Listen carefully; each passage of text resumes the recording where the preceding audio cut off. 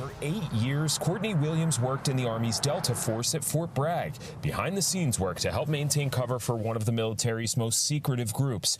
But now she's being accused of leaking top-secret information to a journalist that could have put soldiers' lives at risk. Williams was quoted in Seth Harp's book, The Fort Bragg Cartel. My book is critical of these institutions because I think that waging war in secrecy for 20 years gives rise to a host of cultural problems that spill over into communities like Fayetteville. WRAL interviewed Harp about the book in October. Williams was quoted extensively when referring to a toxic work environment within Delta Force, where she claimed she was sexually harassed and discriminated against while also sharing information about work she would do. A criminal complaint filed today indicates she had concerns about how Harp's reporting could affect her, telling her mother, "I might actually get arrested," and also telling Harp, "I would definitely have been concerned with the amount of classified information being disclosed." She continued, saying in part, "I'm taking deep breaths, but have a feeling this is going to be more of a nightmare for my children than not." Harp declined an interview but sent me a statement calling this a vindictive act of retaliation and saying in part, "Former Delta Force operators disclose national defense information on podcasts and YouTube shows every day, but the government is going after Courtney for the sole reason that she exposed sexual harassment and gender discrimination in the unit." So the Eastern District of North Carolina says they will be releasing some sort of press release sometime soon, but don't have a public comment to give me at this point. I have all.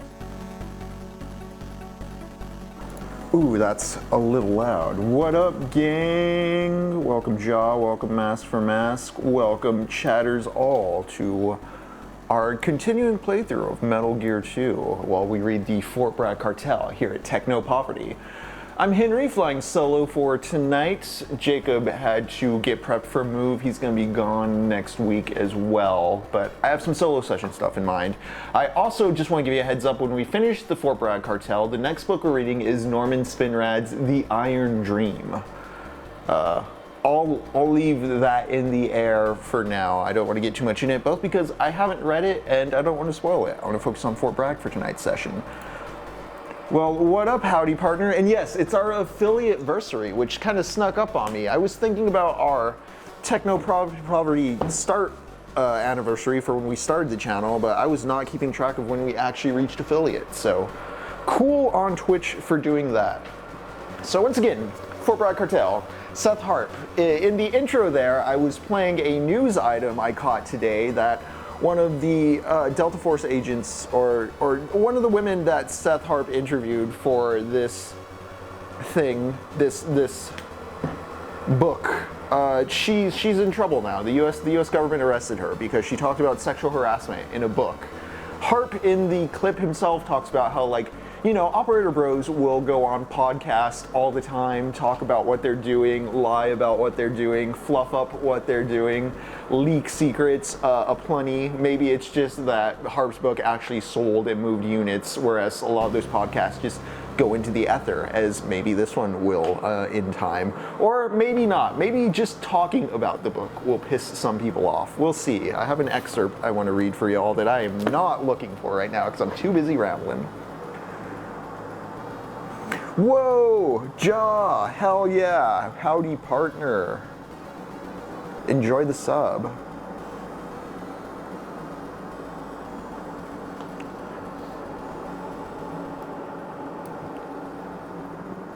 All right, I just have one piece of this book I want to read for us before we start the video game tonight to set the mood. Yeah, I don't know how disclosure of abuse and misconduct can be classified as disclosure by itself. Same, Elman, same. I also just wonder, to what point is all this for? To what point with all this? I mean, it's so basic to just be like, well, the drug traffic is profitable, but damn, really? Really? I'm also gonna try to steep some tea on my own solo tonight, so here we go.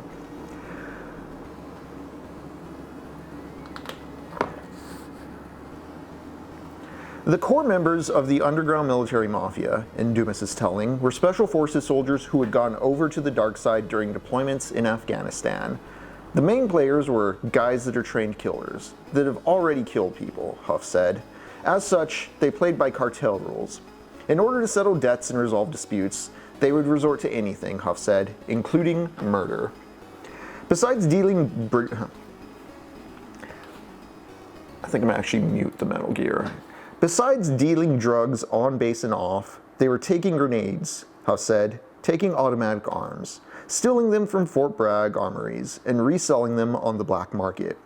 DeMoss's role in the gun trafficking portion of the conspiracy, before he was kicked out of the army, was to falsify entries in the property book accounting system to keep anyone from noticing the disappearing items. That was his job, Huff said, maintaining records.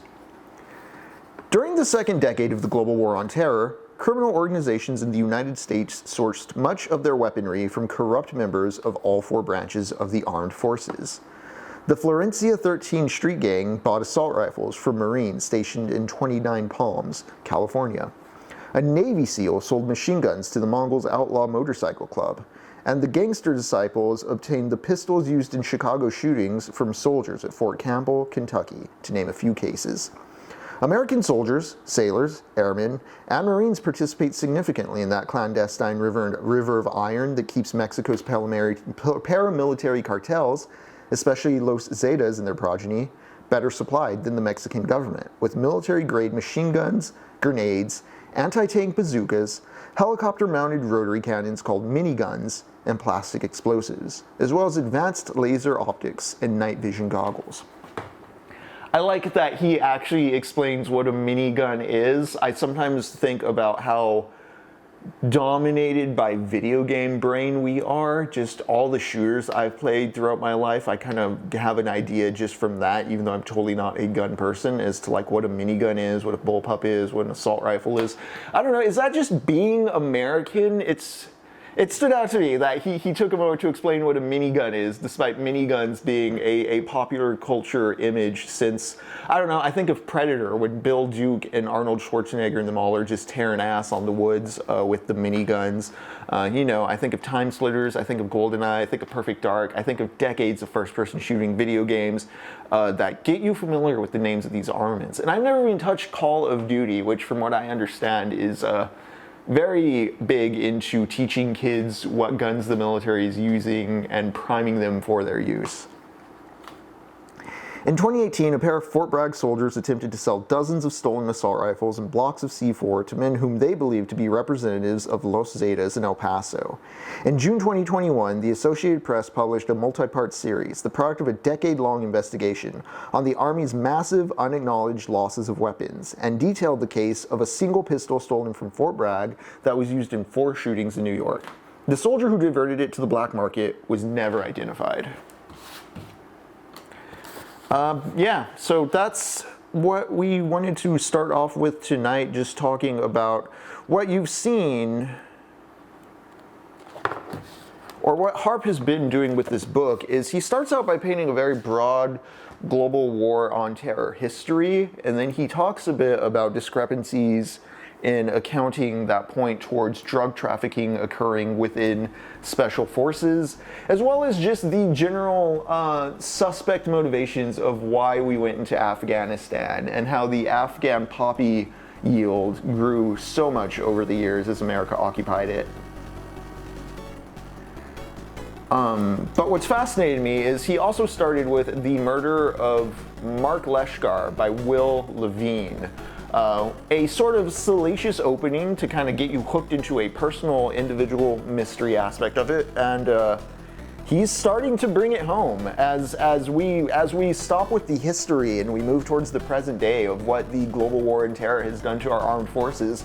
Harp has brought us back to Fayetteville and just started looking into the individuals who were both heavily addicted and in need of money, who come back home and they have nothing else to do, all they know is kill. They start doing this kind of stuff. Let's go back. Oops. Also, I was complaining about the manual missing for this game. I did find a digital copy of it included at the game select screen for Metal Gear 3, Metal Gear 2, for the Metal Gear Solid select screen. The problem is, you can't access that digital manual at the same time you're playing the game. Like if I wanted to pull it up, I would have to quit the game. I'm going to have to quit the game right now to load up my save anyways.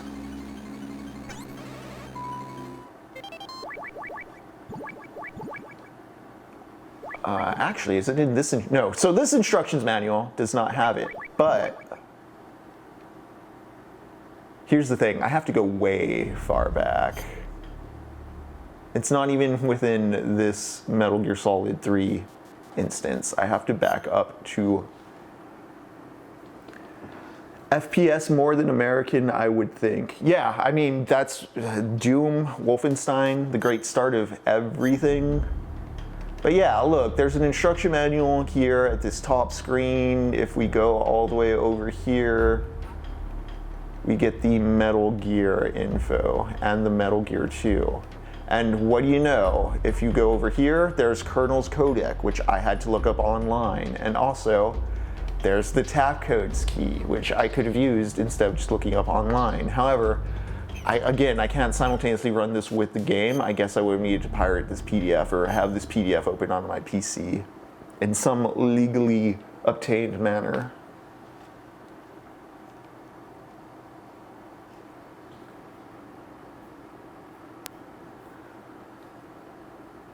It's funny too because some of what I've been reading I feel is more salacious and quote-unquote dangerous than what that woman was arrested for. I read through her chapter. Jacob and I talked a bit about it last time. She's the lady who was like noticing everybody in the hiring pool is the same kind of attractive Barbie blonde, and that there was no pretense of there being any kind of EEO standards or attempt at hiring people based on like actual skills. They just really needed them hot ladies. I do wonder about the hyper-masculine performance stuff of being within the military in that role and what you think or demand in contrast to that sexually. Or just the obsession with hyper-performed gender roles in general once you start going ultra-masculine. I don't mean to bash, Brian Nome? I know a lot of people are making fun of Brian Nome in the media for doing the whole bimbification thing. I know Kristi Noem's a terrible person. I don't like these people. However, I don't think bashing Byron Nome's bimbification, unless he was like straight up taking federal funds to pay the OnlyFans lady that was consulting him, because he spent like $20K on this, on trying to like force femme himself into like a hot woman's clothing. I just think the dude had that fetish, and I don't know. A lot of the poking and punching and making fun of that happened over the last week struck me more as heteronormative folks just wanting to point and laugh at a freak than any kind of cutting or incisive political analysis. And I think this is an underlying issue with American culture at large right now. I've talked a bit about like the post-sexual idea, or moving past sexuality as the defining sort of goal of your life. This is definitely a shout out, and I'm not saying don't be sexual. It's not what I'm saying. What I am saying though is we have an assumed mode of being within American culture that you're gonna get your nuclear family. And we just know statistically, first off, people are extremely broke on hard times. A lot of the have a kid discourse I see now from right-wingers is just like, who cares about the money, just go for it. And that's straight up how you end up with like cases of family annihilation, something we have a lot of here in the United States. I just think that what I'm talking about with this post-sexual idea is that too many dudes get caught up in that sort of American Pie-esque, I gotta get laid in high school or else I'm a loser brain. All right, let's punch dudes as they come in here.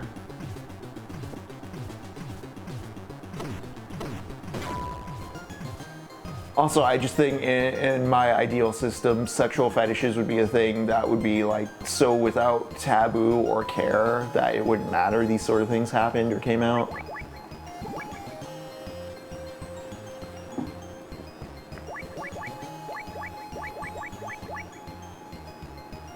Right, Gustavo gave me a brooch, which I have no idea what to use for, and then I got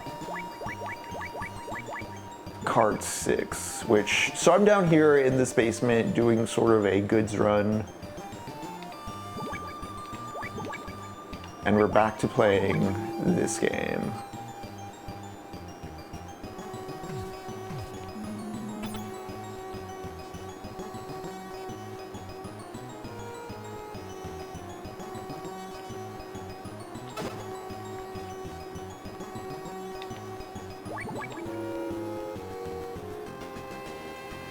Cool, so I'm well stocked on grenades, it seems. Whatever.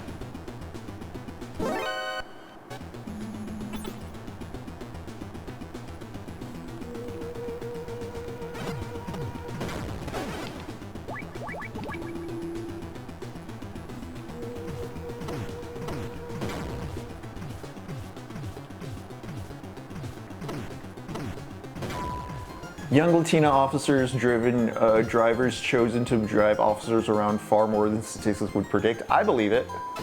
That checks out.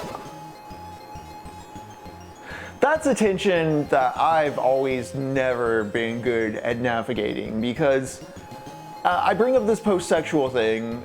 I do like the opposite sex. I do have those impulses. Again, I'm not saying no sex ever, just not the main organizing principle of your life.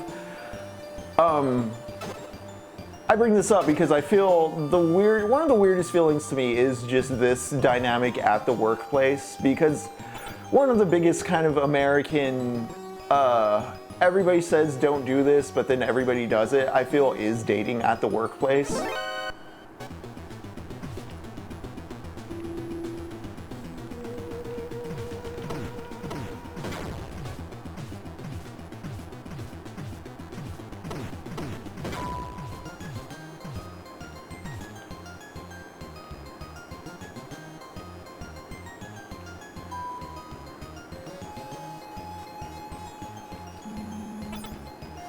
Which I am fine with in 4, I just find it interesting how much of a dynamic.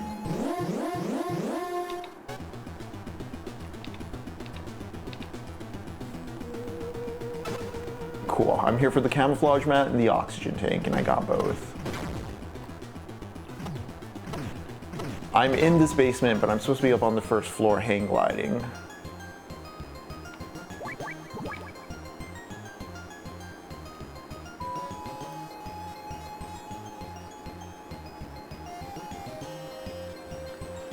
Because that's another thing about when I bring up the sex at the workplace or dating at the workplace thing.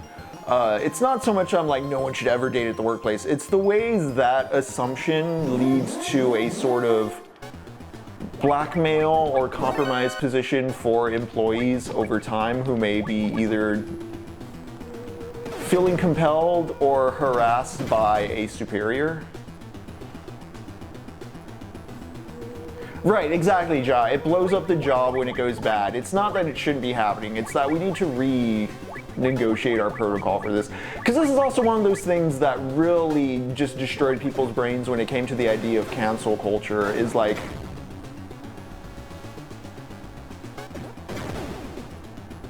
dudes thinking they're gonna get canceled when it's like, were you going to sexually assault someone? Were you planning to do, like, what was your vocabulary and idea of like how to negotiate the relationship battlefield or the courting process if you think that you have to do things like that or be that kind of brash to do anything?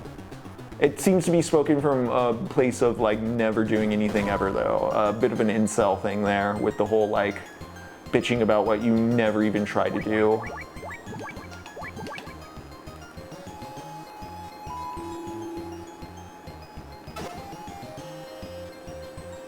America seems to love power imbalances due to dissonant do as I do, not as I say, do as I say, not as I do type rule sets.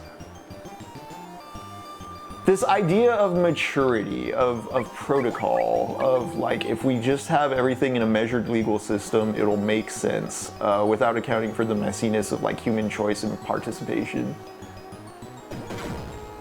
And I think you do need to account for that, because if you don't, you end up becoming a logic-brained idiot who gets way too misanthropic about people, when maybe you're just measuring wrong.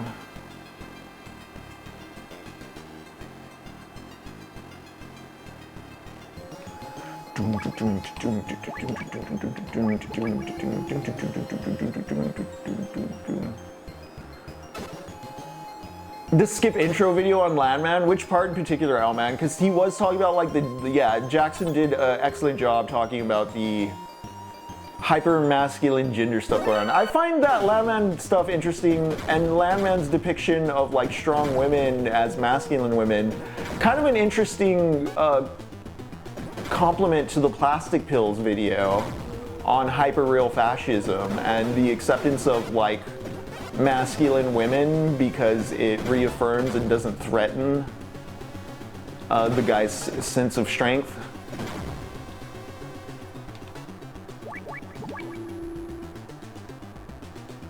And nothing up here. Okay, basement's clear. Let's not fall down a hole, which I think is what ruined my backtrack last time. If you break the rules, the international law cop hears a siren and breaks into action. Yes, howdy. Because cops have that power. There is that assumption, and I do find it quite weird as far as like, well, the law will work, and it's like, well, who do you report to? Who do you the whole quagmire right now in Iran, just...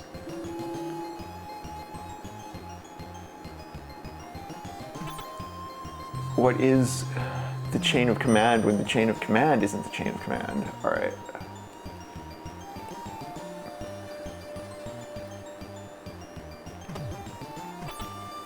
I mean, speaking of sexual harassment and gender roles, just think about women in the Metal Gear Solid and Metal Gear franchise. I do think 3 is pretty good with the boss and Eva. Actually, I really liked Fortune in 2 as well, but I'm thinking about how, particularly in this one and in Metal Gear Solid 1, there's sort of a lot of sexism going on around the Meryl or Holly characters, where it's like, oh, this hot blonde woman, but she can use a gun too, and she's super helpful to you.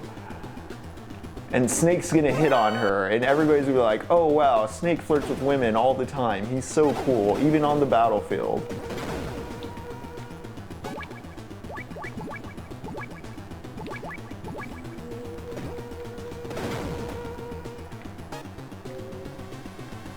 An aspect of the character I'm glad they moved away from as we get more into the series. I think it actually accidentally or incidentally falls into this post-sexual idea I'm talking of.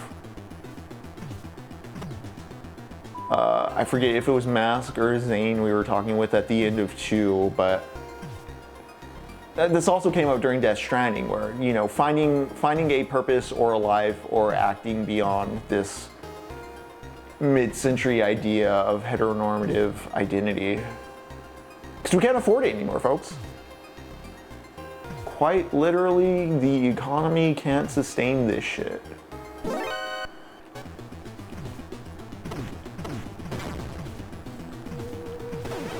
Yeah, it got you thinking about Plastic Pills, right?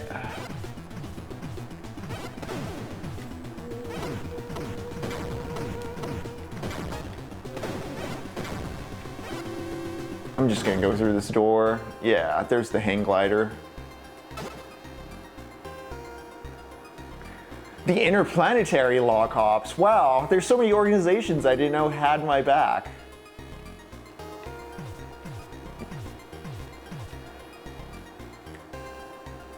See, and in some ways I think about this as a function of why we have religion, or one of the reasons we eventually developed religion. Talking with Jacob, for instance, about like trying to explain war to kids right now. Like, after a point, I think adults invented an entity for the sake of simplifying because they were also scared.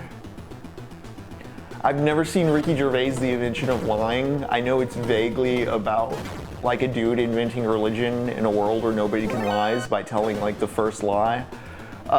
Chat, have any of you seen it? Could you tell me more about that? I think he tells his mom on the deathbed about it to comfort her into passing is sort of like the inciting religious seed in that film, but I don't know. I think that seems like an adult just comforting themselves, whereas I think an adult lying to a child for the sake of not having to burden themselves with understanding. I don't know, that seems like a stronger vector of that. Okay. So I found the hang glider, I got spotted.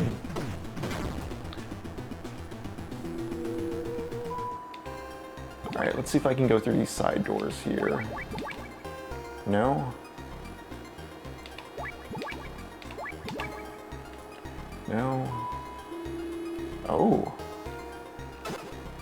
A blue card. 4 through 6. Okay. This is better. This is better. They are compounding cards. I wish they'd done that sooner.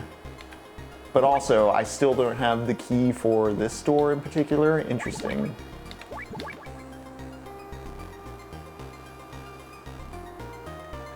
Ja, the movie is The Invention of Lying. It's from sometime in the mid to late aughts.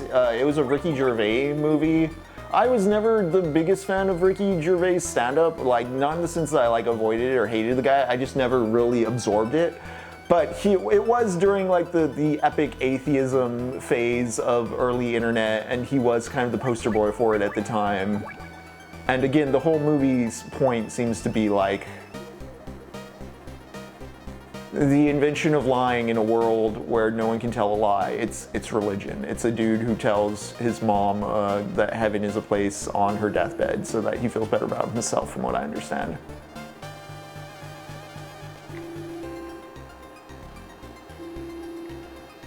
Don't need that dustbin. We need to go to building 2 and use this hang glider, is what I understand.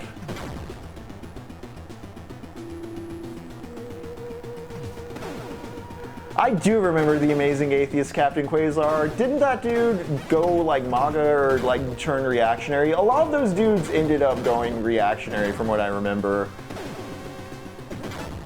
And it's because instead of like being rooted in a sort of humanist understanding of religion or spirituality placed in like the emotional brain of a human being, it was just like, this is stupid. You're stupid and I'm not.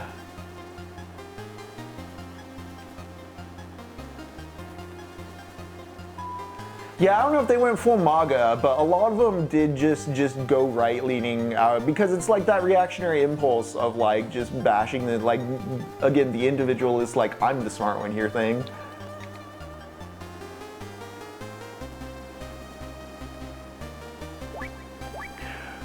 Jackson was so good in that Landman video, Elman, at pointing out the instances where like Sheridan will have scenes talking about words not being violence, and then later on have scenes where words are violence explicitly stated as the text.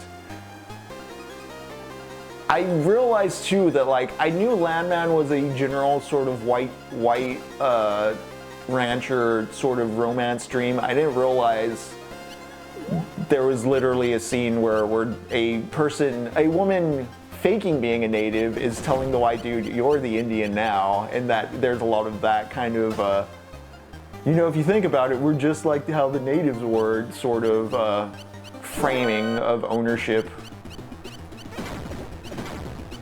and American history.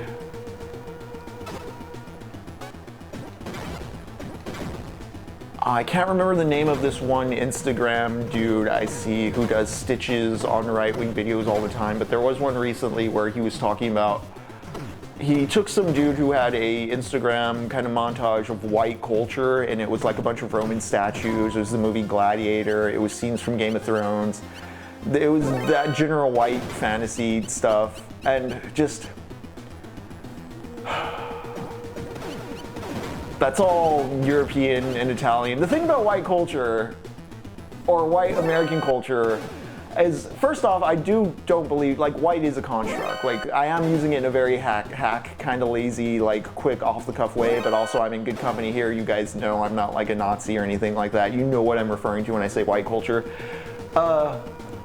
American white culture, like, they're always like, oh, they're taking away our history, they're taking away our history, they're taking away our history. Anytime you see a guy like that, ask him if he knows about the Ludlow Massacre or the Harlan County War. Or the Battle of Blair Mountain, because they don't. Those are instances of white labor history in the United States. White, I mean, most of it was like Polish, Germanic, other European ethnicities, but like those are all labor issues. Those are all issues where like poor working class white people were shot at by the American military because they didn't want to work under slave conditions. They're fucking idiots. That's right. Not God, but Ara and rocks. The whites get whipped up like a meringue.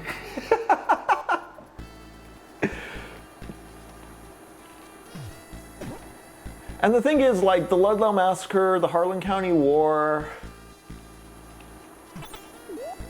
this one is not white people, this is people of color, but like the move bombing, a lot of these this hidden history of America stuff I talk about, like a lot of this is stuff I learned in my 20s just from hanging out and being social with people. I think I didn't learn about Harlan County until literally like I played like Harlan County Horror, and the band Panopticon put out an album called Kentucky that sampled the documentary Harlan County War a whole lot. You know what, I went up the wrong elevator, didn't I?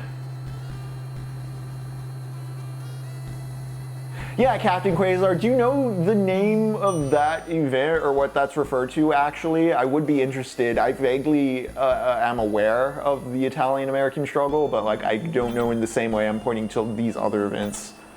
Like a direct date, time kind of like example. Same with the Irish, too. I remember reading, I think, Thaddeus Russell's A Renegade History of the United States. I know Thaddeus Russell, he was, I don't remember exactly what was going up. I think it was against mask mandates at some point, or just COVID skeptical or lockdown skeptical at some point. But before all that, way back in 2009, 2010, he put out a book called The Renegade History of the United States. And it's basically talking about how like slaves and sex workers built this nation. And I think in that book, there's a part where he's talking about how at one point the Irish were called, or like, at one point there was, let's see if Twitch bans me for this, there was a slur, smoked Irish, that was used to refer to black people by, you know, WASPs. Smoked Irish because they thought the Irish were that bad. Worse than, I'm not even gonna say the word you know they would use though. You know they were using that word.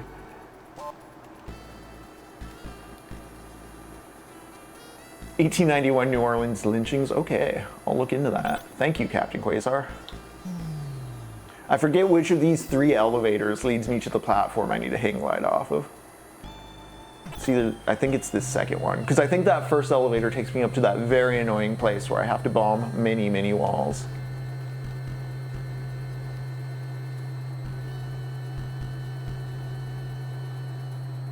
Yeah, oh man. Equal and opposite, which is something I think Americans in general are susceptible to, especially the way Hassan Piker is being talked about right now. There are way... Oh? Gray Fox!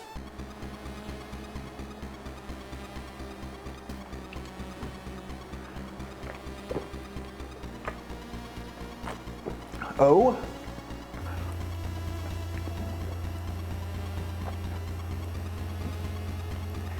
Just like in Metal Gear Solid. Oh crap, gang. How do I get out of this? Oh, I just throw grenades at them. The 4 horsemen.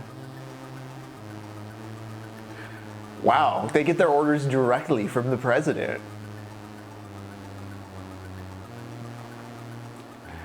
Wait, but this is Zanzibar land, which is like a mercenary outlaw zone. They don't... I guess they used to answer to the president.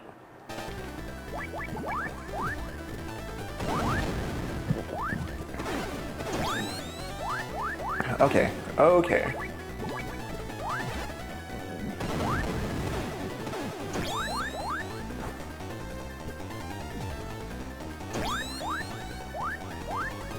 I have a lot of grenades, damn, okay.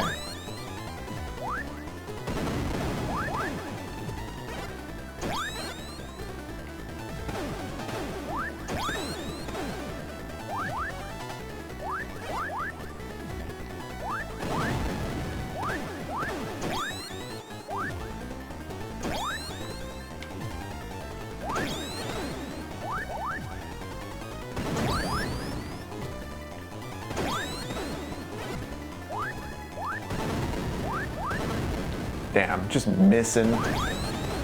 At least you walked into that one. Okay. Right, they explode because it's top secret. No one can know. That carries over in the other ones. I remember, like, the Fury explodes for sure. I don't remember, at least in 3 they explode, right?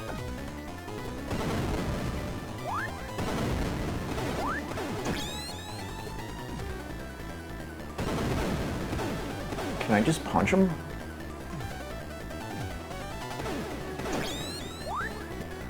Okay, I think I can control keeping them up and down. When I get close to them, they hop back up, so you can use that kind of corral their shit. Okay. I was expecting this to be way clunkier, honestly. I'm surprised I didn't die.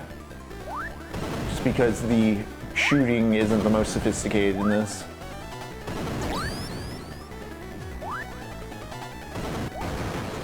Cool.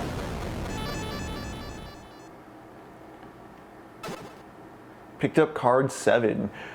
Should I run all the way back to building 1? There's that door to the side. I still know. Oh? Guess I have to. Busted elevator? Interesting.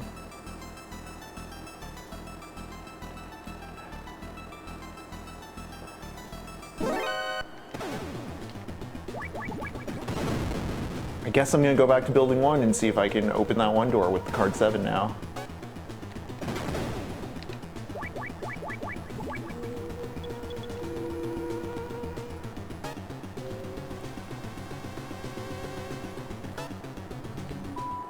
Oh right, L-Man, I want to get back to what you're saying because it's a very astute observation. The binary. If it's not racism, it's reverse racism. If it's not right-wing Nazism, it's left-wing Nazi fascism. I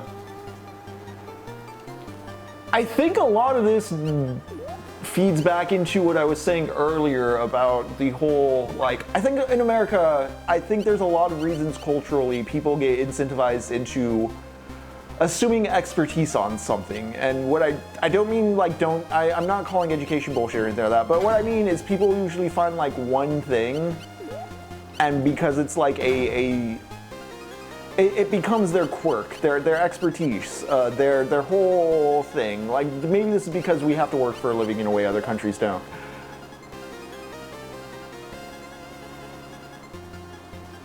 But it's not marked by like it's more about lording the knowledge over others as a form of like leverage or capital within the market, or like an oh you don't know, how couldn't you, or like oh.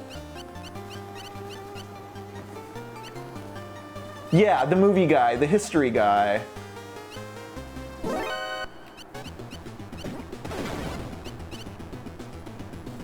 Although, like, I'm not bashing having a hobby, it's more...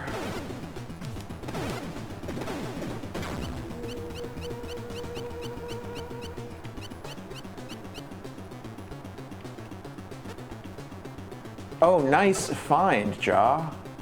Or, well, nice pointing out what Captain Quasar linked earlier, where the word mafia entered the American lexicon. Cool.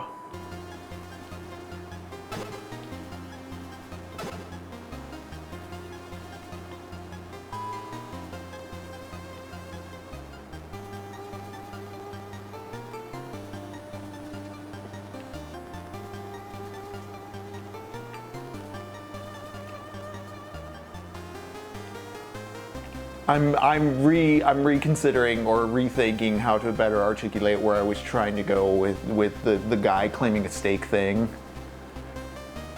Rightfully so, Captain Quasar. Rightfully so.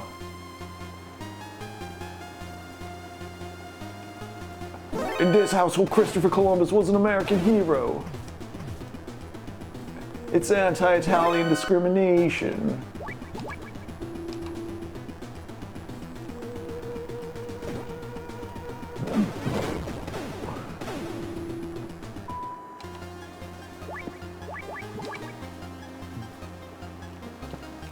That's not what this door is for. Okay then.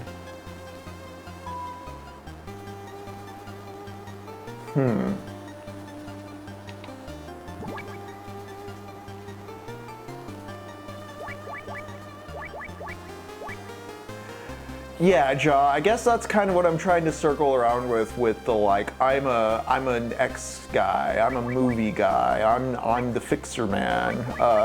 It's sort of an impulse to like find utility within the macro structure so that you don't get disposed of, because there's that very real anxiety undergirding participation in the American project that the machinery can turn on you.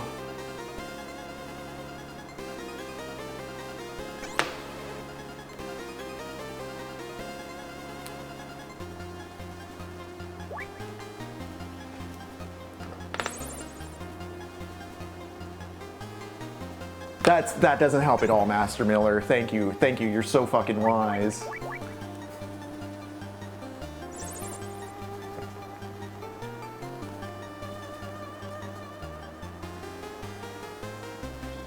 I did give McDonald Miller a call. He didn't give me anything useful, Campbell. Yeah, Quasar, it gets to like a Heinlein quote I remember digging as a teen too, where he's like, a human being should be able to, and he goes down a huge laundry list of like just different practices and crafts and like historically like hobbies and like a lot of things a human being can do. And he ends it with just saying like specializations for insects.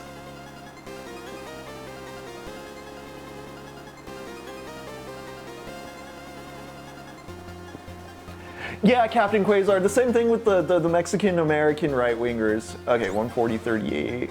Is that just Miller's? Yeah. Quasar, traveling outside of El Paso, one of the biggest tells that like a democratic kind of white liberal person hasn't quite figured it out is when they don't understand or comprehend how there can be like a right-wing Latino.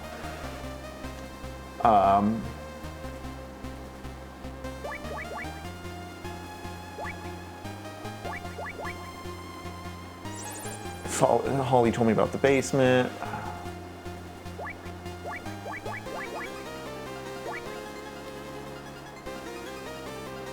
Jacobson's just like, no.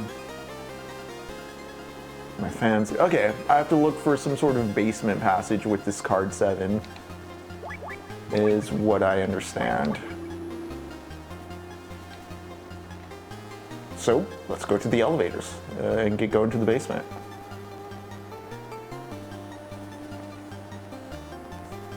Yeah, exactly, Captain Quasar.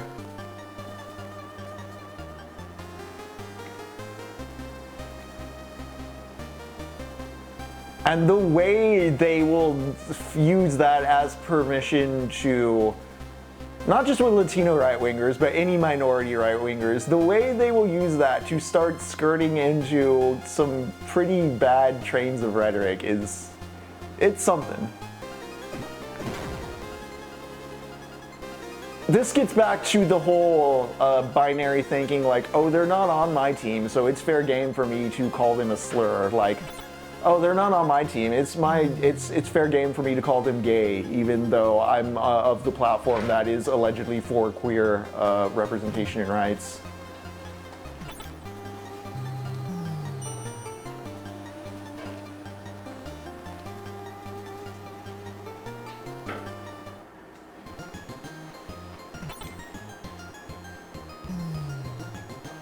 Right. There's still a want for there to be a hierarchy in that meritocratic sense, or the illusion of it.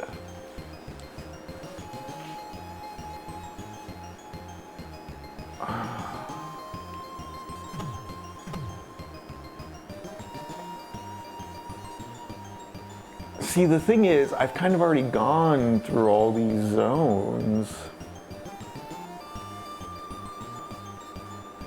So maybe it has to do with the sewers. I don't remember how I got to the sewers. Is it B2?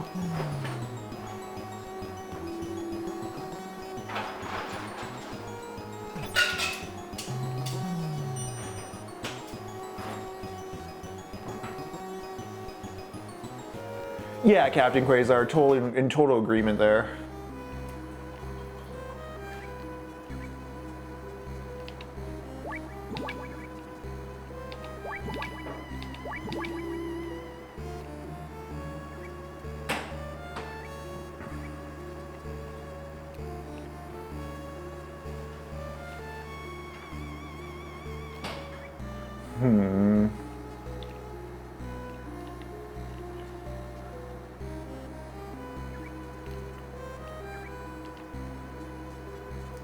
It sure is, kid. It sure is. Well, we're gonna take some hits from some mines while we swim, but we're going for a swim, y'all. Oh! I did get the oxygen tank as well, so that might be something. I was told that there was like a secret underground thing between the two buildings. I also find it interesting there's not like a current. There it is. Here we go.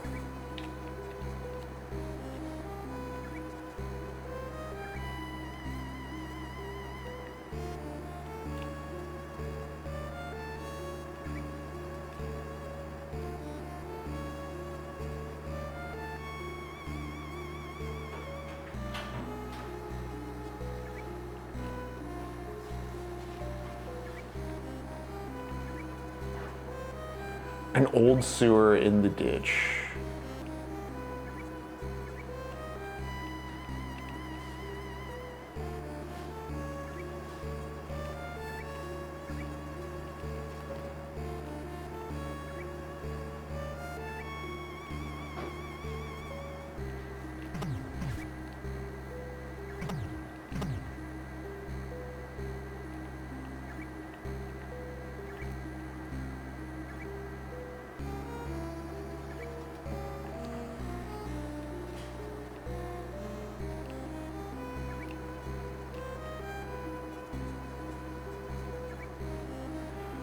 What is back this way?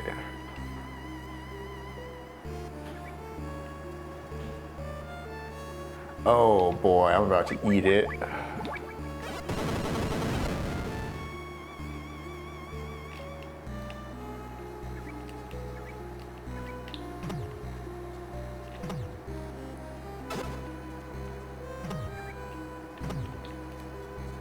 No secret walls down here? Okay.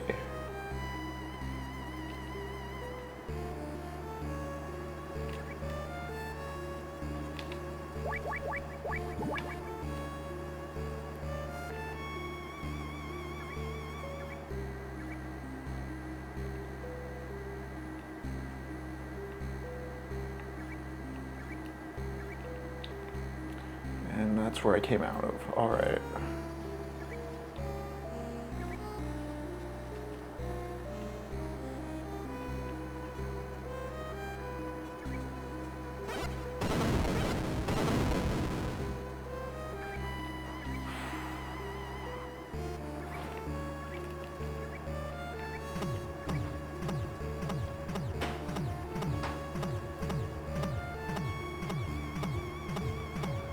There's allegedly some kind of underground old ditch system, but I don't know what it's in reference to.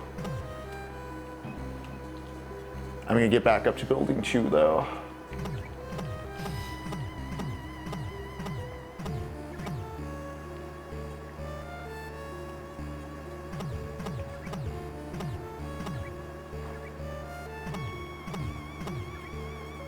And Captain Quasar, L-Man, Ja gets back to the whole, are y'all familiar with the phrase, you know, working twice as hard for half the praise? pretty common sentiment about being like any sort of minority performer or practicer of anything in American society.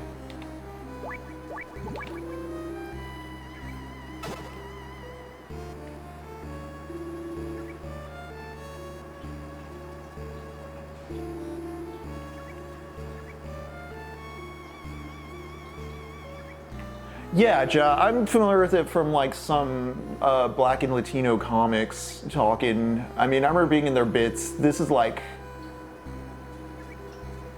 stuff I remember from like El Paso, the small scene, comedy scene, like, you know, just working artists traveling around doing this kind of thing, poets and writers too.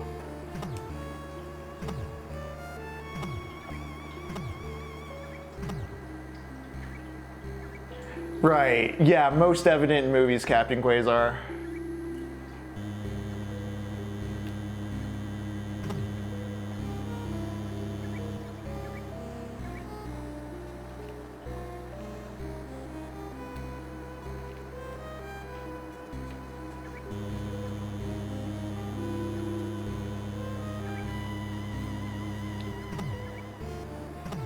Is that a secret? Is that telling me something? There's that buzz noise when I go in.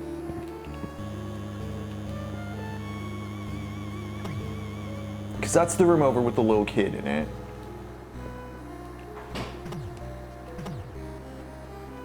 I just don't know where I'm supposed to use this oxygen tank, and I'm cut off from the zone where I hang glide. Maybe I should go back over to building 2 and see if there's more stuff in that bombable wall area, because building 1 seems like a no-go.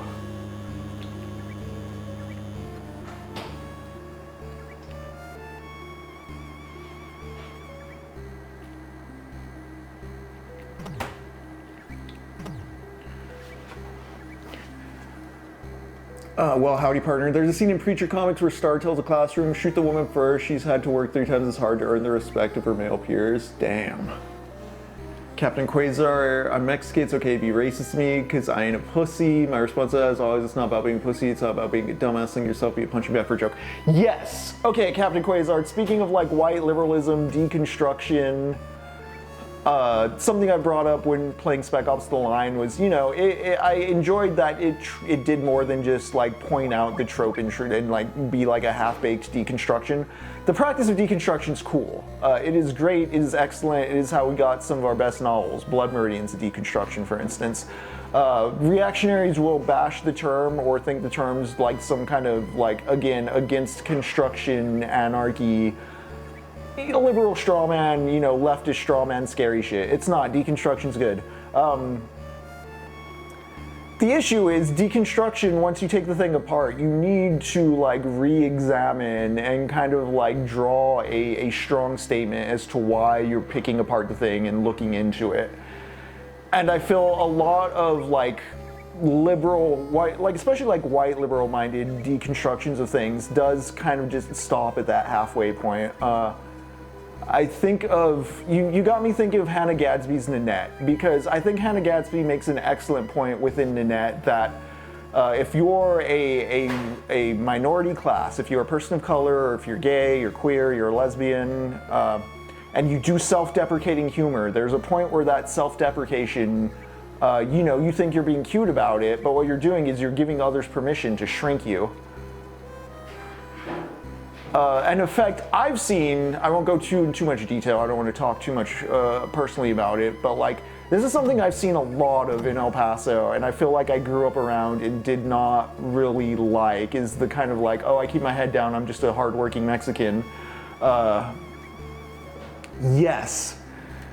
And see, here's the thing, Hannah Gadsby like does articulate that well in Nanette, but the thing is, Nanette's also supposed to be a comedy special, and I think while it's an excellent point, I don't think she makes it funny, or she makes it into a guiding ideology. How the fuck do I get out of here, by the way? A guiding ideology of the special kind of a thing, if that makes sense. Like, you still have to make a comedy special which kind of brings people to that point in a haptic and real way. And the thing is, I know a lot of white liberals who watch Nanette and just were kind of like, oh yeah, lesbian lady doing stand-up. Like, they do the thing I've been talking about like the fascist aestheticization thing of putting things at a distance, where it's like, okay, I did my homework. I watched a comedy special by a queer person. I'm so progressive for doing that thing. But they don't internalize the message at all about like self-deprecation and self-depreciation. And they perhaps still continue to carry out the same sort of well-meaning but ultimately bad racisms of not recognizing that as a process. I don't know, it speaks to me of the hollowness of like Obama-era poptimism. I'm not trying to bash Hannah Gadsby in like a fuck that lady way. I think it's an ineffective means of disseminating that message.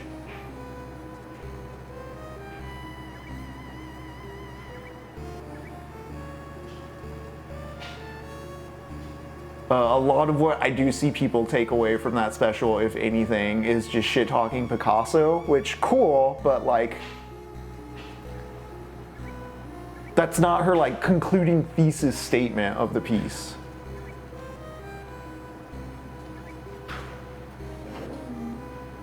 But if you want to feel good and make easy shots at Picasso, it's right there. All right, so this elevator used to work. I don't know what to do, guys. I don't know how to get out here. Because these are 2 ammo rooms. These are 2 hostage rooms.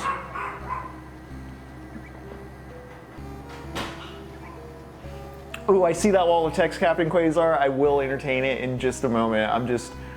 I'm trying to reduce my confusion on what I'm doing in this particular basement, because I need to get out and I don't remember how I got down here. But it's not that way. It's likely this way.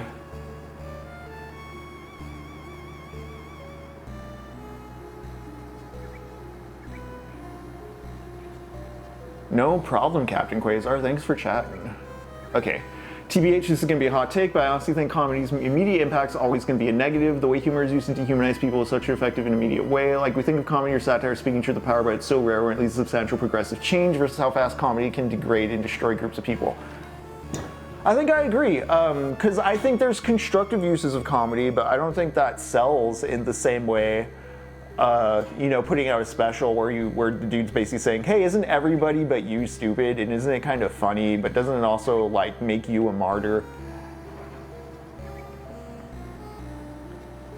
All right, I need to get back up. Okay, I'm back up to this entrance here.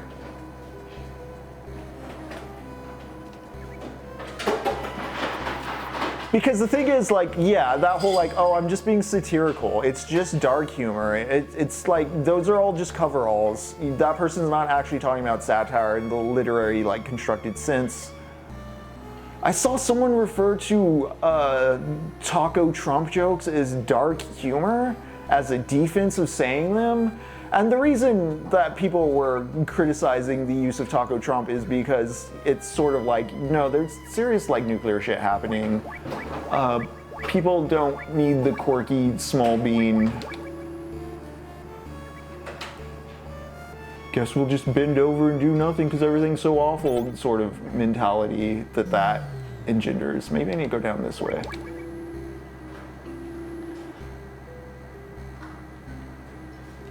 And the thing is, yeah, it's a bit,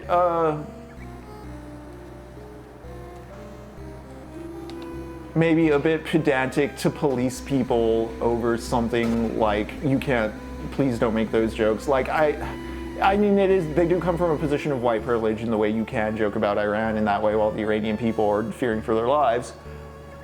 Point is, it's not dark humor. Like, if you're just like, oh, I made a Taco Tuesday, a Taco Trump joke, like, that's not like a dark humor. That's barely a joke. It doesn't have construction or a punchline. I mean, it's just that whole thing where liberals are like, I'll just say Mango Mussolini, I'll say Taco Trump, I'll say Orange Man Bad. Donald Trump's not in direct communication with you. He doesn't care that you're saying any of that. It's more vanity of the poster at conversation there. Like, you need to get your clever own in to feel back in control of the thing by saying you're smarter than the thing.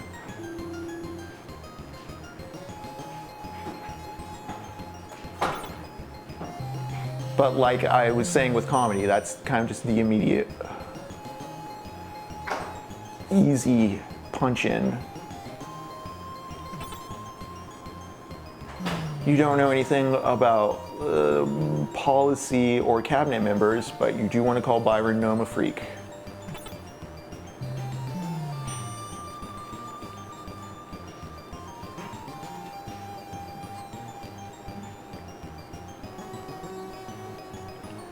Yeah, I feel this whole building here has been pretty thoroughly explored, so I should go back over to 2 and bomb some walls.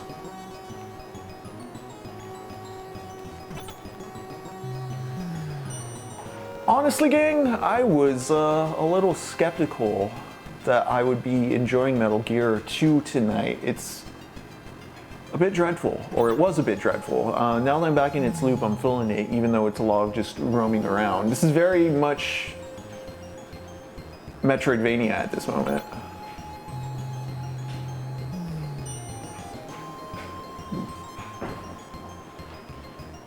Yeah, Ja, that's another thing about Nanette 2 is like ultimately I don't agree in the sense that like you can still recognize the art even if the art is sucked. Sometimes if the art's like that culturally pertinent, you kind of have to. Unless you just want to be out of the loop, which is fine, but then you're not. That dictates what you can and can't say as far as like if you're a critic or a participant in criticism, I think.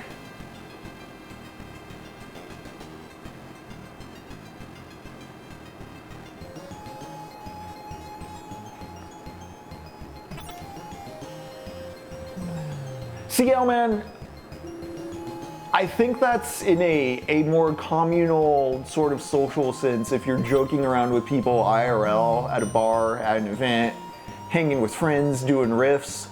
I think that's a different thing than the commodified version of jokes in comedy, which leads to a bunch of white dudes whining about cancel culture and making low-hanging my pronouns are fuck you jokes and such. Which, yeah, that can be more a function of, if you want to say, like, capitalism in its culture.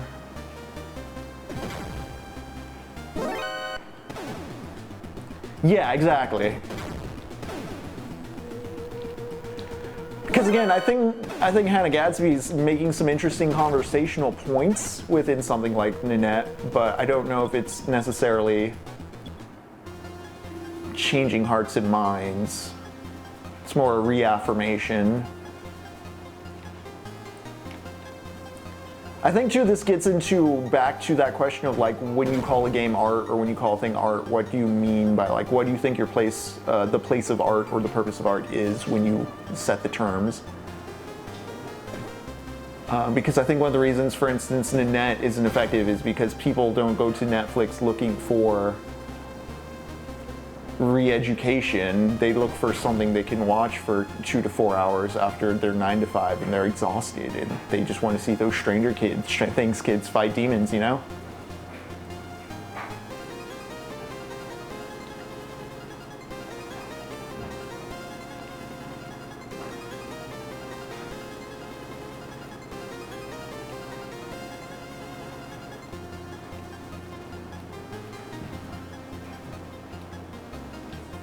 This is also why you need to go offline to have those moments where you joke and converse freely with friends and you don't feel it's like performing a take or pressure to like monetize a thing.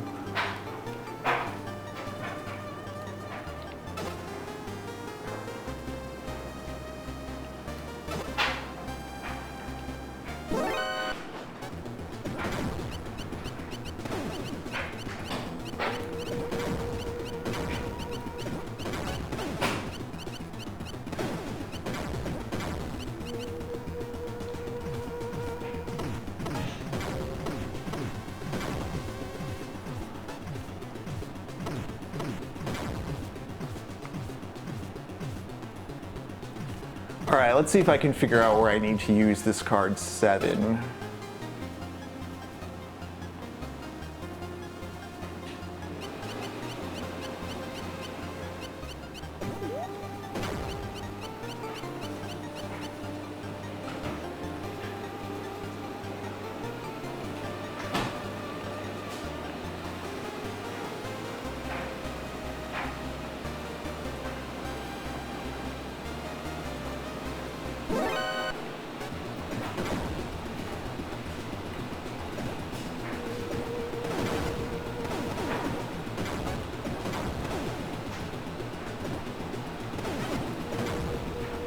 I mean, considering all the racism talk too, I do find one of the most fascinating things from the BRAGG Cartel is the documentation of how so much of the Afghan heroin imports into America were scapegoated as alleged Mexican whites.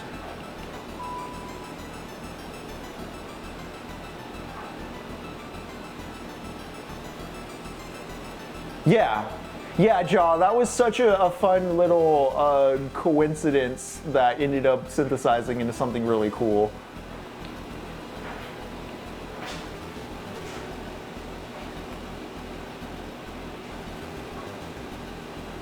Which, speaking of, I did have fun with Spec Ops. I find its placement in the our game's art, like, because it was made in the 7th gen as one of those pillars of just like, look, games can be mature now, and I find it funny that like the most kind of telegraphed beat of that game's narrative is one of the most like trite genre fiction twists you can think of when it comes to something like that. Which doesn't discount it as art, it's just, is this mature art? Is this what... It's funny to think of like that twist being necessary for somebody to like play the game and be like, oh, this is real serious. But it fulfills the role of art as object to be talked about at the workplace, you know?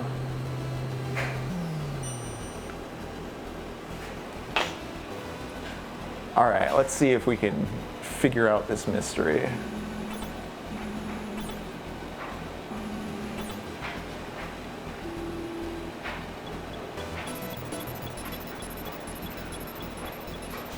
No, this just leads up to the pigeon place. I don't think there's any extra doors.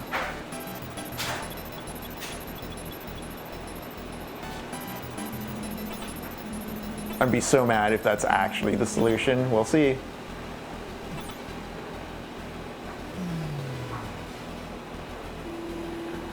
Oh, you know what? There is a door on the first floor I think I have yet to examine that might open with the new key card.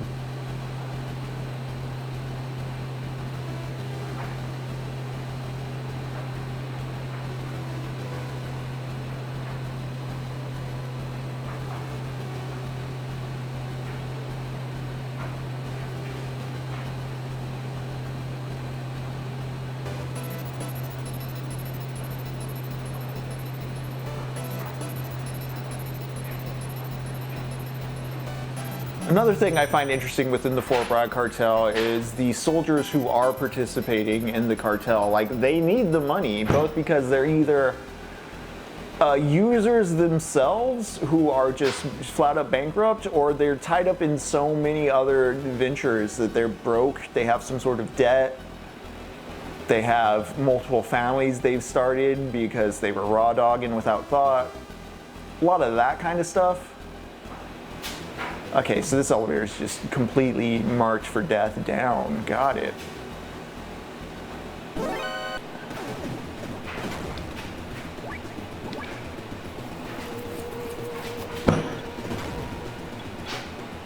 Not that those debts are necessarily an excuse, but I just think about, like, at this point, how are there who are the Americans without debt at this moment? This is something I go back and forth on with managing my own debt, in the sense that, like, I'll pay my bills, but there's so many social forces that even when I'm doing stuff on time and I feel like I'm ahead or being responsible, there's that background noise of, you're not being a good American.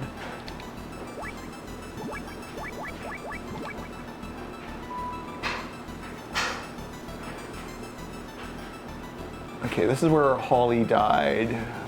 I don't think I can cross that bridge. Here's the underground tunnel we used to get up here.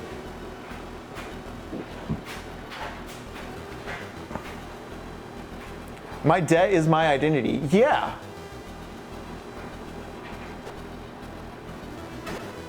Genuinely.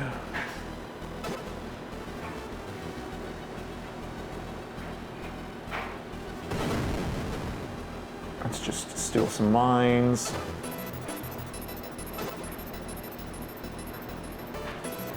Got plenty of plastic explosives. Only thing I can think of that I haven't checked out again is the bomb hallway. Unless there's something on one of the upper floors of building 1 I'm just completely oblivious on.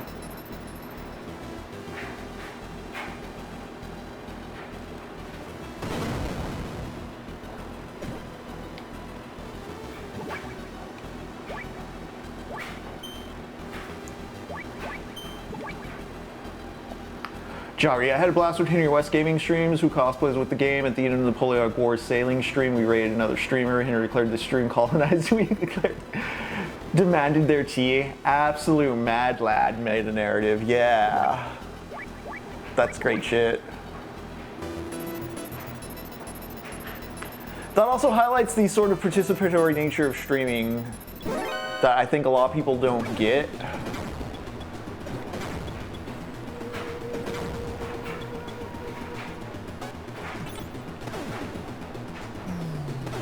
When I hear about people being too online, or, you know, the other week when Taylor Lawrence was bragging about spending 17, 18 hours a day online, I do wonder how much of that is doom scrolling versus like watching stuff on streaming services, chatting with friends over communications apps.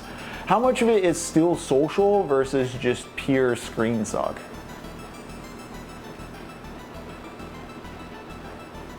Something I've felt, and I know Lux has articulated a little similar, and it's like a general thought about it, is like phone bad, computer good.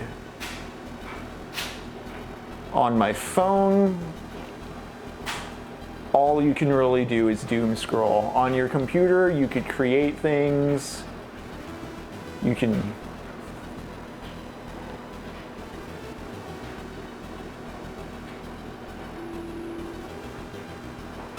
okay, there's just grenades down here.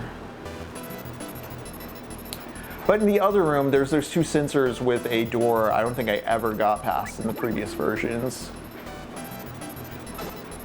Ugh, phone small, computer, ugh.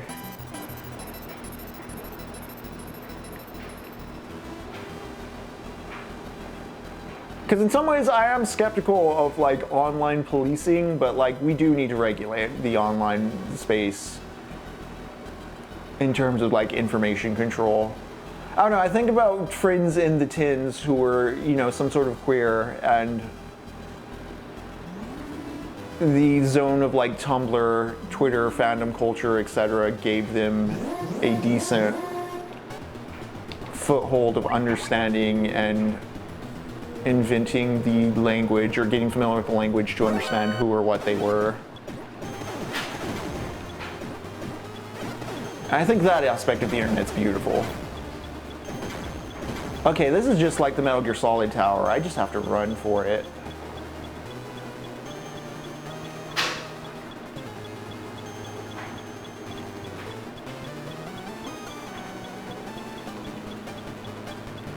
But we did it. We found where we were supposed to go. New zone.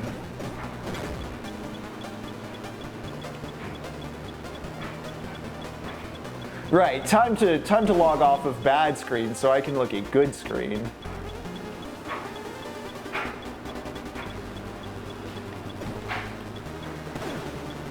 Because I think the worst, the shittier end of argumentation for internet controls is just like legacy media and corporations and people with hegemonic power going like the plebes are getting too much.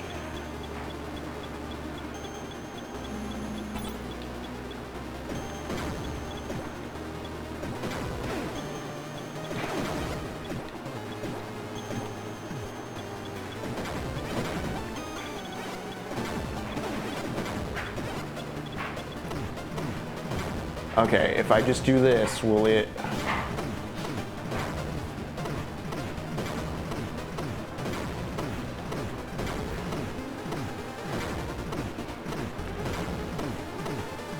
The OMB is trying to force insurance providers to turn over Fed employee health records, including things like scripts and doctor's notes. That sucks.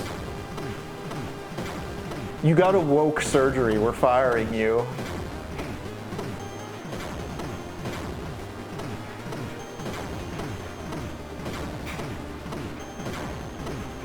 Yeah, they're just gonna keep coming. All right. Solid Snake would happily punch 100 men to death, but I have a mission to complete.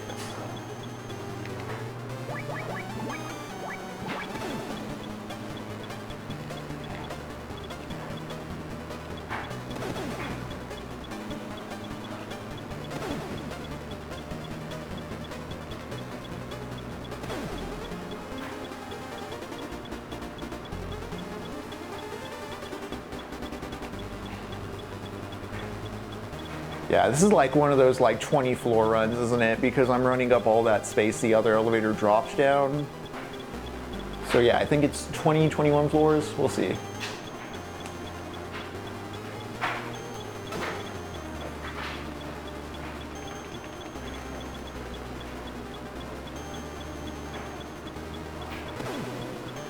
Ja, your message also just made me kind of chuckle a bit inside, thinking about like the fascists seizing Americans' medical records, but so many Americans not going to the doctor because they can't afford it, so they find very little.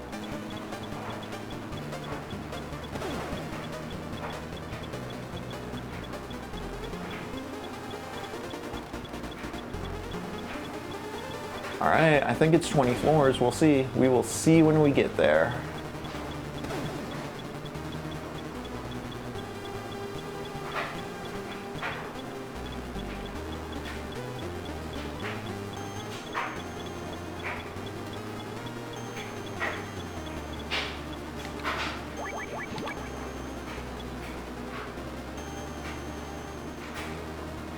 We made it, gang. Oh, hey. Cool. It's the kid just telling me about Big Boss being a cool, chill dude.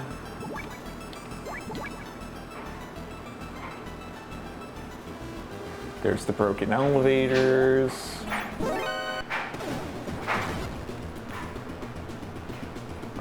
Oh yeah, actually, I think there's a door down to the south I'm also have yet to open that might be a card 7. Kid, what do you got to tell me? Oh yeah, you're just telling me about the hang glider. Stacks and stacks of empty Nilla folders. Is it Halloween? Not yet.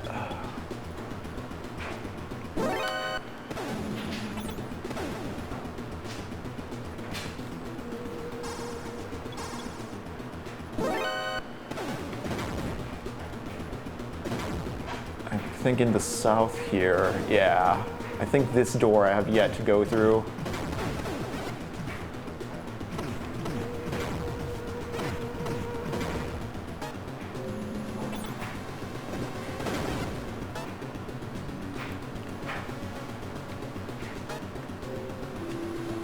Yep. Oh, it's just an ammo stash.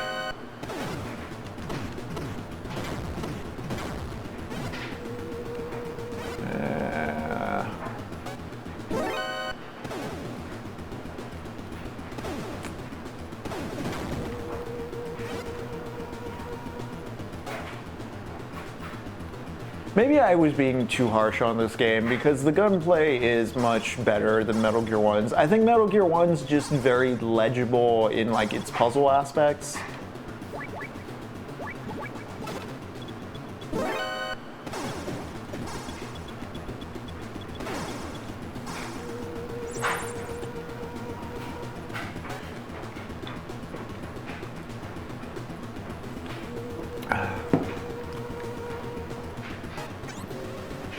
Damn, how do I monitor the wind?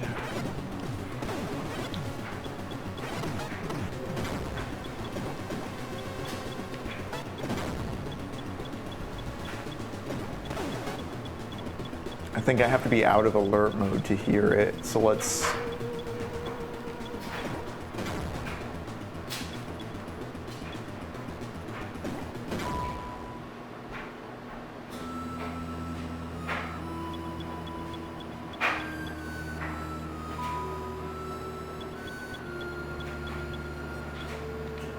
Do I have to monitor the wind, or what's up?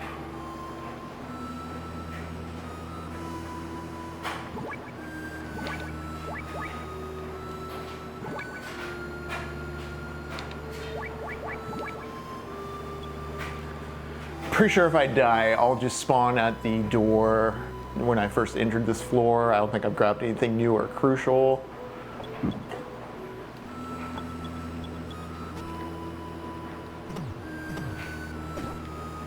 Oh, okay, I can't just walk off.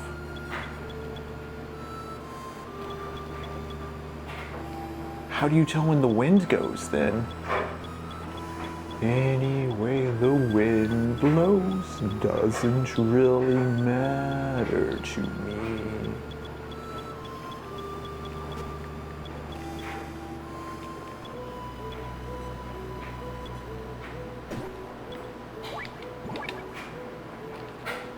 Where's Nature Guide? Does he tell me anything? Nope. Master Miller, you got anything to tell me about tracking wind? Holy shit, you are the most useless mentor.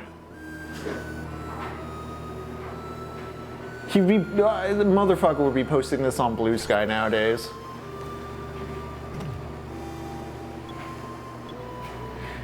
It's interesting to me too, because I'm assuming this is like the Master Miller, who you actually never meet in Solid because Liquid's impersonating him by the time that game starts. So it's funny that Liquid is a more helpful Master Miller than Master Miller himself, who is just vague posting about the futility of everything.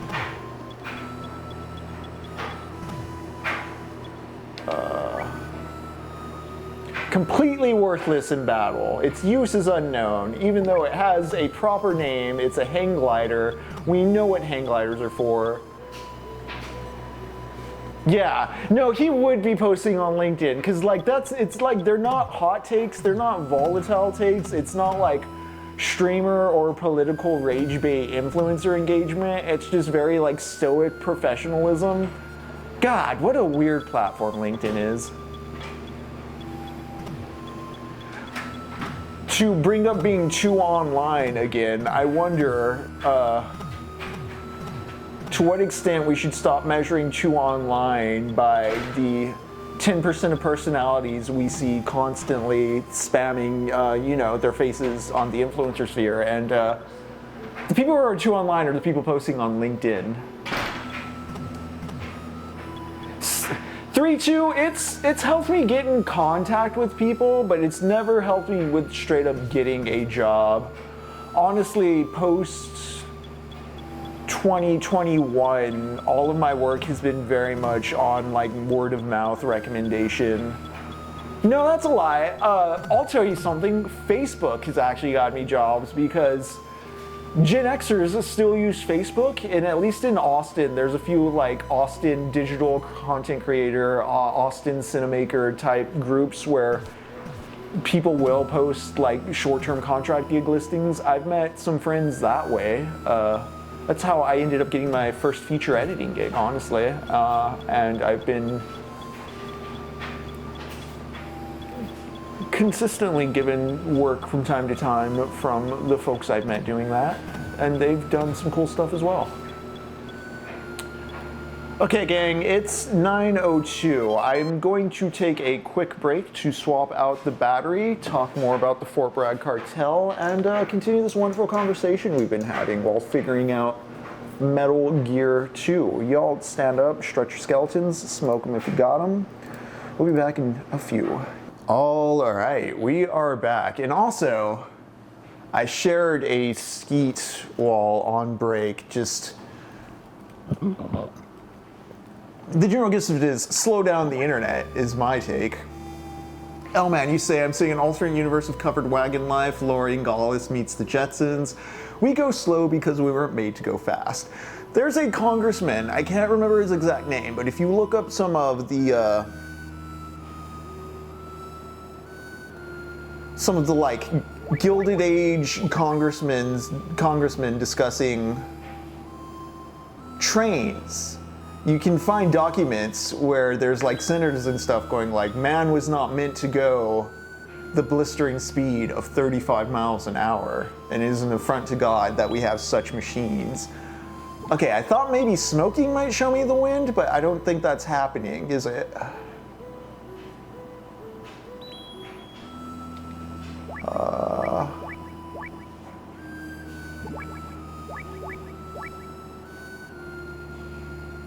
Do not use downwind of target. Okay, this might be something. Okay, okay.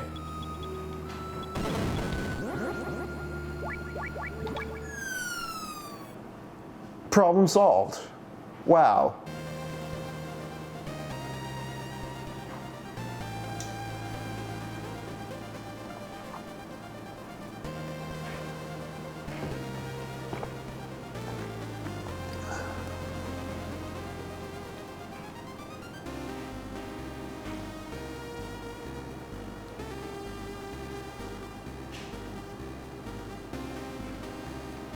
Two is saying technology is too fast, instant gratification ruined it, ammo. How many toxic influencers will want to deal with dial-up speeds? No, yeah, I think the internet should go back to a very text-based mode of interaction.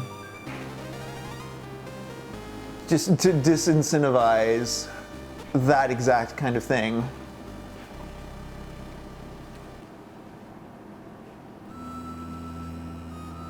All right, we've made it to what I assume is the third building.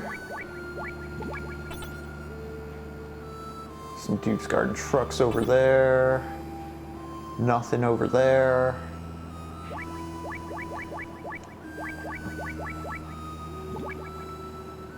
Chat, I wonder if I'm just missed the utility of cigarettes in Metal Gear 1. Or if there isn't, if it's just a novelty thing. Because like in Solid, you can use them to see, you know, trip lasers, all kinds of little smoke things. I didn't feel there was any point in 1 where using these cigarettes would... Does it slow down gas? Like if I'm in a gas room and I'm smoking, does my health deplete slower than if my oxygen were depleting? 32 says, I relate to how AI generated images, videos. We've been able to fake images for a long time, and now it's instant and en masse, which causes a whole other set of problems. You really had to want to fake something before it manually to do. Yeah, so many of like the novelty of like gawking at like Mario in Die Hard or like the Jetsons in Cyberpunk, like those sort of I can't believe I'm forgetting the word. But that vein of creative impulse, like the point of it, or what I found endearing about it when you saw it in the old days, you're like, wow, somebody actually took the time to Photoshop that. And just from the start with AI, I'm thinking of that really annoying Wes Anderson's X-Men, where it's like, this doesn't really understand, not Wes Anderson, Paul Anderson.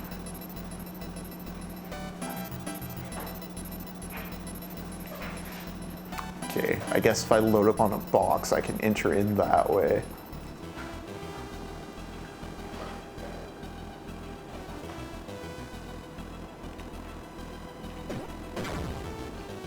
That dude saw someone got shot and just kept patrolling like normal. Wow. Wow.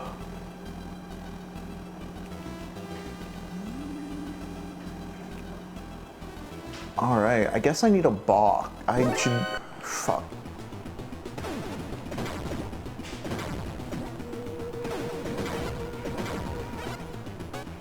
I just realized, like, when I first entered and they all shot at me, none of them hit. I had to walk into the bullet.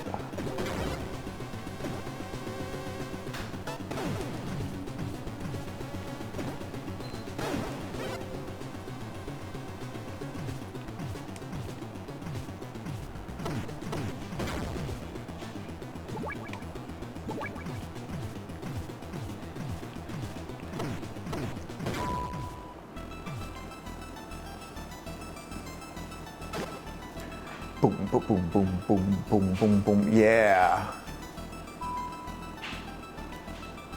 And honestly, the guns feel more effective in general, and there's more a sense of fun when that happens, man. In Metal Gear 1, it was just alert states were not very good or cool or desirable. All the guns were kind of really shitty.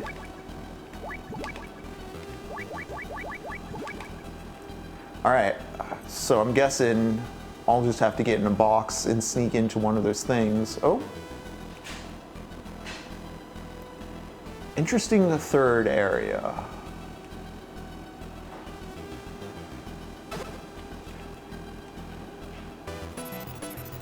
This is honestly reminding me of the approach to the final base in Metal Gear Solid 3. Was it Groznygrad? The place where the Shago hide's being kept.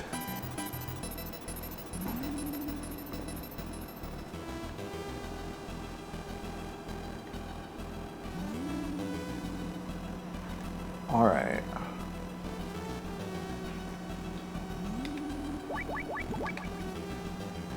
No? Okay.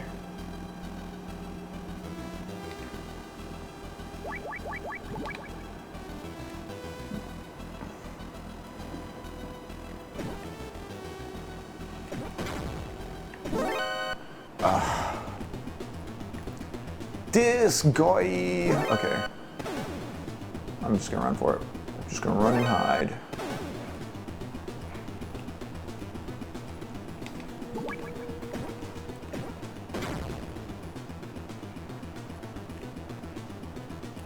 Oh, did this conveyor belt stop because of the alert phase? Yes, yes it did.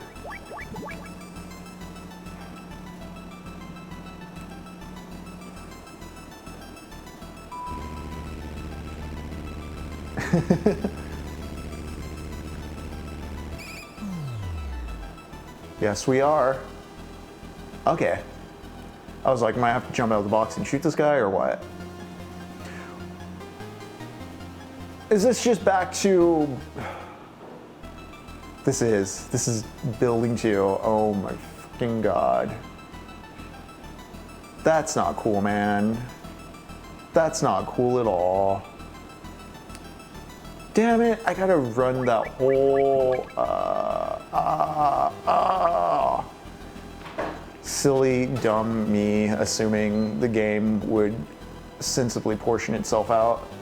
I thought basically hang gliding over that ledge meant I was gonna be in some final third space that was just isolated from the rest of the game. I was wrong. Oh, but I did forget to come back this way. I did not open this door in the past, which seems to... Let's see if this takes me back.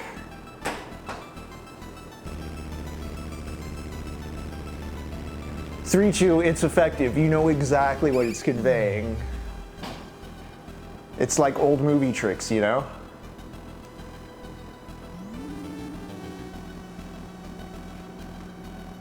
Okay. Okay.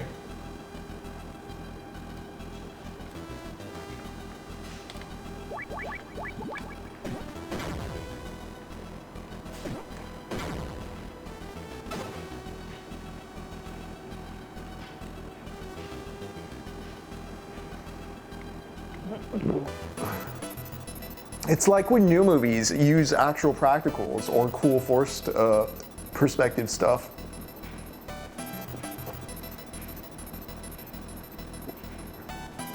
Makes me yearn for the days of puppets. Although I have yet to see, and I've been meaning to see, Project Hail Mary. From what I understand, Lord Miller aimed for a lot of practical effects. Holy shit, what is this? A boss encounter, hell yeah. Oh shit, and he's in the tall grass? Jungle Evil. I've been waiting for you, Snake. I am Jungle Evil, the undisputed master of the jungle ambush. Wow. Let's see whether you're a real snake or not.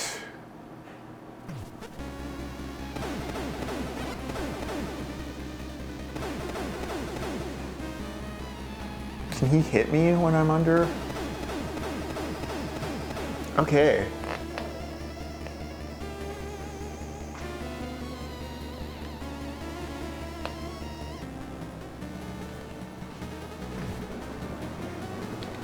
All right, well, what do I hit him with then, guys? Is this a use any weapon sort of scenario or a use specific weapons?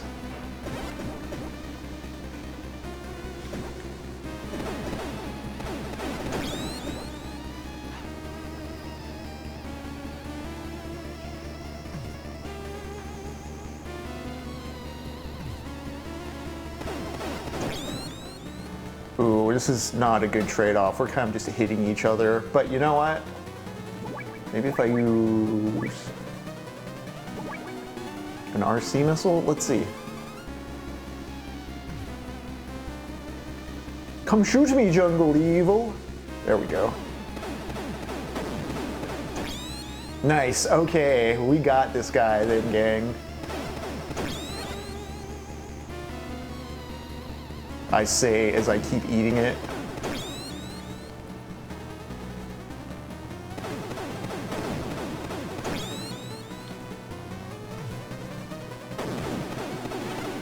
Ow, ow, ow, ow.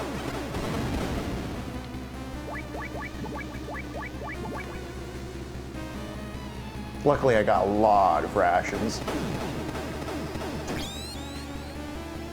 This guy seems like he has a lot of health.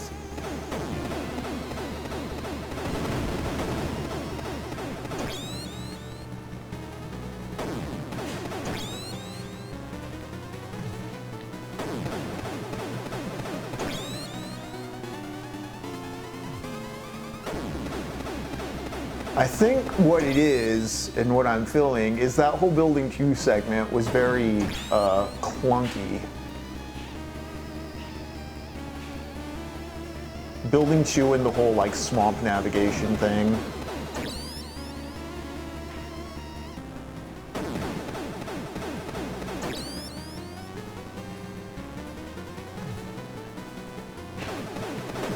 Also, if you notice, one of the reasons I'm not throwing on like YouTube videos or a movie or anything on the side tonight is because I feel last time I did that during Metal Gear 2, it was a bit too distracting. Like, there's a lot of like hunting codec back and forth type shit that I was doing while simultaneously listening to those essays, and I'm wondering if that influenced my opinion of that particular part of the game in a negative way.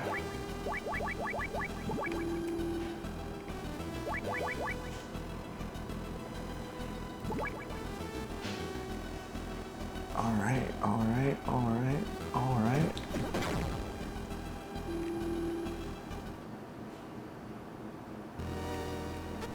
Well, this is cool. Hide under the table, don't be seen on camera. What? What?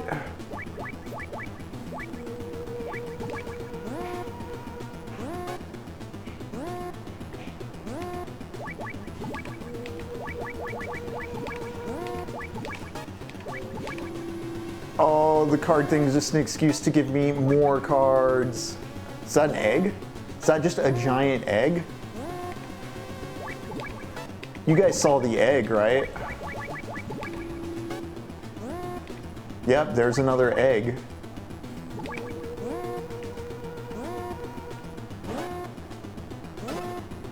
Picked up an egg. Okay, what the fuck?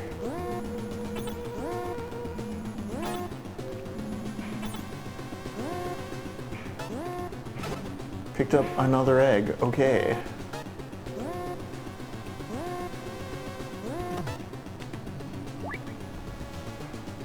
Doesn't look edible, its use is unknown.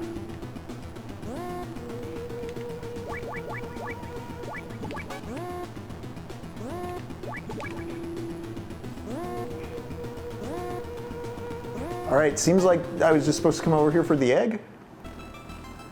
And maybe I used the key card at the other door. Also though, I think there's still a door in Building 1 to be opened with that card 8.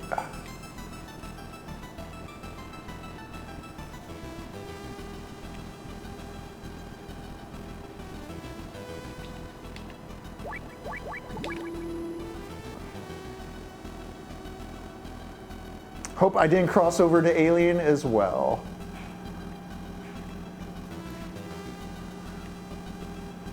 Okay, I'm going to act. Oh shit! What? What?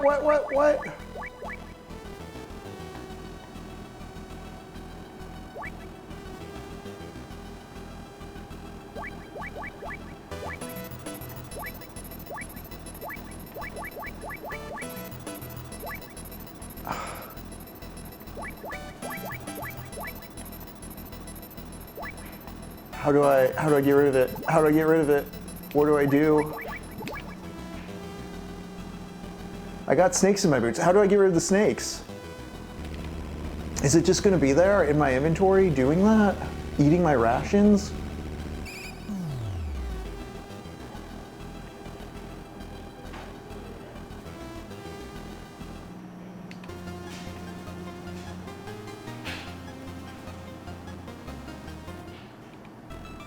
Yeah, it's just eating my rations. I don't... What happens if I run out of rations? Does it go away? This is gonna be a problem.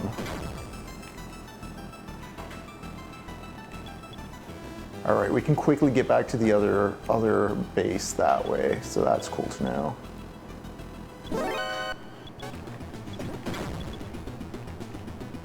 Don't use none of this, don't use none of that.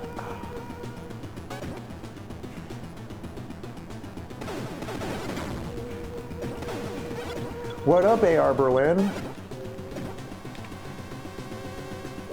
So does the snake just keep going until I get rid of the thing? How do I get rid of it?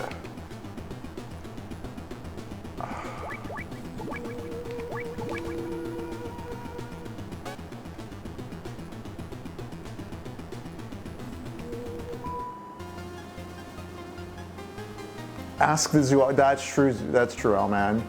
He doesn't answer a lot. There he is. Okay, cool.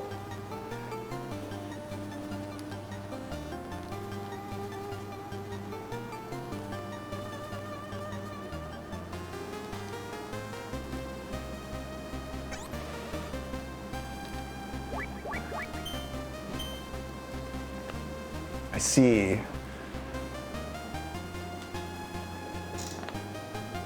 And he provided actual useful info, unlike Master Miller, who would be all like, you know, they're called snakes, but they're always in motion. So can they be that bad?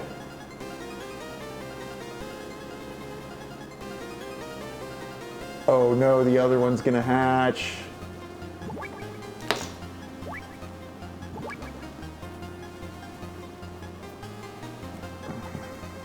Let's see if it happens as I'm...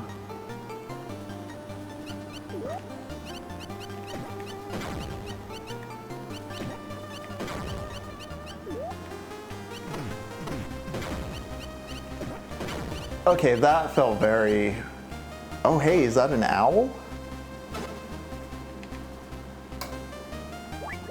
Curious, is this one gonna take shit for me? We'll see. Casually releasing a boa snake, yeah. Where is Zanzibar land? Is it in...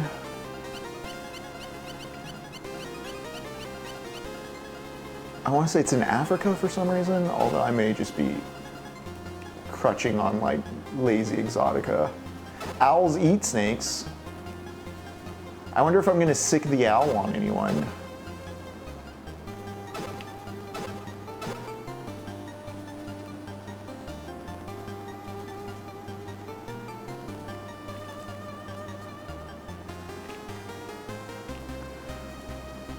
I'm taking a long walk for a short drink of water, I suspect, but also I didn't see any other immediate fixes or ways into that third building. There seemed to be a laser door.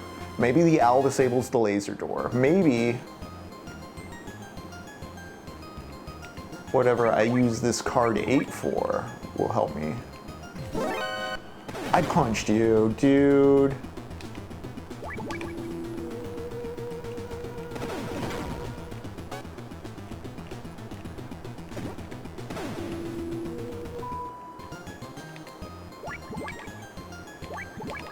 No. Is there a card 9 then for that door?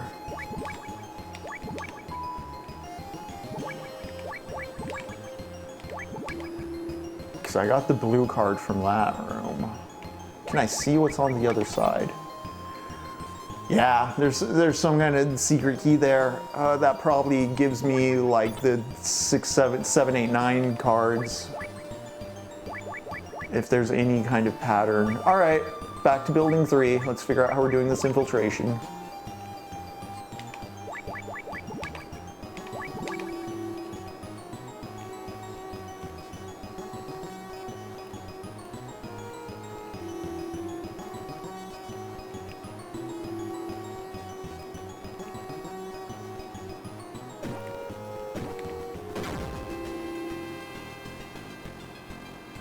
Sorry, I have to make sure I leave no witnesses.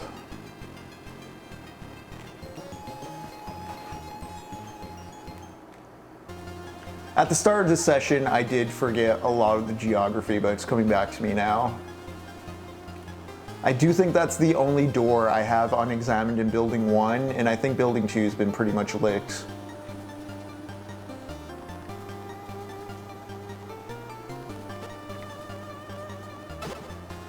Solid snake. Gaseous owl.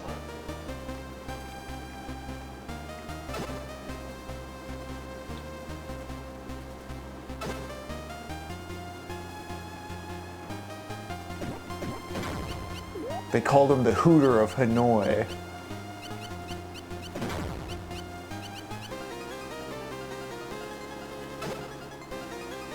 Central Asia, located between, yeah, it's located between all the major war zones of the 80s. Got it.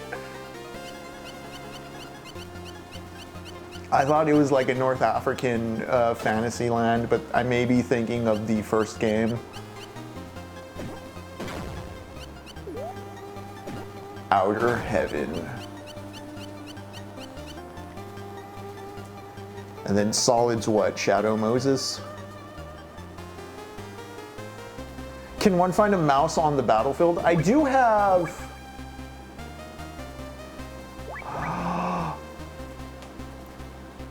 Wait, how did I get that bucket? Because I did have, like, there were some mouses I had picked up. I thought they were like computer mice.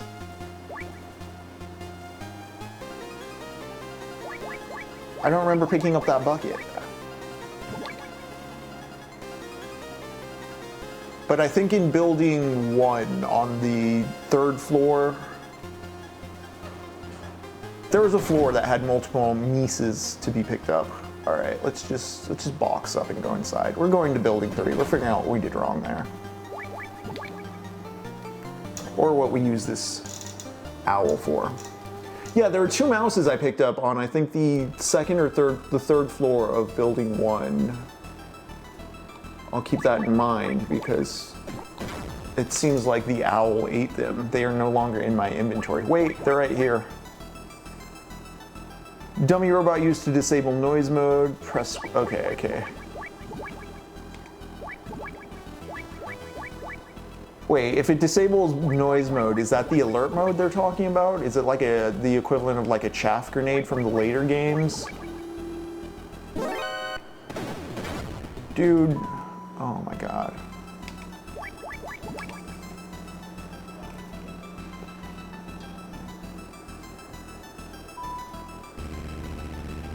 No, it wasn't.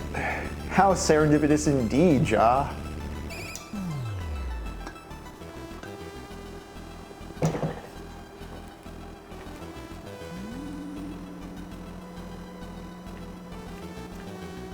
All right, well, let's take this owl over this way. Let's not go in that truck, because that's where I got jumped, if I remember right. Oh, there was a door over this way. That might be... Yep, as suspected. Children, eh? Okay. I have to wait for nightfall? How do I do that? Oh, okay.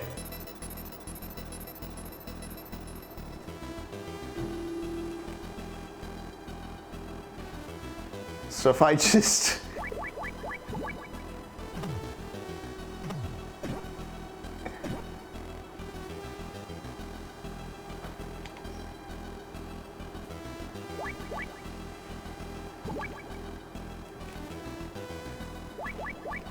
Jacobson, what do I do with this owl?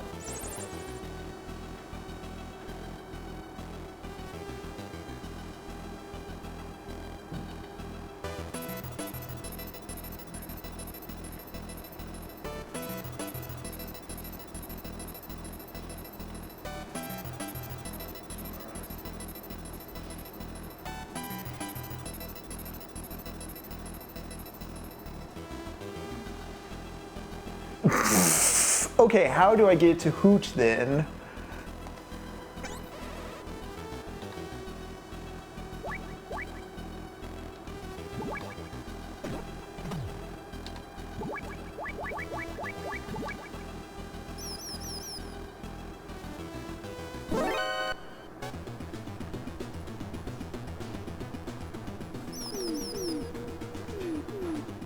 Okay, let's just get this. Oh, damn it.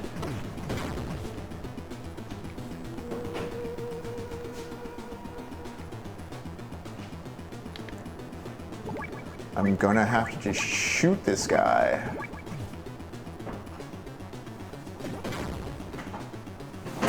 And this guy. What?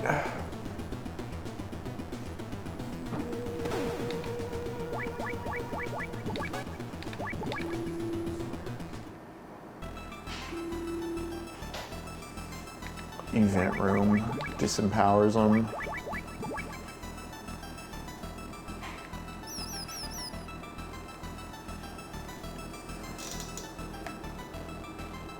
So the owl was kind of just hooting of its own accord there. I think I need a dude in the room with me.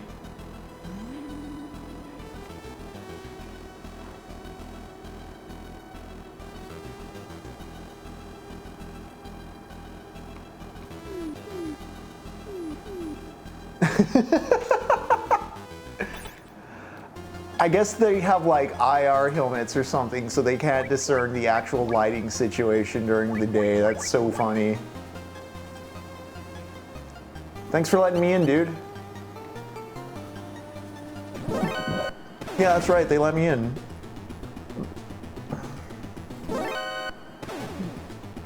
That's right, Jaw, I was just winging it. Okay, this is cool too. This reminds me of, I think it's the second chapter in Metal Gear Solid 4, so where you're going to get Naomi and there's just like a civil war in like the jungle territory going on. A bit of 3 as well, with just like crawling under the slats and such.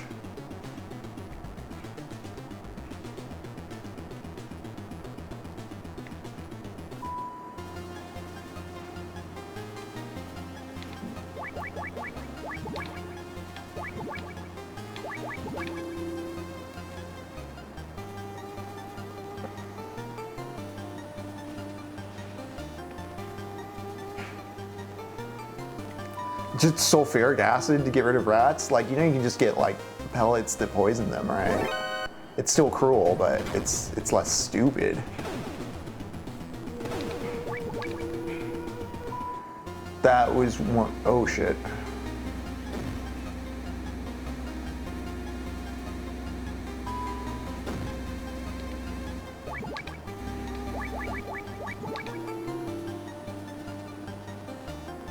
Okay. Oh, I see there's a back door as well. So that seems like the way forward. Yep.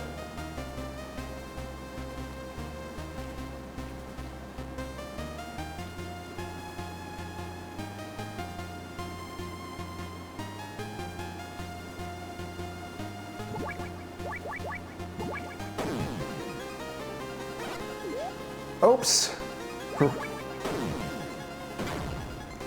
That's what I was trying to do.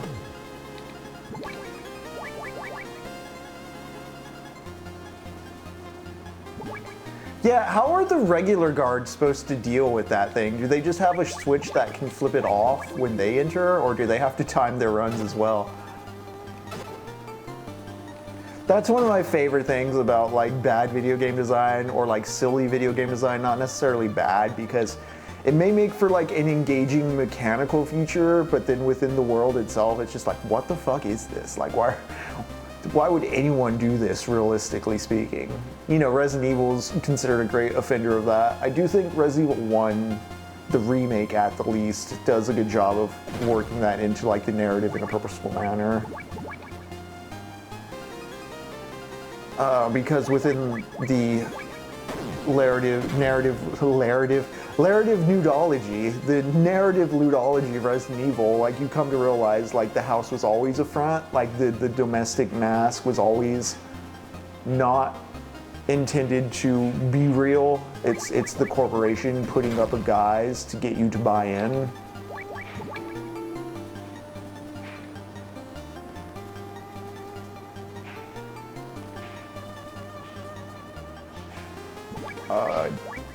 I do, kid.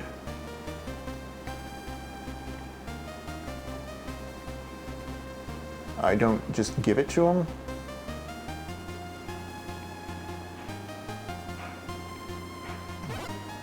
No, shit. I just punched the kid who asked for chocolate. You guys didn't see that.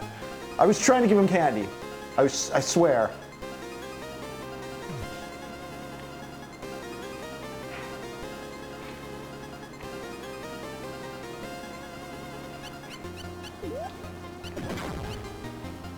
That noise is I'm going to shoot you. I already came in here, it was all ammo. Okay, let's get past the giant death machine then.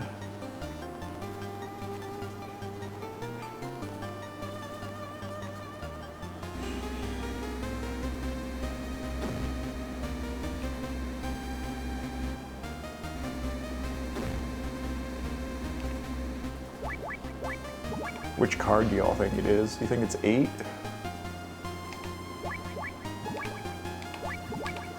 It's not 8, it's not 7, it's the red card. Okay, cool.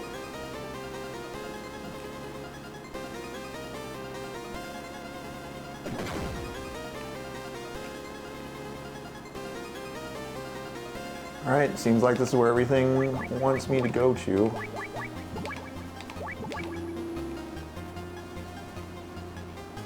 Oh, this is getting serious, isn't it? This feels kind of endgamey.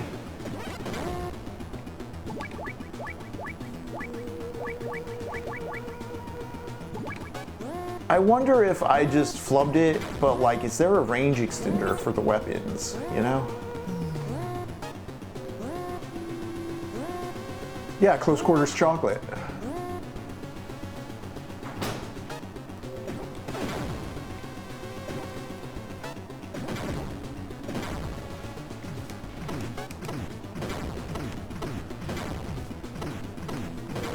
Is the alert gonna go down, or am I doing this in vain?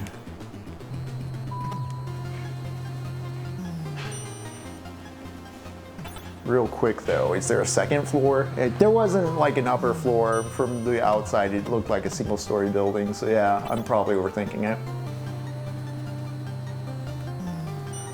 Yeah, oh man, I punched the kid so he wouldn't take my chocolate. That's what heroes do.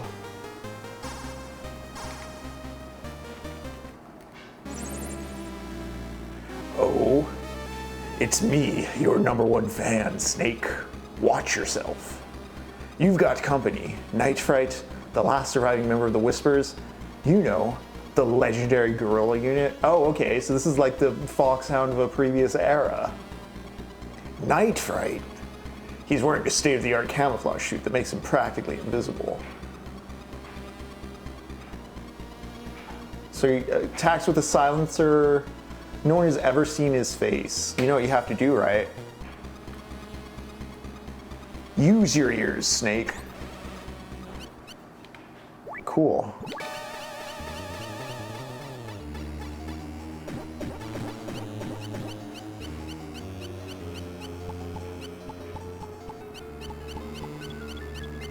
I do enjoy how bosses are given, more often than not, these giant 4-chamber rooms. Like the Running Man had one, Night Fright has it. Okay.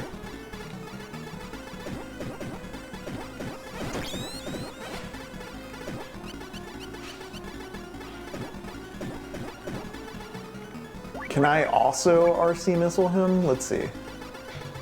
Where are you, Night Fright? Okay. Okay. Huge improvement over the first game where you have to use specific weapons on specific bosses. Some actual combat versatility. Man, Night Fright, you are not good at your job.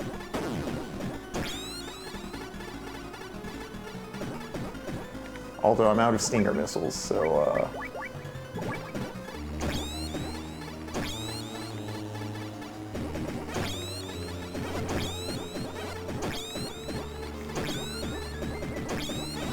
Really?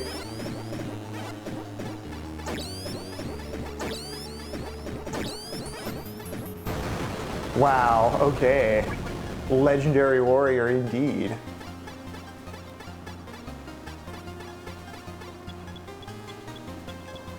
Did that open anything? There we go. He's vulnerable to bullets. You're right, L-Man, thank you.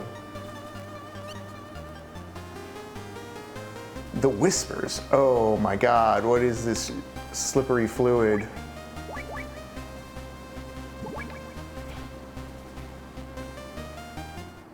What? It's the sulfuric acid they use on the rats, right? Okay.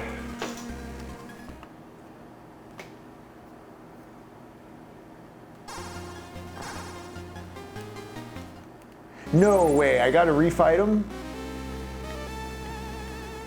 Okay.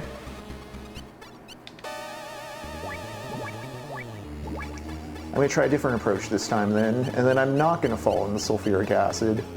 Although, how do I get the acid to disappear, gang?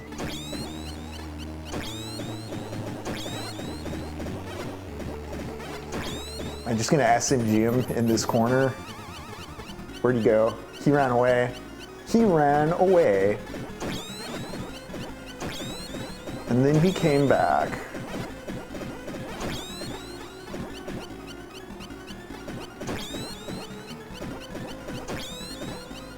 It's like he doesn't enter the screen from anywhere else because I'm right here. He's stuck like running in, yeah, okay.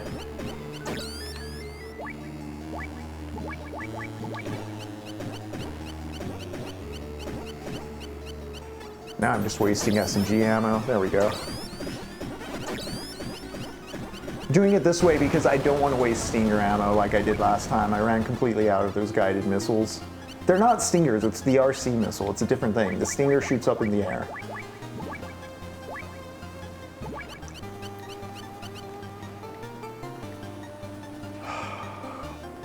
First off, who's up north? What is that? What the hell?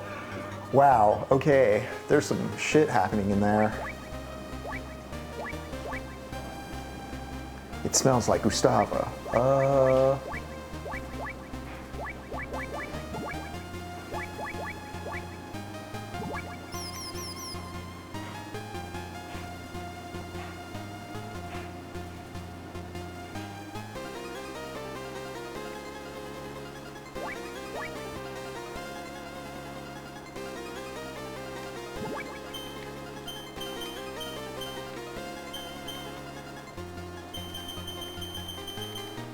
I don't throw a mat over it.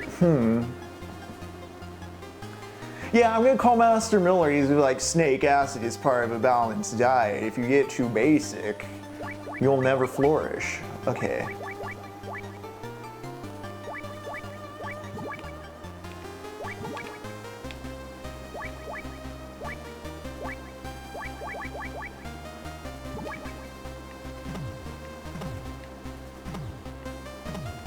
I don't think the brooch does anything. The problem is, every time I die, I'm gonna have to refight this guy, unless... Let's see if I can reset the save if I go up and down. Maybe the acid's vulnerable to bullets? You know what? I'll try that in a moment. I'm gonna just enter this elevator, go up a floor, come back down a floor. That way if I die, maybe it doesn't make me refight the boss.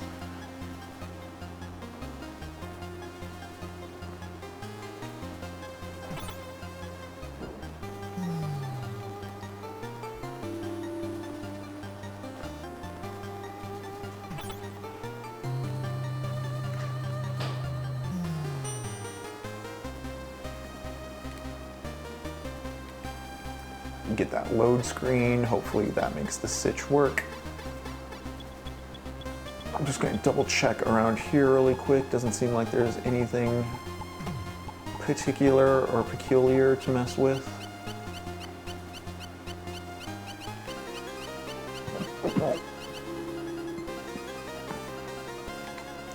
Oh!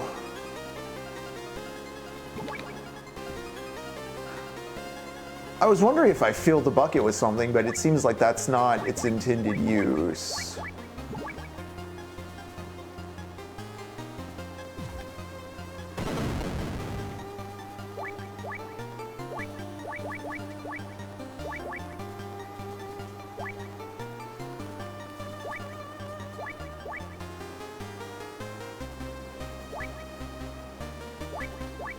Can also be reloaded.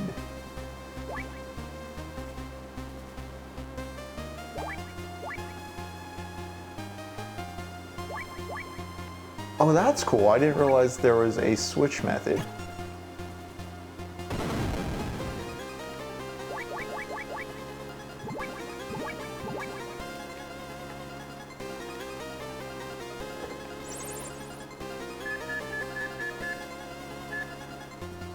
Oh my god, I hate you, Campbell. Why are you doing this? I have the tap code chart, just I can't access it immediately. If he's telling me to do that, though, there might be something contextually important. Oh.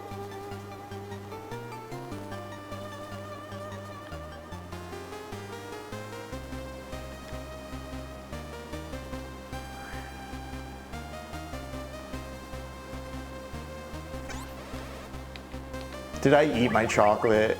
No, I have the B1. Oh my god, that's so dumb. Okay, I need to go get more chocolate. I need to go get more B1 rations, it seems. I think there's some right outside that base, though. Chocolate!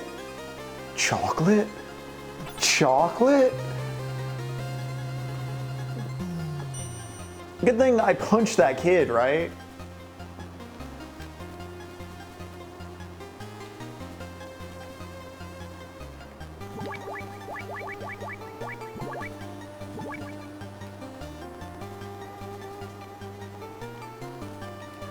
Yeah, that kid knew too much. He knew the secrets of neutralizing acid, which it seems like it seems like a pretty lame way to protect what appears to be like the final gauntlet you're running up on.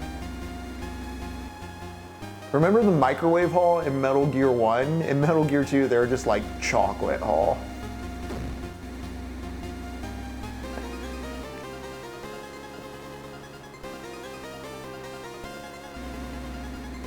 I did like the ending funnel of Metal Gear 1 quite a lot, though.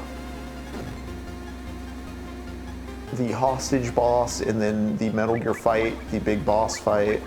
The Metal Gear fight was kind of lame, but it wasn't the worst. Alright, is this B1? B1. I need to go get one more, and I think it's to the south and outside.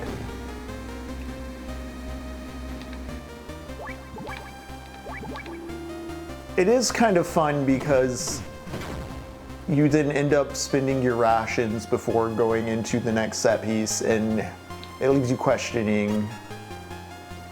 Oops. There we go.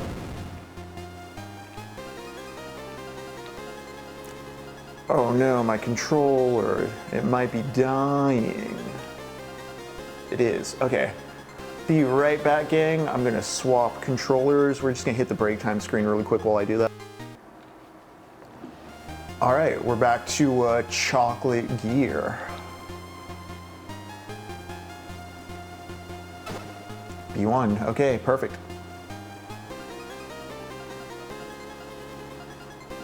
It's okay, 3-2, we can rotate.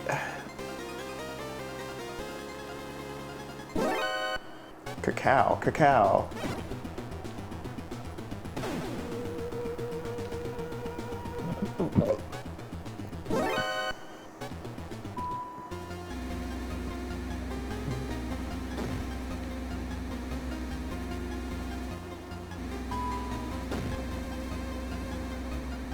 Cacao. Oh no. I blame 3-2. I was looking at the emoji. Where does it send me back to? Am I gonna have to refight the guy? No. I just have to recollect chocolate. And not get hit by the roving death machine.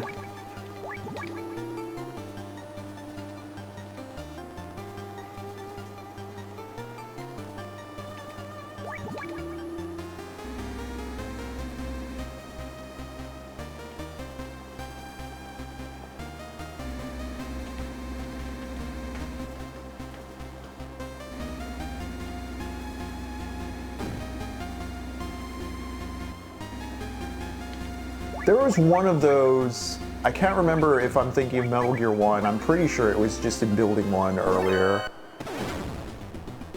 And just like, what are those?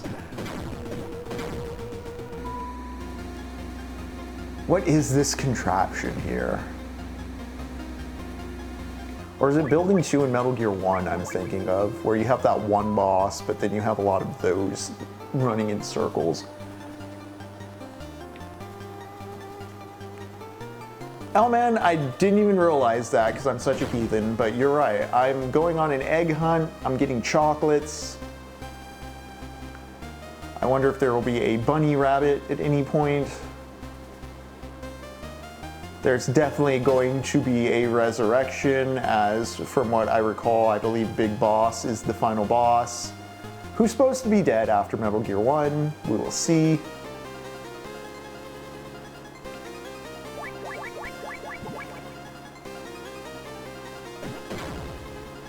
Also, I think this is our third session, so, you know, 3 days.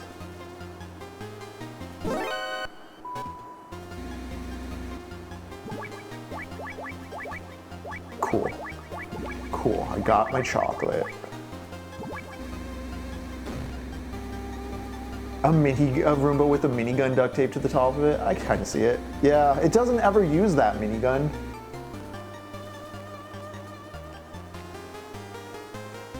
Oh, buddy, I'm gonna shoot you. All right.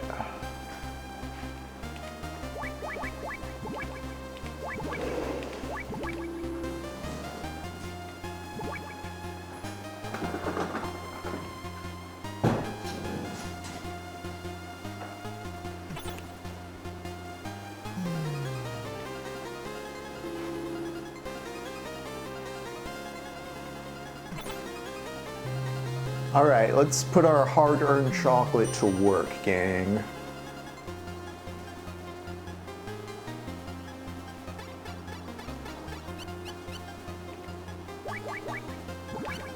I am curious how tedious this was for its time. Going back to the whole internet should be text only, 56K, slow down the technology. Would this be is this too frustrating for contemporary audiences?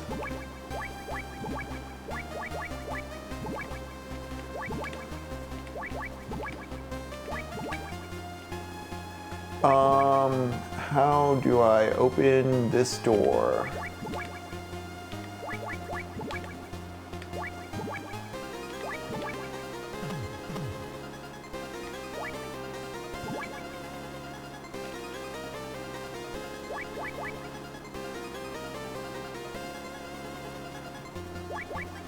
Dr. Madnar, are you there?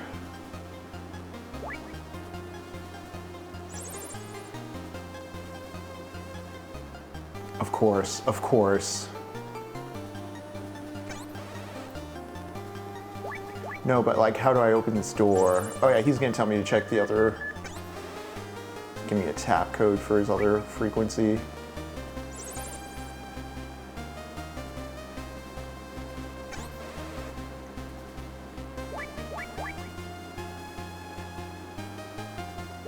Jacobson's not gonna tell me anything. What about my #1 fan?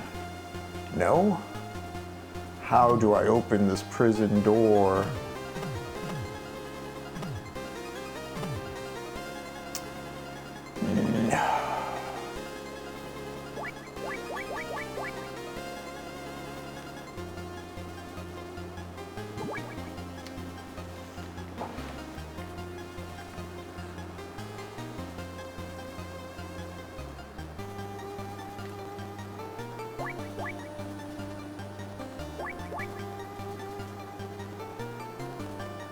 How many frequencies are there?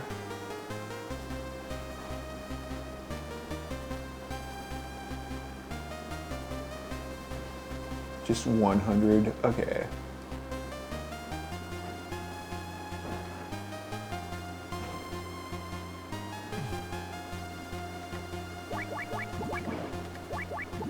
Gang, I don't feel like doing the tap code. I'm going to look up Campbell's newest codec address.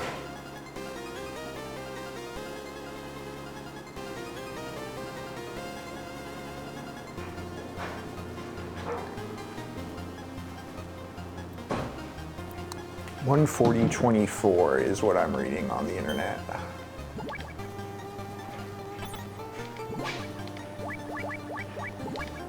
So do I just keep the owl now that it's been used? Snake just has an owl on him for reasons.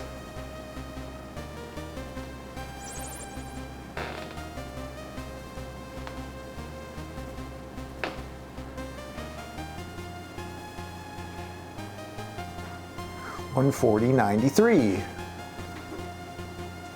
Just don't ask him about whale cuisine? What? The fuck you on, Campbell?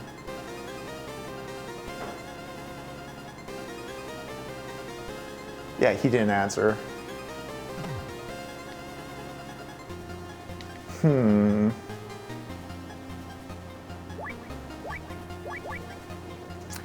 I feel like I gotta use Gustavus Brooch in some way. I don't remember anyone mentioning anything. Yeah, because it's cool. Snake just walking around, owl on shoulder like a falconer.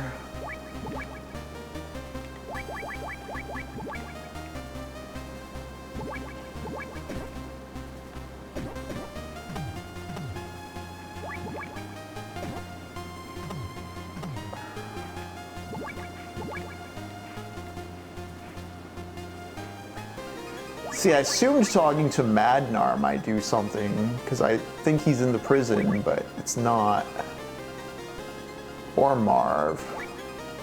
Holly didn't know anything, Campbell didn't know anything, Master Miller didn't know anything. Oh wait, what was he saying?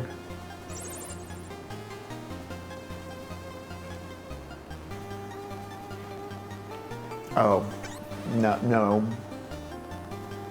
Metal Gear Hogwarts Solid Snape. Images in my head I don't want. Thank you. Thank you for that, Jaw.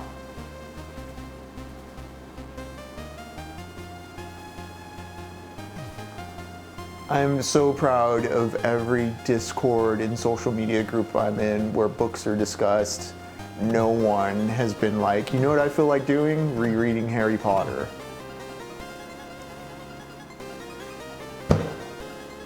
Okay, let's see if the codec call works out here. Oops. Yeah, I know about noisy floors.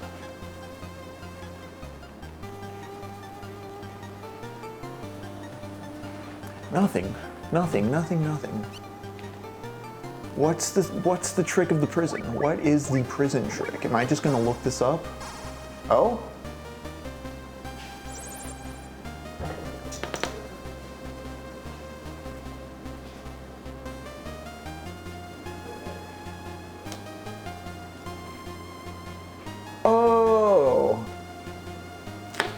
Oh my god, that's so dumb. At least they like internally cued me in on what was up there. Okay. Back to Jungle Evil's room.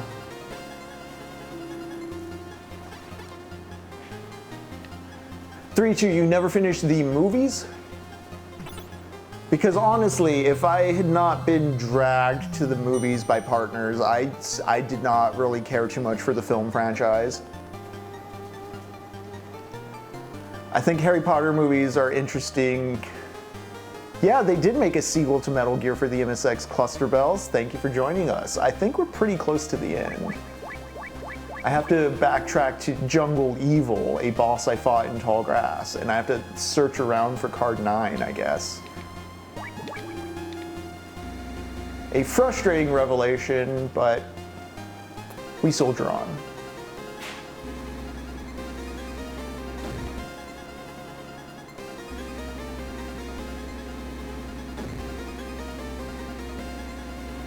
Oh, okay. See, I did read the books as they came out.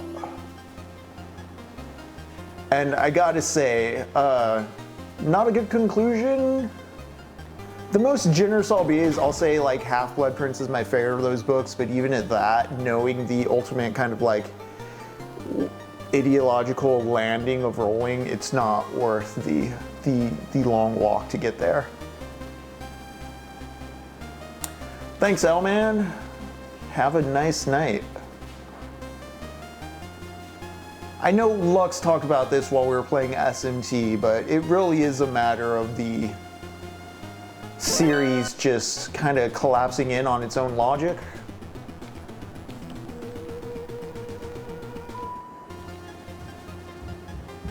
There's a weird trick the last book in the series plays where it's like there are actually rules we've been following this whole time that we weren't telling you about, and because this section of the Constitution was never talked about before but talked about now, we're actually going to be able to solve the problems.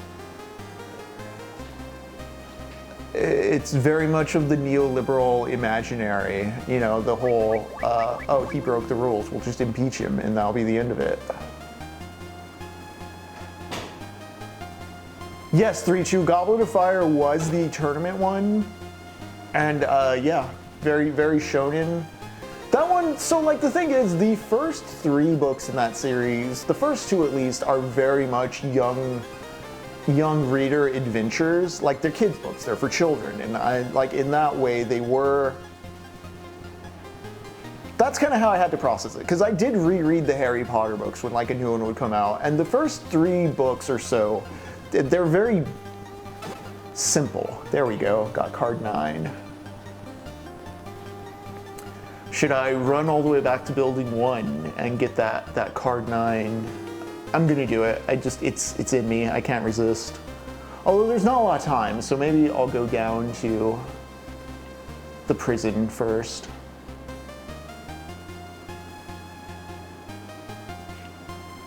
But yeah, Goblet of Fire is kind of the first of the books in that series that's kind of a real book, if I'm being generous, in the sense that it's not treating you like an 11-year-old who needs everything re-explained to you.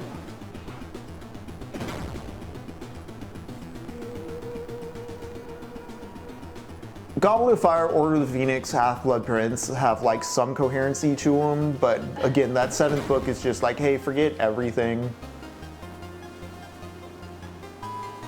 We're gonna re-explain how the world works just so that we can have like a convoluted bureaucratic solution to this magic problem. And it is bureaucratic because they don't subvert or overthrow or reconstruct the system which allowed Voldemort to come to power. They just sort of get better people in those positions. It's very unfulfilling and just ill-considered.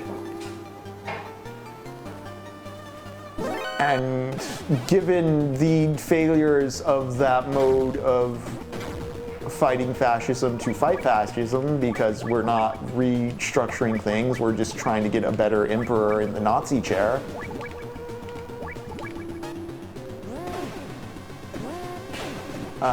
It's interesting, you know? J.K. Simmons rolling.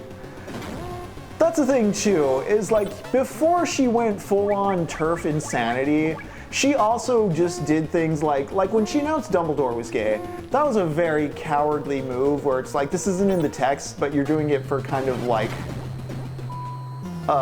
you want those dollars. You want your queer audience to give you money. So you're just gonna say after the fact, actually, did you know? Which again doesn't work when you're a straight up transphobic asshole.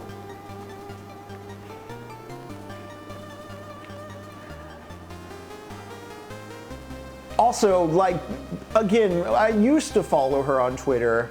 The way she would drop lore, like, did you know lore tidbits to like expand upon stuff not left in the book, those were always so stupid and ill-considered. She's done a lot of work to brush away the whole, like, you know, wizards used to just shit on the floor. But like, that was what her lore always was, and it was because you could tell there wasn't really a consideration of like the actual sociology of her wizard culture. Alright, it's cutscene time. Didn't she also say, Captain Quasar, at some point, like, she regretted shipping Hermione with Ron? Just too much. We have too much contact with that lady. Damn.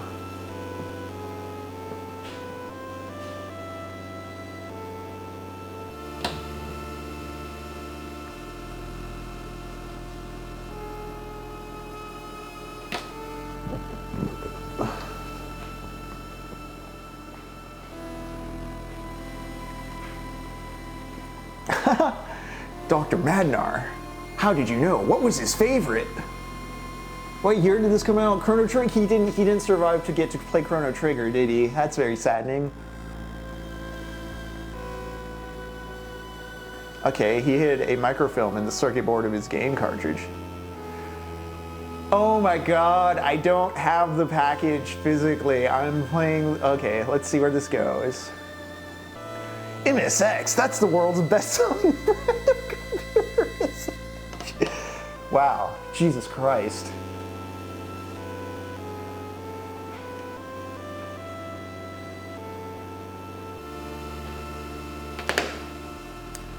I think you killed him, sir. You tortured him to death, didn't you?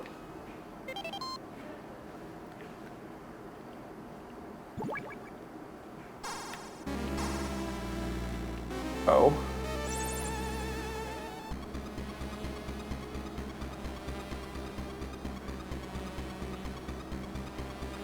It's like a decoy octopus situation, isn't it?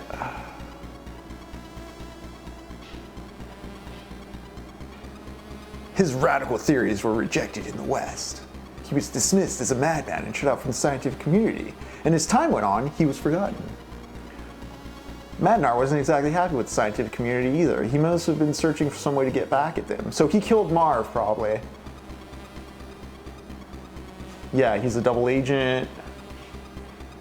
Feeding East and West. It can't be a Metal Gear game without a plot twist, right?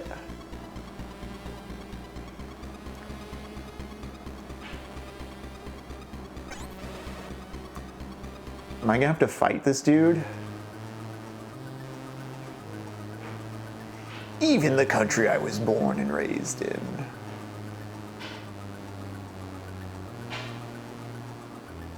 Three, two, I'll check your message in just a moment. I just wanted to finish Metal Gear. Yeah, he wanted to do the work. He didn't have any altruism, any world peace, any larger ideas in mind. He just wanted to build the weapon. Guys, I have to make the hammer. Robotology. I think it's just engineering, dude, but okay. Brain bombs.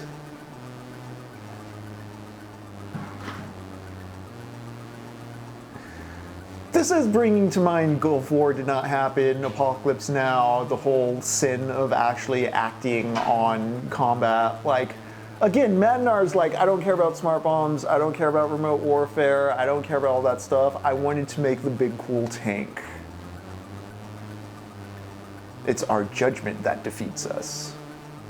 Colonel Kurt's ass, motherfucker.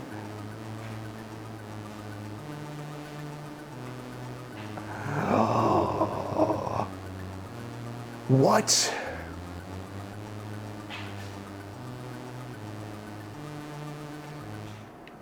I can't breathe. Oh my god. Okay. Am I gonna have to self-harm?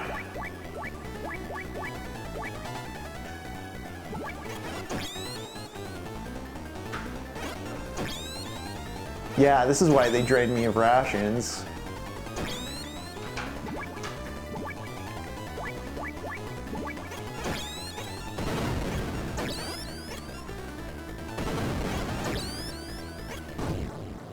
Cool.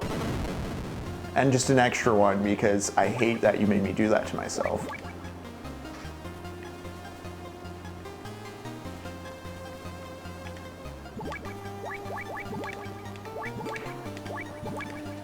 Is it card 9, card 8, card 7? No? Which card is it? What? Do I have to go all the way back to building 1 and get that one card I saw? Oops. Sorry, Dr. Madnar. Or Marv.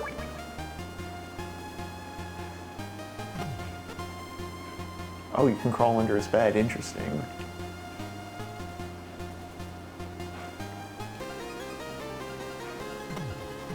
I don't have the key, though.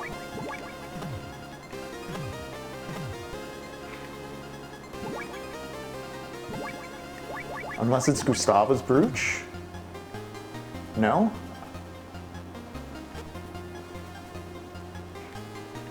Alright. Alright, gang. It is time for the long backtrack.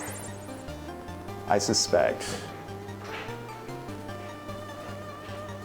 Oh, okay, okay. Maybe not a long backtrack, but how do I change temperatures?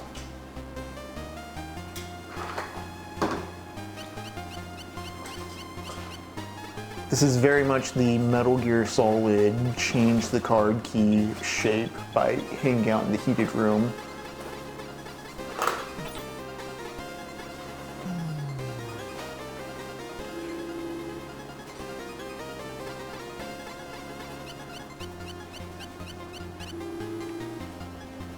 Will laying in the acid do anything?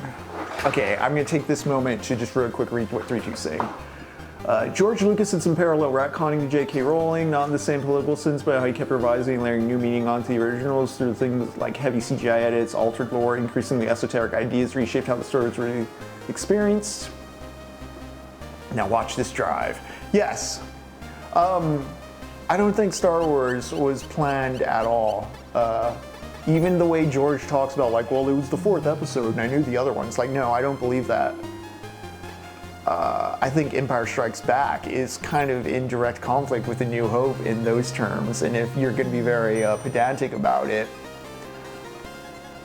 it wasn't planned. That's like such a lie, and one that I think really harms the creative process, because Star Wars being as popular as it is how a lot of people get into like the process of like creative storytelling. And the assumption that Lucas knew everything from the start kind of mythologizes and makes precious this idea of like the genius auteur instead of the kind of momentum of creation being a collaborative thing that happens over decades. I say that because in A New Hope, the villain is Tarkin.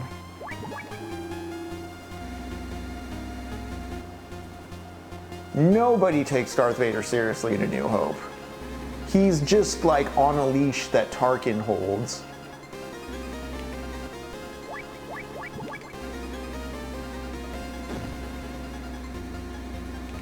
Like on just a formal level within the structure of that story, Tarkin's the main antagonist. And the thing I always point to, or the thing if I'm really trying to, you know, just will actually some Star Wars nerds, is that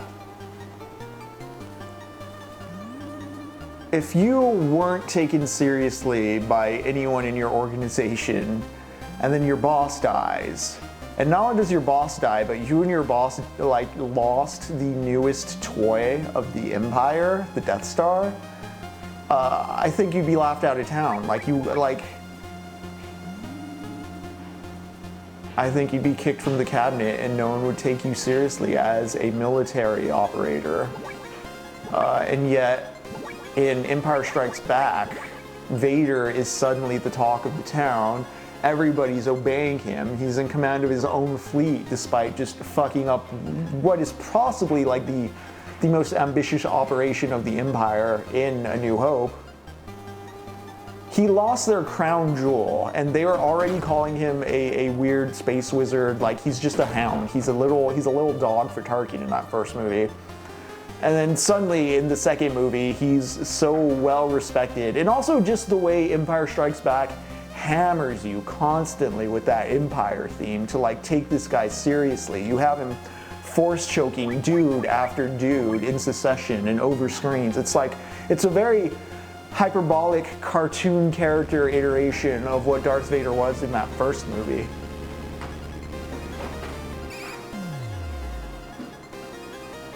Wait, was George Lucas super convinced about the 2012 Mayan calendar predicting the end of the world?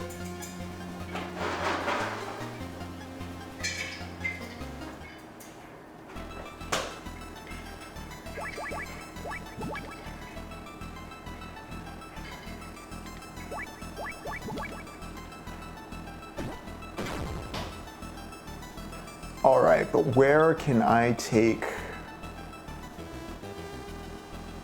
I don't know why I got on that conveyor belt. I think it forces you into this building, actually, now that I think about it.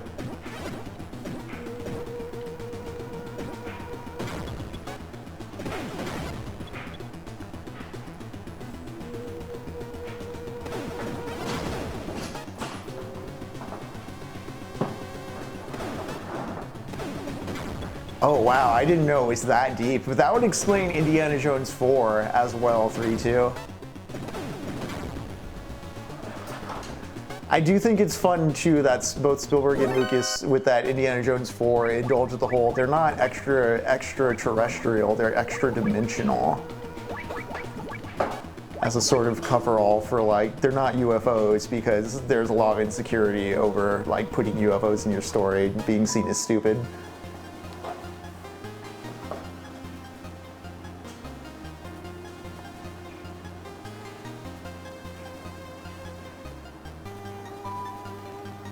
Something I think that makes the Tommyknockers such a fun story is that Stephen King clearly was that kid in the 50s and 60s when he was in grade school who, if another kid called UFOs silly or dumb, you can probably tell he got really mad, because the Tommyknockers is such a revisiting of a lot of 1950s Roswell style paranoia, you know, Forbidden Planet, Day the Earth Stood Still style UFO story ideas, but dressed up in 80s hyper gore with some actual like pretty well considered psychology. I think the Tommyknockers is actually one of Stephen King's better books, despite what he thinks of it, because it was kind of at the height of his cocaine abuse. And it's kind of like the last thing he wrote before getting sober, so I think he has some personal associations with it that maybe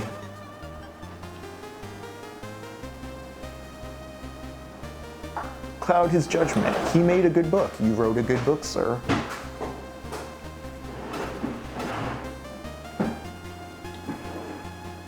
It critiques a lot of like Heinlein and Arthur C. Clarke-esque boy genius, boy wonder tropes as far as like gizmos and gadgetry and tech fetishization of the 50s and 60s goes, with some Reagan skepticism. And what you get is an interesting kind of look and critique of technology that still holds true today. Like a lot of what the Tommyknockers do, you can transpose onto the kind of Silicon Valley dehumanization of everything going on right now.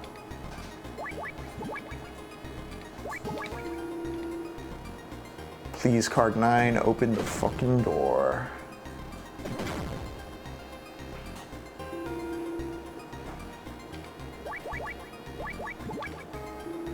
Yes. I got my green card finally. All right, but I really got to figure out what I'm doing with this here brooch. I don't remember shit about temperature controlled rooms or frozen rooms. Maybe I gotta go to the bio lab, we'll see.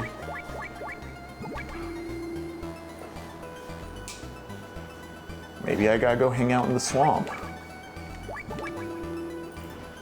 Maybe I gotta go hang out in the sewers.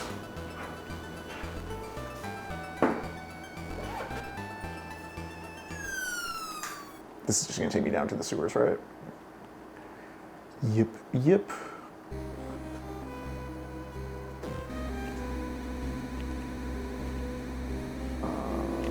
Let's just get out of here.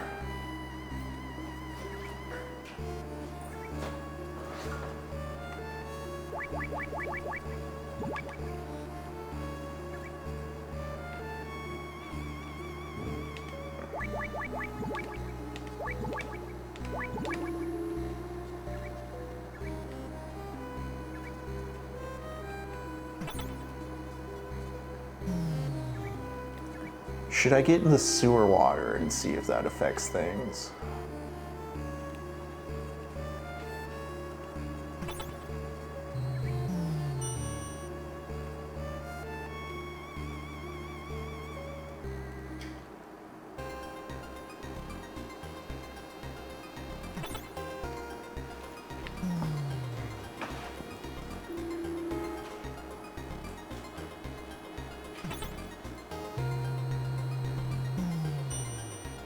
This may be another instance where I do just look it up because I'm really scratching my head over.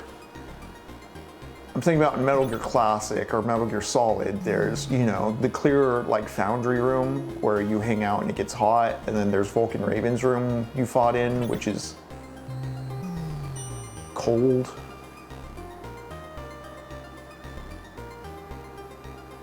I'm thinking there was like the animal lab, maybe.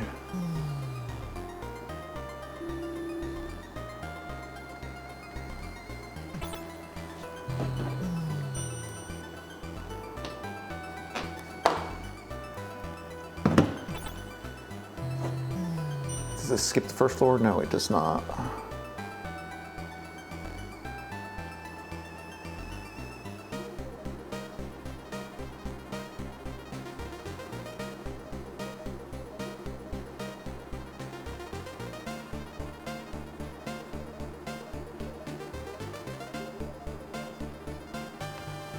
I'm just looking it up. Compelling gameplay.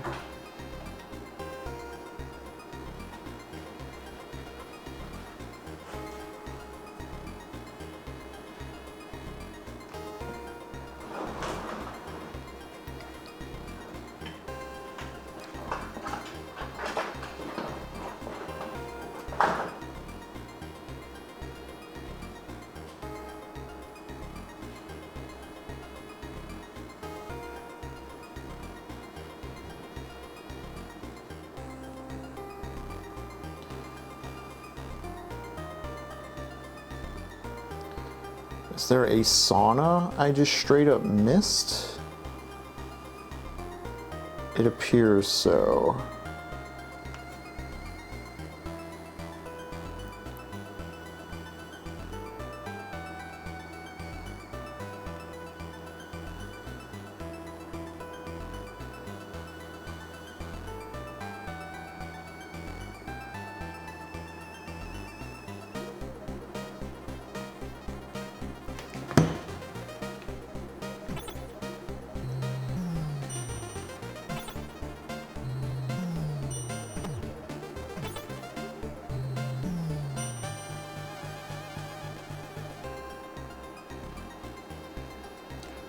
Yep, I completely forgot about this floor, and I think I have the key cards for it now. No, I've been here before already, though.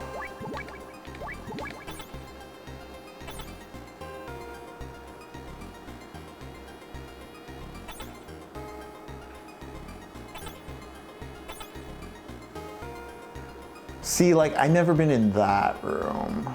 So let's explore. Let's explore this floor. Maybe I'm not as aware of what to do in building 1 as I thought.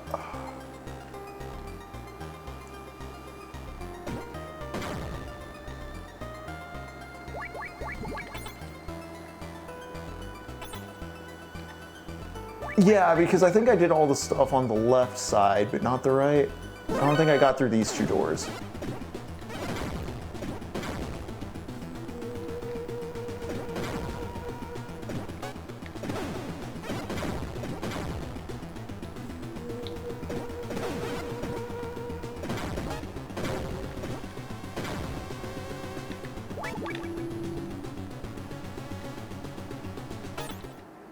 Okay, yeah, here's a completely new area.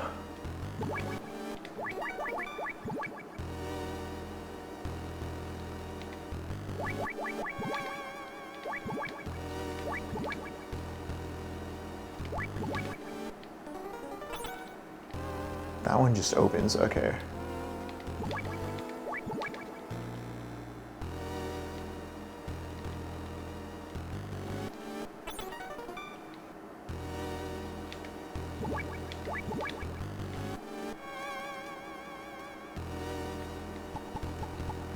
There's a dustbin.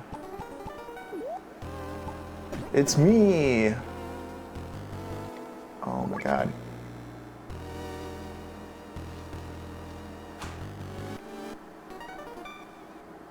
Now is not the time to relax in the sauna. Yes, it is the affiliate event anniversary of TECHNOPOVERTY 3.2.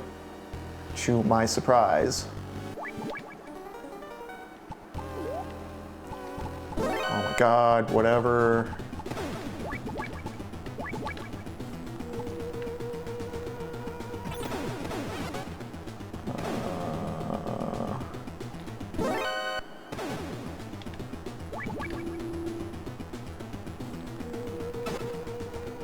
Cold medicine.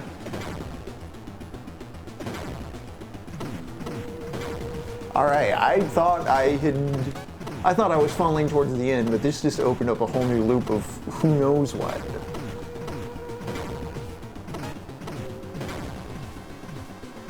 You know what, electrostaticouncil.org? I'm gonna ban you in a moment. As soon as I'm done punching dudes walking into my fist.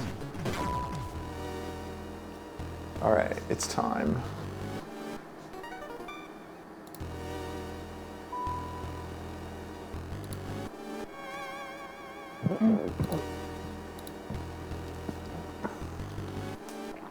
Well, I got cold medicine for whenever I need to employ that.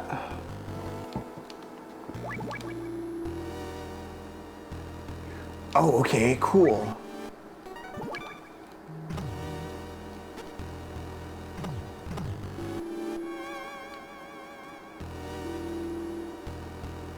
Wait, what?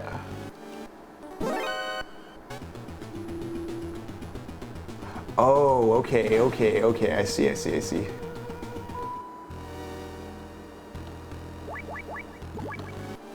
Although it's already a key.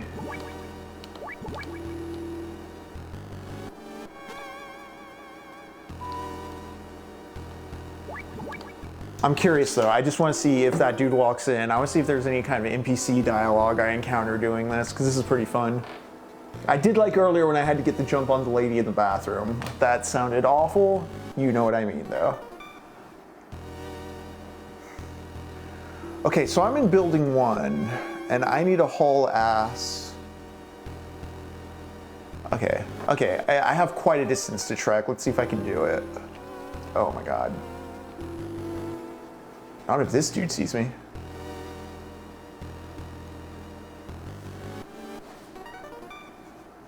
So he doesn't even chill. He just comes in to make sure the sauna looks clean. No one uses the sauna, it's just well maintained.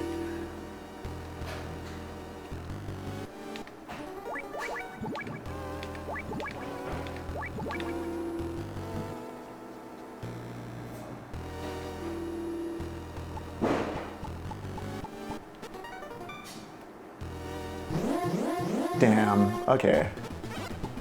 You know what, it's probably faster if I just run with the keycard. Also, there's a trash chute.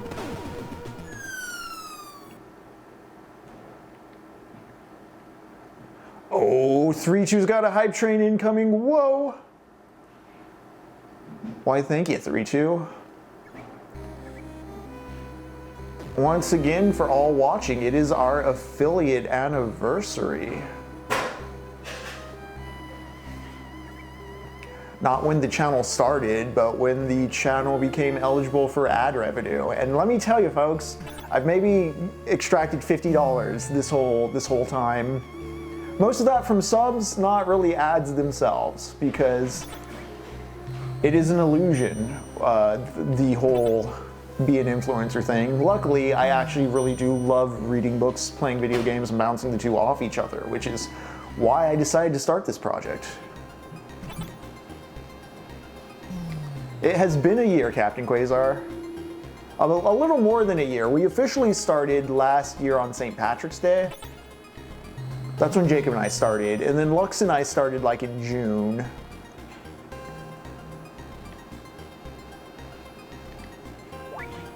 I'm gonna be so mad if this key switches back over time.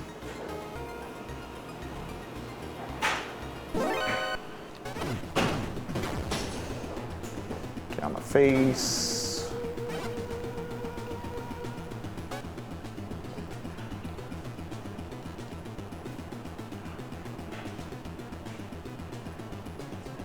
Yep, first stream was Mega Man X, talking Isaac Asimov's I, Robot, and we forgot to record it, so it is ephemeral now. I did end up doing a Mega Man X2 run covering the same material that was recorded. Although there were some very good bits in that X1 stream that sadly, I just can't recapture that magic. And about a month before I launched TECHNOPOVERTY proper, I did stream Mega Man Legends on my own personal Twitch. I did save that one. I'm considering it for like a slow upload day, just doing like, hey, here's the TECHNOPOVERTY episode 0.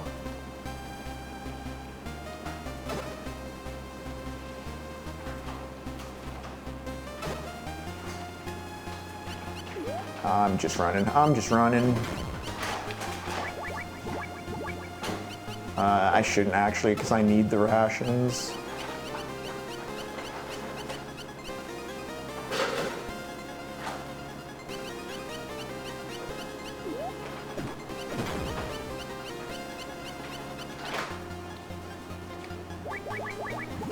Okay, the key is still a key.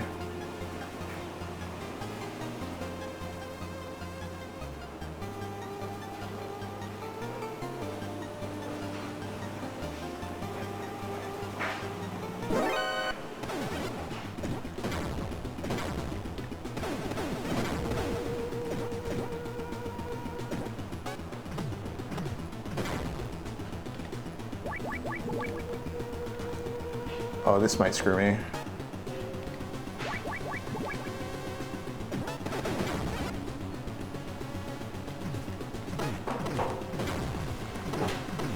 The old punch and run.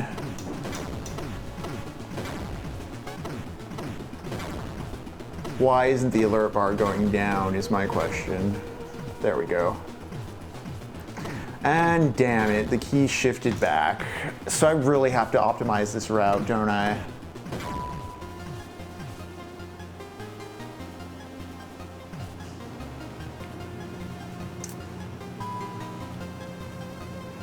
Huh, okay.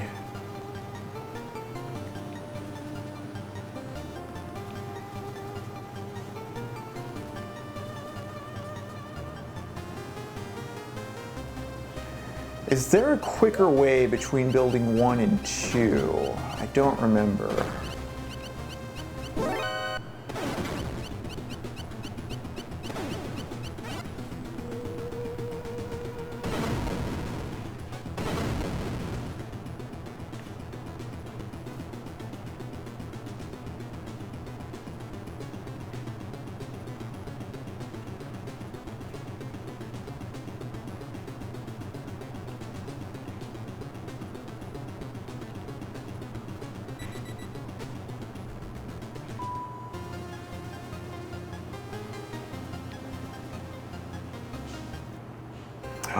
hype chest. I'm going to open it.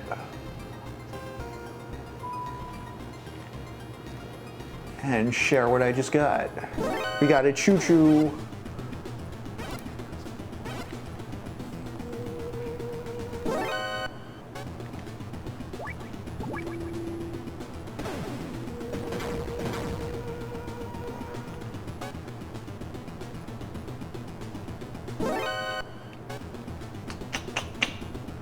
What is the best way to run back?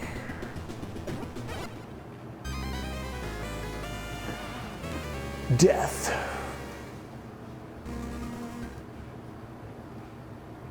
Gang, we're going a little long tonight, but I really feel like we're almost at the end, which is why I insist. We may take another break in a few, just because I noticed it is almost 11, but I will do another battery swap and go for at least like maybe another hour. We'll see. We'll see what we can get out of this game.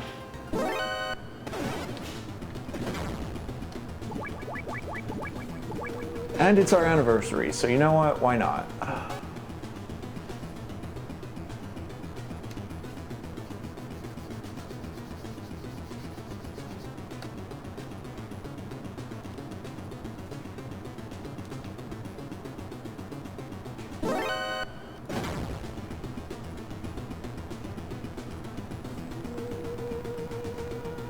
Trying to think if there were times where I was too idle chatting with y'all on the run back that I could have been using to carry this key.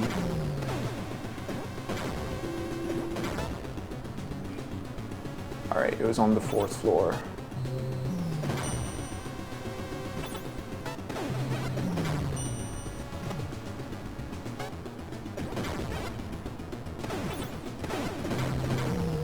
I'm trying to remember if there's like a crucial shortcut I'm just forgetting. 3-2. I'm glad you're getting paid.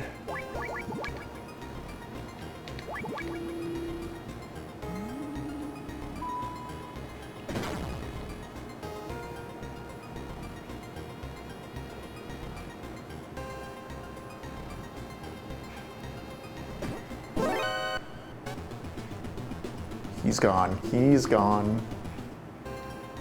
Oh.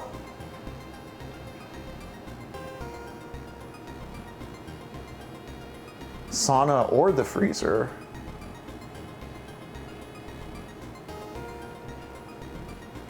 Where's the freezer?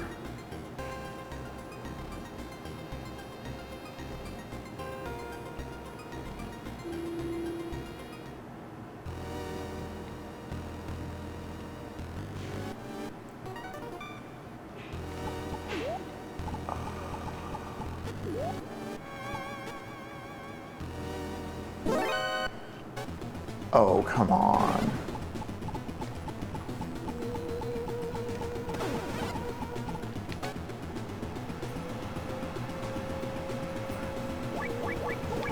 So last time I went down the trash chute.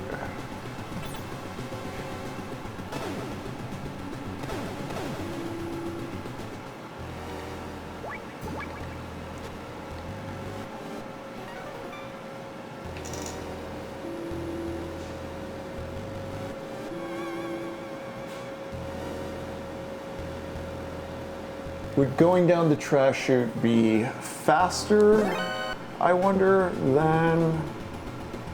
Yeah, let's leave. Just taking the elevator. Because I skipped 2 screens.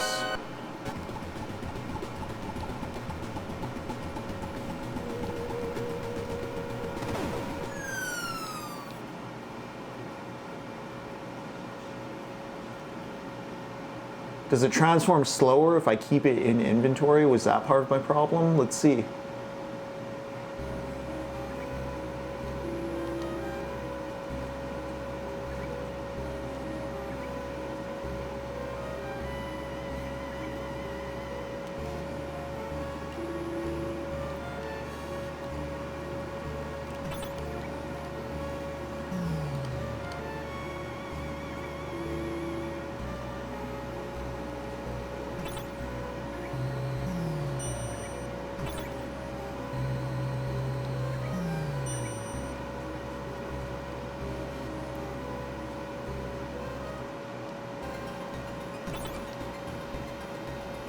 See, dropping down to the sewer and running those screens instead of just running back to the elevator.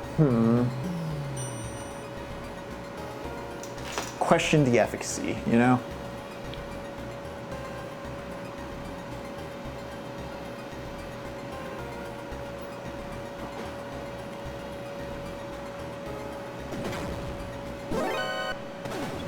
Whatever. Whatever.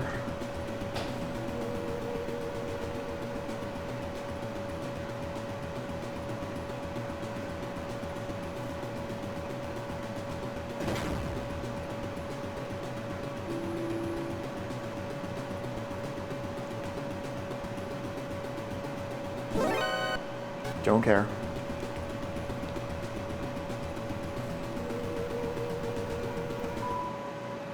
The big one is not to get caught at the building door up ahead. Also, I think I need to, yeah, take this route instead of that big long route. Yeah, sure. Hit me. Hit me. Actually, no, I was asking for it. Where does it leave me off, and what's the status of my inventory? Okay. Okay.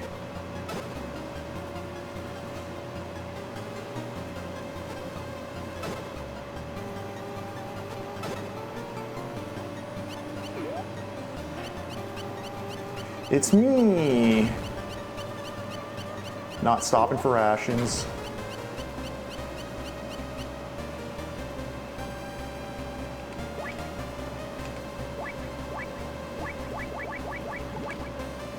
Hope that didn't kill my time.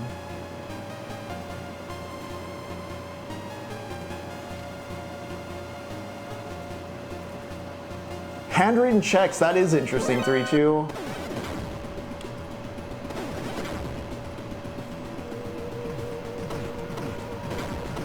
It might be beneficial to just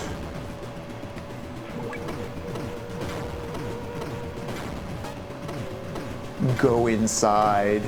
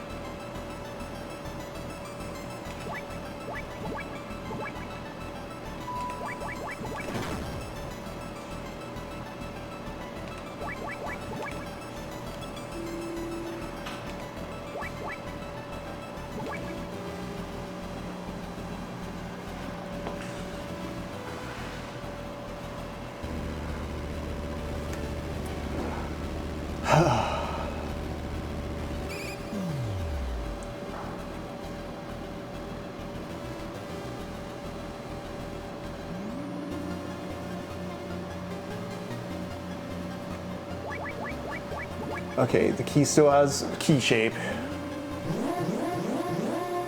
Whatever, arrest me. I don't care. I'll shoot you. Told you I'd shoot you.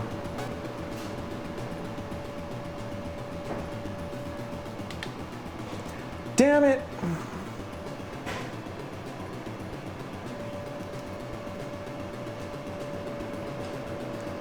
Where is the freeze room if I'm missing that?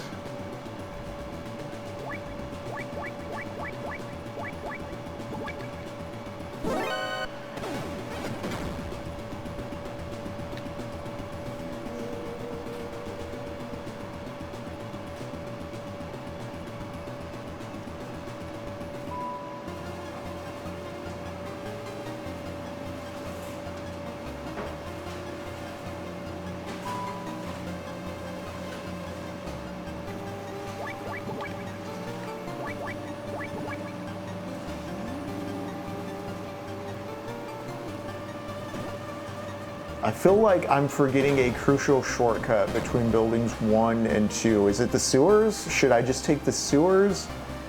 I don't remember the exact path through the sewers, but I know the two buildings are connected through the sewers.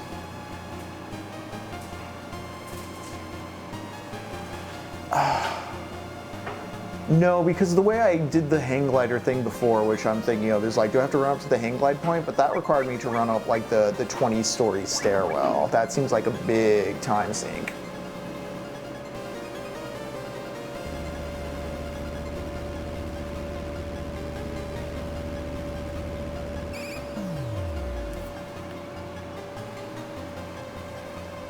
I may get into the sauna, have the key melt, and then look up like a optimal route just to see if I'm missing something.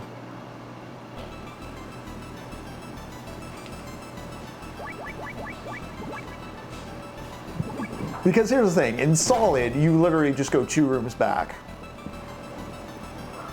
This is having me run across the whole backtrack of the game, which is kind of crazy.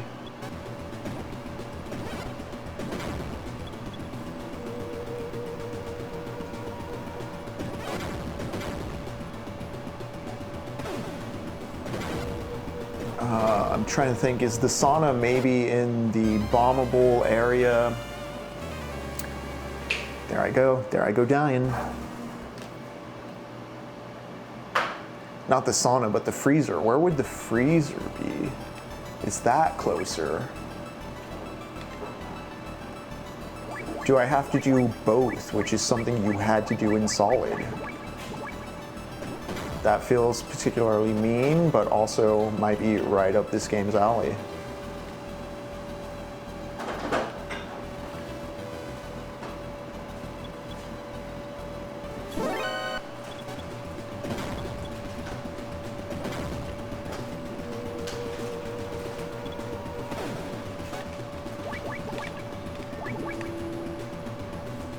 I'm trying to remember, where does this lead? This particular door?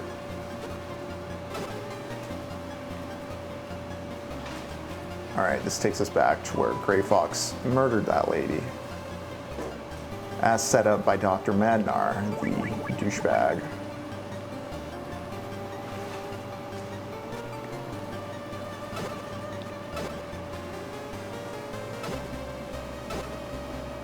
You know what? There hasn't been one bump of cocaine, one pop of Ambien, no Xanax, no Tramadol. This is the most sober any combat zone's ever been.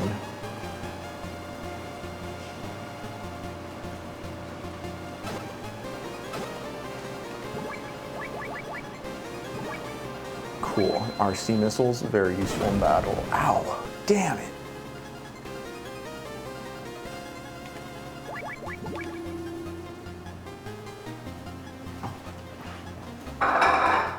Because from building 2 to building 3, I just jump on the conveyor belts. That seems pretty easy. 1 to 2 though, do I need to cross all that jungle? Is there a I think there's a way.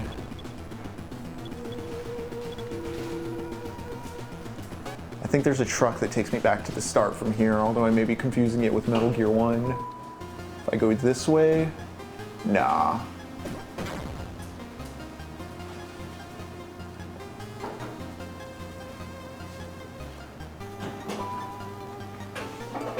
The thing is, even if I don't set off the alert for the building 2 and get to the conveyor belt faster, there's still several screens between arriving at building 3 and getting down to the basement in building 3. Unless there's something I can do to make the effects of the temperature change last longer.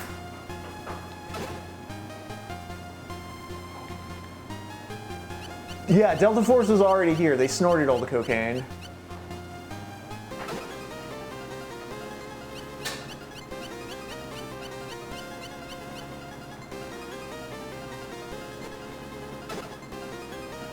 They went back home to open up a McDonald's franchise and an auto shop that they can then sell cocaine out of the back of. And of course, sexually assault strippers.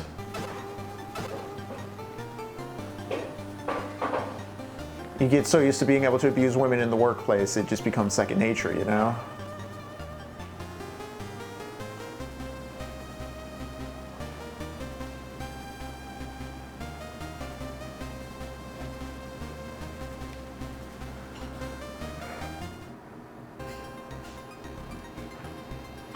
Is the sauna this way? I can't remember if there was something over here that was still locked that card 9 might help me with. But I suspect there might be, so we're just do a quick run.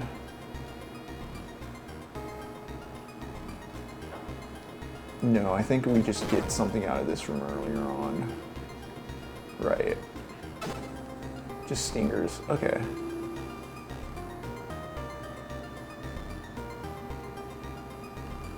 The club's a target-rich environment. Yeah.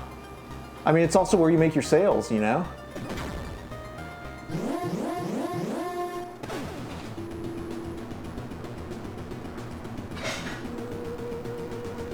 Okay, so this is functionally a dead end.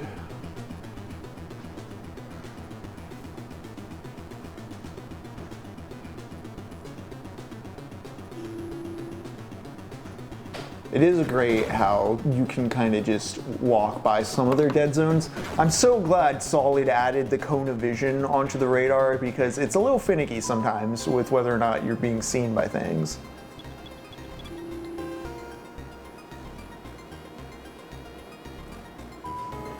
Yeah, there's building 1, there's building 2, and then the third space.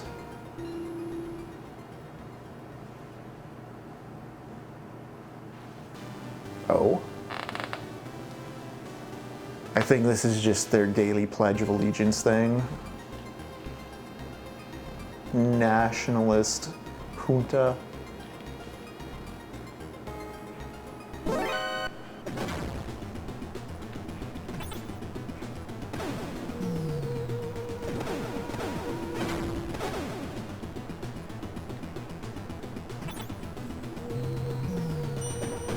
You know this is also unrealistic because Snake would have at least one contact on the codec who is an Israeli that was just directly telling you what to do, were this an actual American military operation.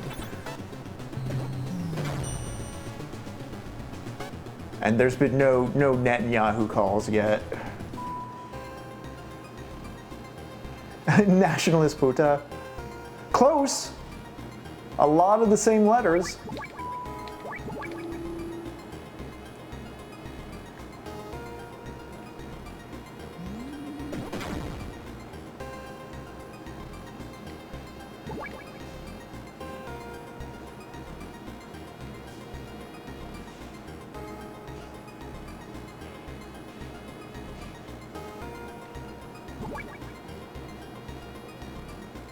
No, I went around this way before.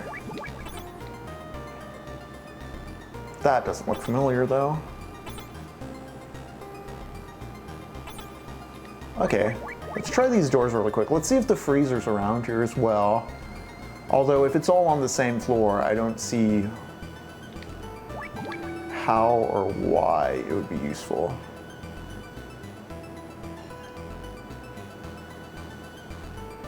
Gustavo's locker is the one in the upper row all the way to the right.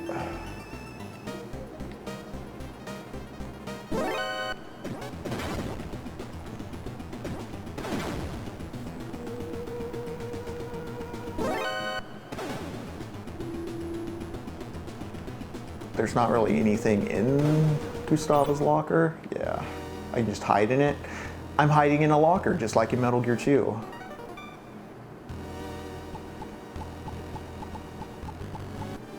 Alright, let's see if I wake up the bed boys this time. Nope.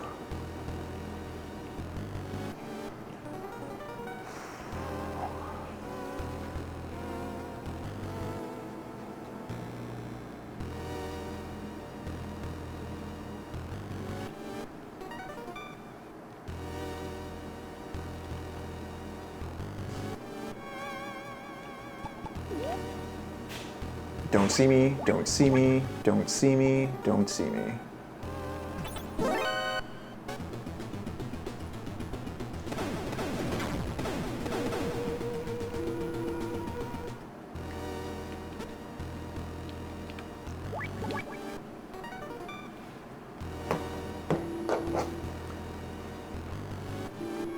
Gang, I'm gonna look up a route real quick.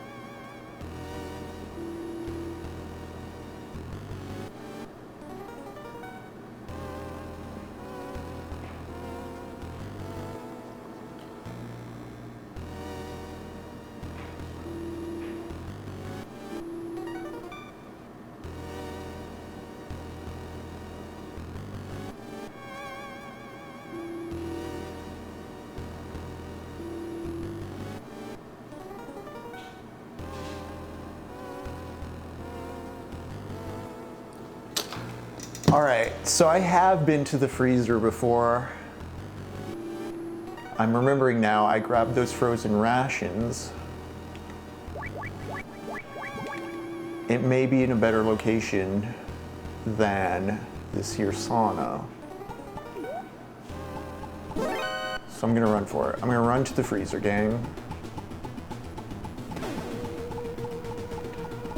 Because there were frozen rations I picked up a while back and I forgot about it.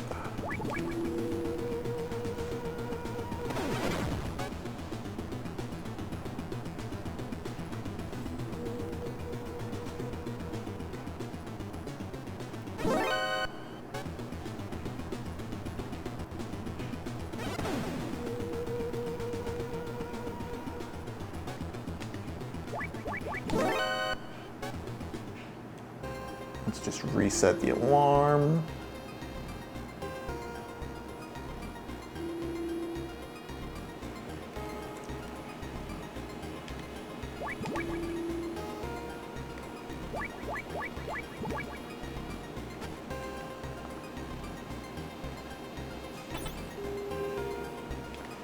Why would you put a floor trap in a room with a kid? That's just cruel.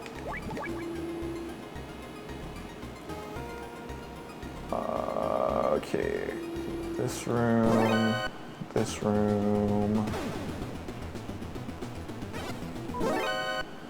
this room.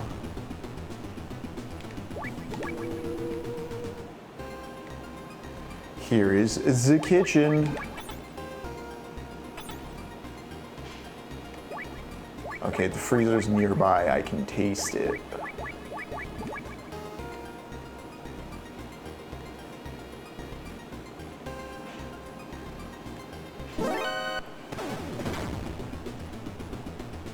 Yeah, because the ladies' room's over there, so I think the freezer's right here. Yes.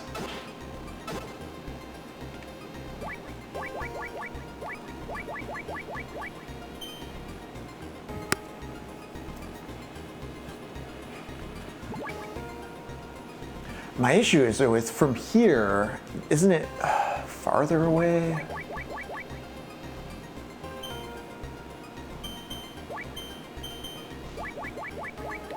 Oh, all the rations are too cold to eat. Okay.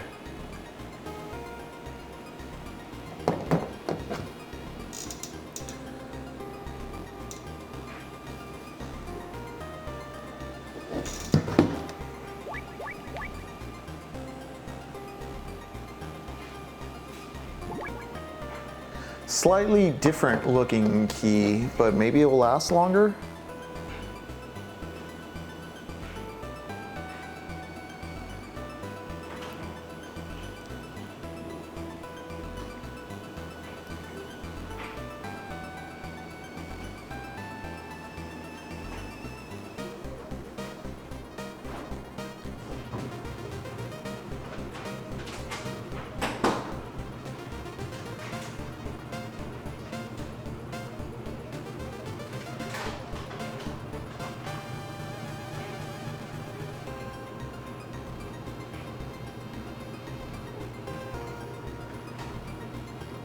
Okay.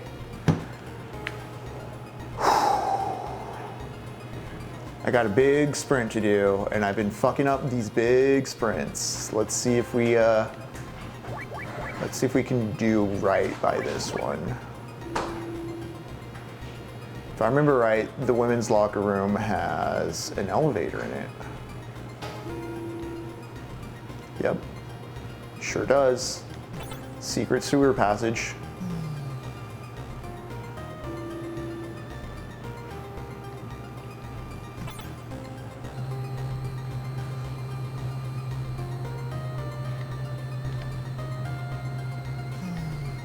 I should wear body armor since I'm so bad at this. Okay. All right, I think if I do this right,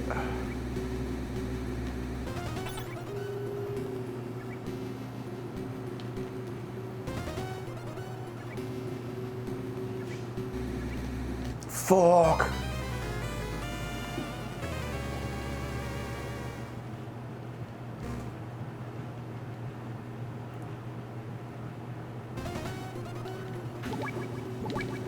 All right, how long do things stay frozen? Because I'm very nervous about that.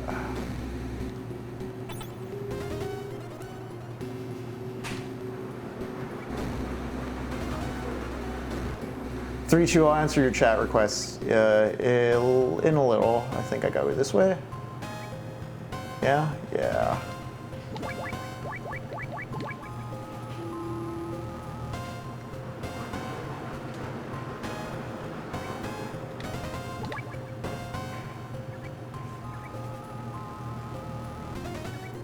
And this will lead me to building 2, right? This is the building 2 shortcut, so I don't have to do all that other shit.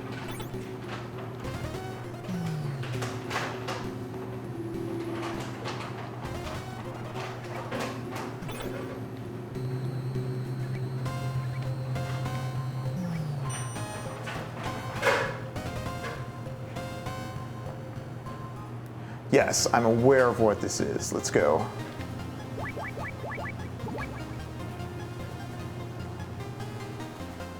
Not going to take time to collect stuff right now.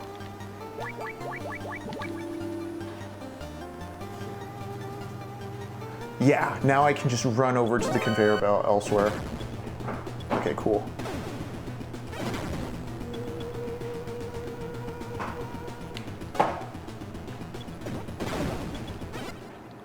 Ah! Let's see where it starts me.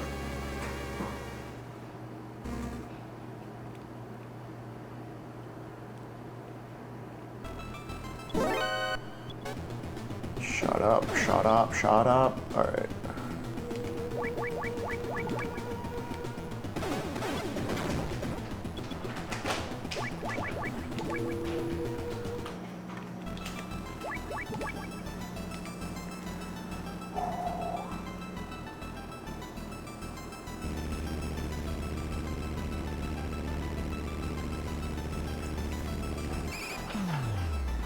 We're here. Okay, cool.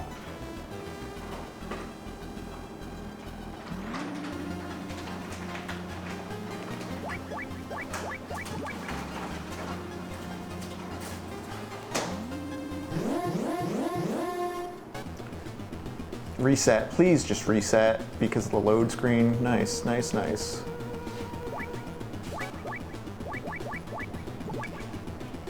Let's not get shot. Let's not get shot. Let's not get shot. Let's not get shot.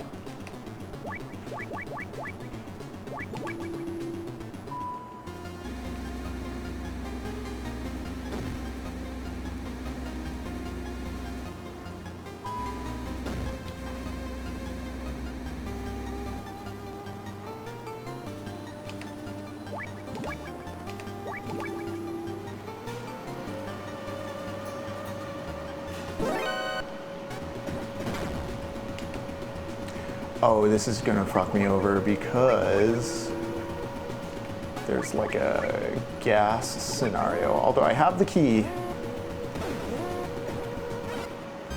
Nope, nope, nope, nope.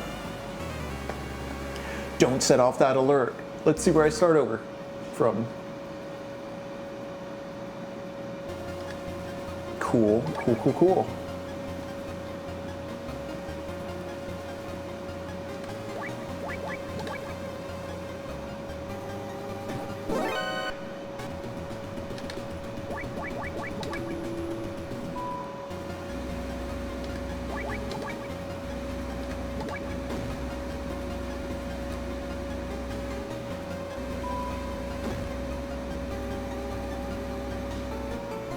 Yeah, that freezer route is so much better.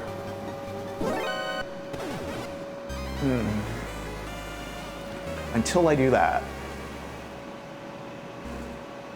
Do continues eat into the time, I wonder?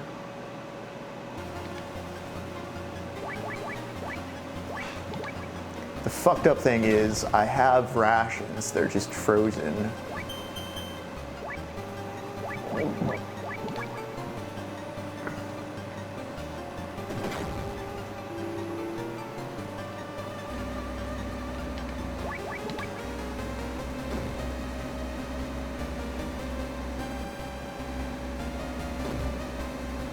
This is another example, I think, of this game being more legible in terms of telling what to do, but because of that, also more like tedious. Which way is that guy gonna go? Please walk south, please walk south, please walk south. Yeah.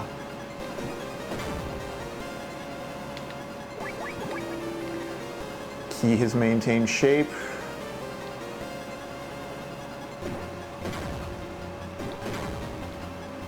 Cool, cool, cool. Key has maintained shape. Cool, cool, cool. Going into battle with no health. That's so cool too.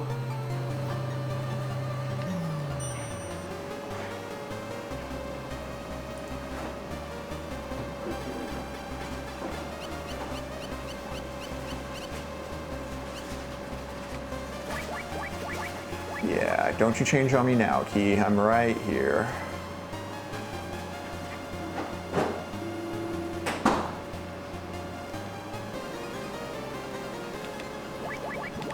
Finally. Oh? What the fuck? Oh God. If I go in with Owl,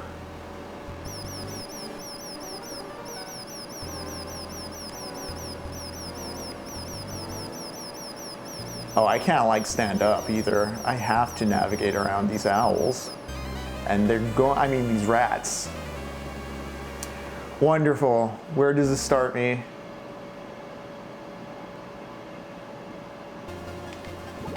Okay.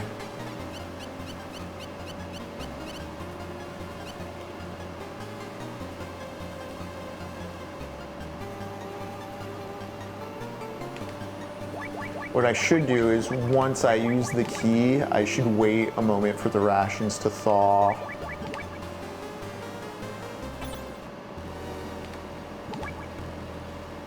And you know what? This might be a good time to take a break. I do see the battery running low on the cam. I'm waiting for these rations to thaw, and I think the next boss is Metal Gear. We'll see. I accidentally looked ahead a little on a walkthrough while trying to figure out the location of the freezer, and while I didn't spoil the causal chain of events, there wasn't a lot left to scroll down on, is how I'll put it. We're gonna take a quick break, and then, hey, you know what? Let's see if we beat Metal Gear 2 tonight, gang. See you soon. All right, we are back, and let's see. Nice. We are rationed up. Can I feed the owl?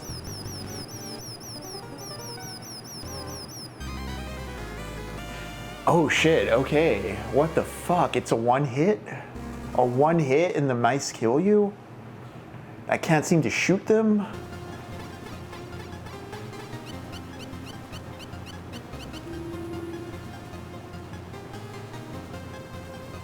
I'll ask Jacobson if there's any way to ward them off besides my assumption that an owl would do such.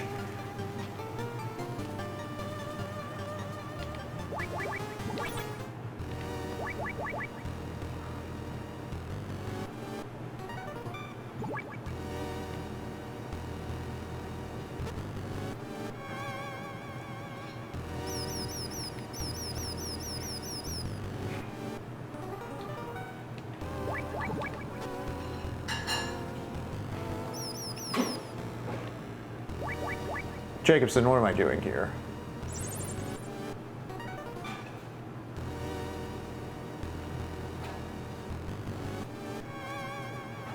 So they're hamsters, not mice. And in Iraq.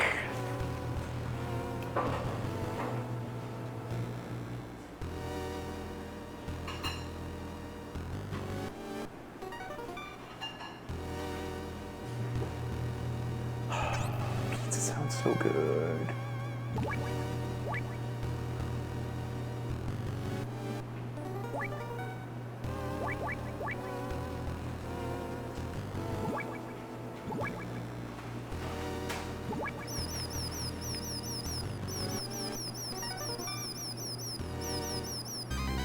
Okay, I can't like throw down the cheese or the ration though.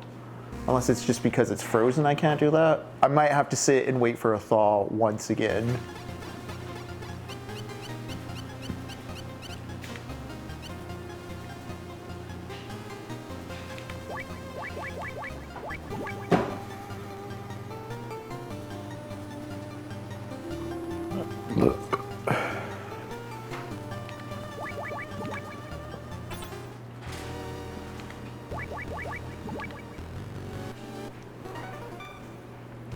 Surely the thawing process can't take that long, can it?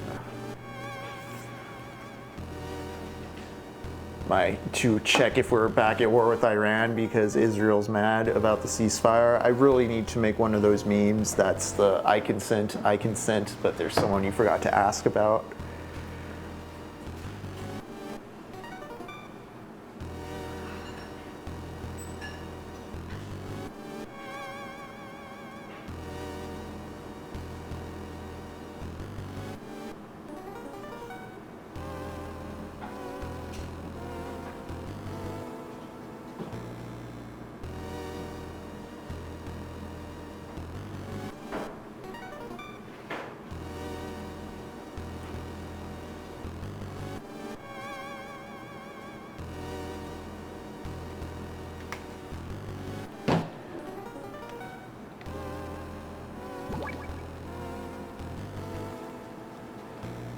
Can wait for my rations to thaw, and then I'll try using the cheese one on them. Gee, that sure took some time.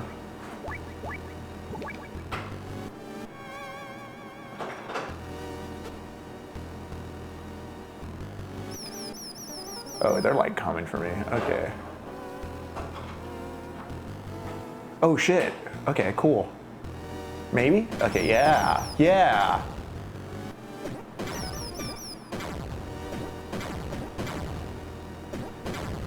Modern solutions. Okay, cool.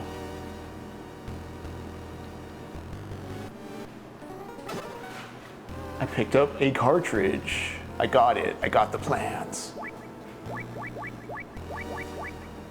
And I'm at full health, and I have a decent amount of rations, so I think we'll be good for whatever happens from here.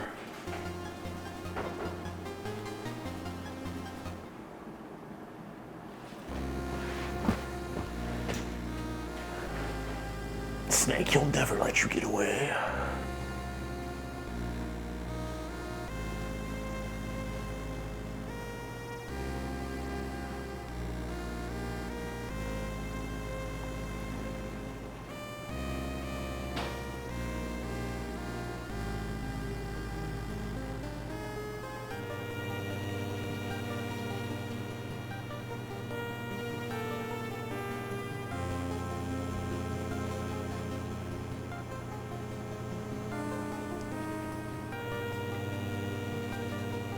Snake, I must do this for Ellen. Okay.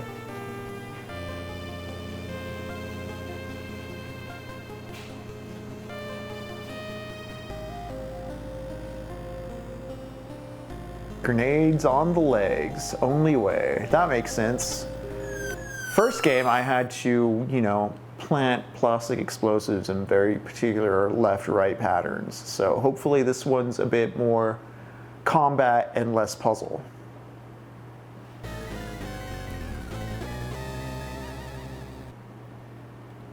There's no way to destroy this Metal Gear, Snake.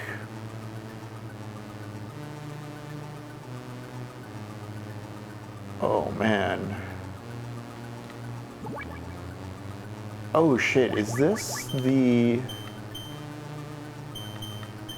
I can't equip binoculars? Interesting.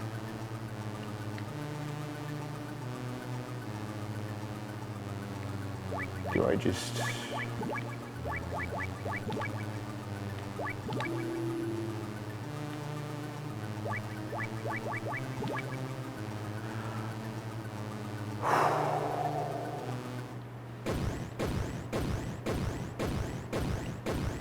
Oh shit, it actually moves this time.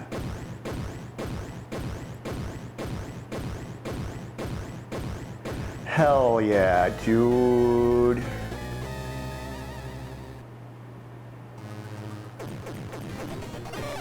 Oh shit. Cool, okay. Oh shit, he has guided missiles this time.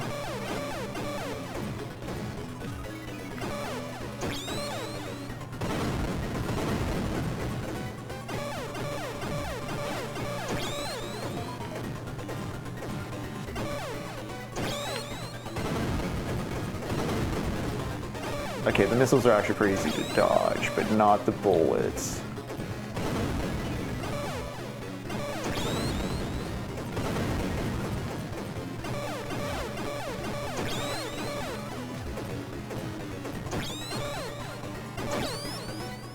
Cool, cool, cool, cool. Oh, damn, that's a one hit? All right. Where is it gonna spawn me? Okay, cool. I was worried I was gonna have to kill all those rats again. Alright, let's just not stand in front of the giant walking machine, because it does make sense in a non-video game way that getting stepped on by the thing would be a one-hit kill.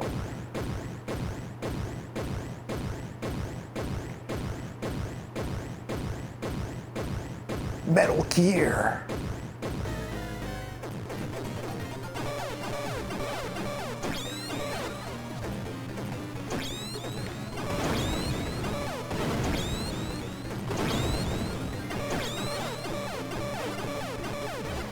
I wonder, do I fight Gray Fox himself after Metal Gear, like on top of it or anything like that? Is it going to be any set piece like that, or is this the final boss?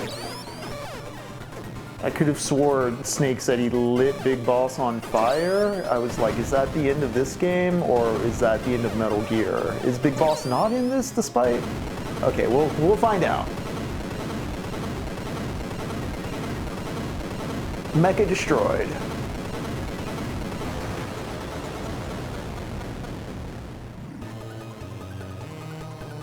Gray Fox.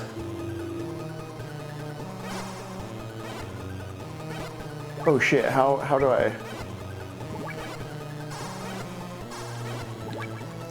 Oh, that's killing me. That is killing me.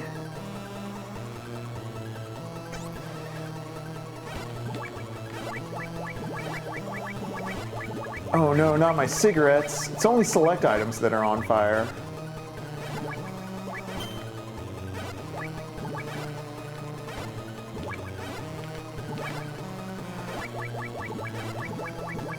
No, everything?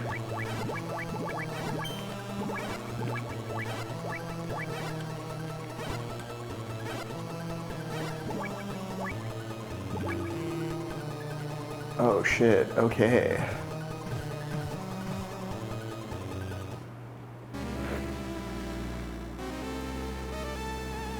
Oh man, okay, so it is just gonna be a fist fight on a tile. Alright. The perfect ring for our final battle. Okay.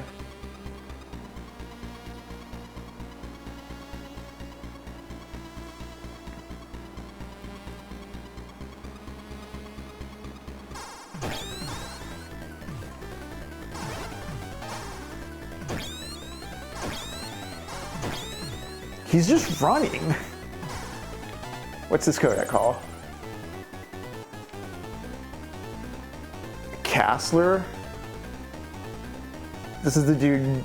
Okay, Camel told me effect.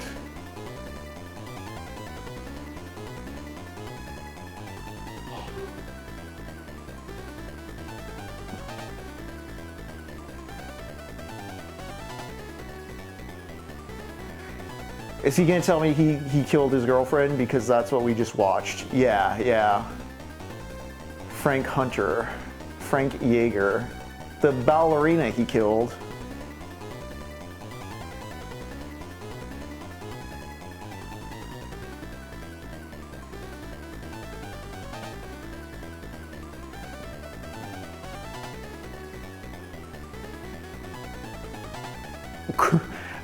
Oh, okay, yeah, that's why I'm doing all this, so that some dude could say I'm the coolest. All right.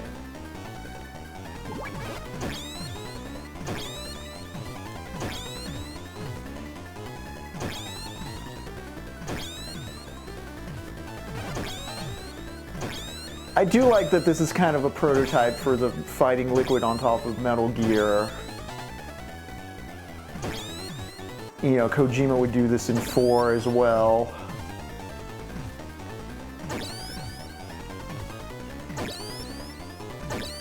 Better location in those games, though. On top of Arsenal, on top of Metal Gear. Did it.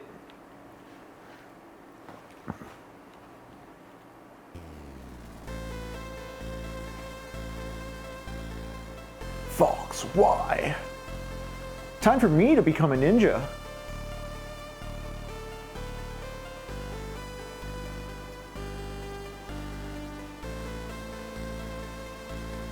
Shades of Sniper Wolf in that too.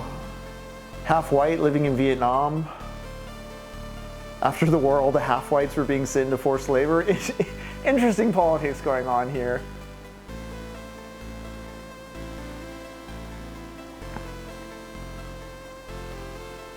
Yeah, he did make a paradise for war orphans. Mozambique, I was being tortured as a Renamo soldier. He saved me again. Cut off my ears and my nose.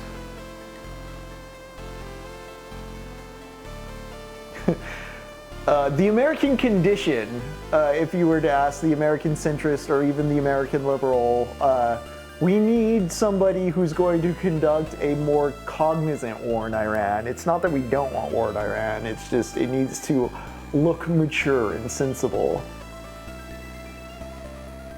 Yep.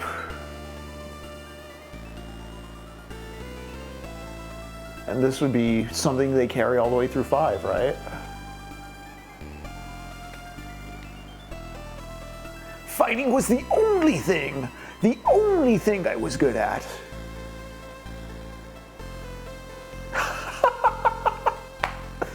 Wow. Interesting admission there.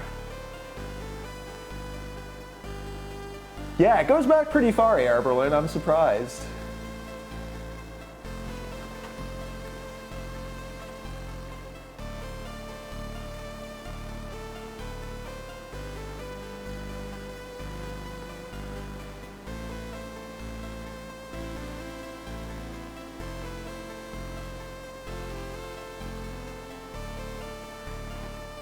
Yep.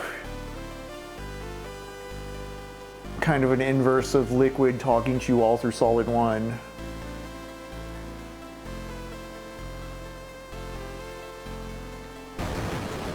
So did he just straight up not know that was Gustava when he killed her? Oh, Big Boss is calling.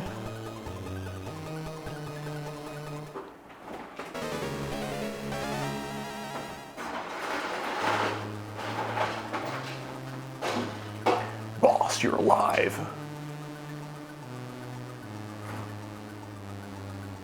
Haha.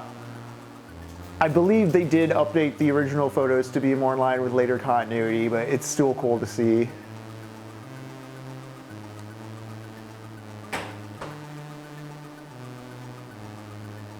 The nightmares never go away, Snake.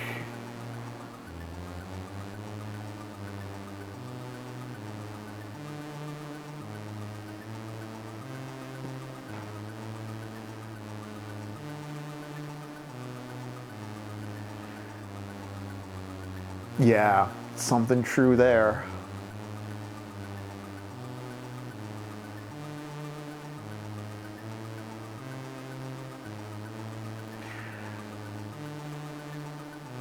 See, this is why you have to consider war as like a hyper-real or macro object type deal, because, I mean, there's all this like individuated romance around like just say no to war, but like that's not why war happens. War is not an individualist thing, it's a systemic thing.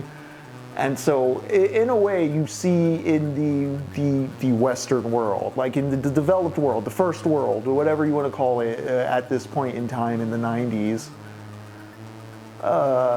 the kind of liberal individual, like, well, I don't want war, so that's fine by me, even though we were, you know, waging the Gulf War. Feed them back into the battlefield.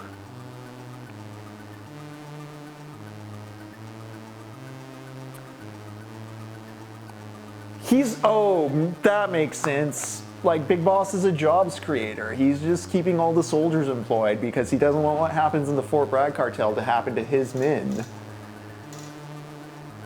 Yeah, Cluster Bell is Sean Connery.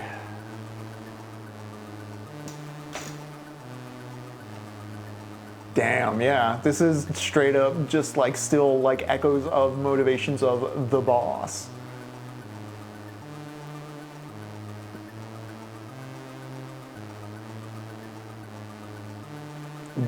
Diamond dogs, some would say.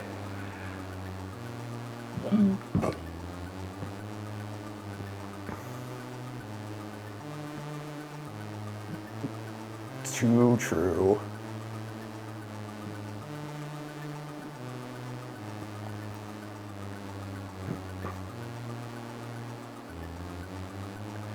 Whoever wins this battle will inherit the title of boss, and whoever inherits the title of boss will know a life of endless conflict.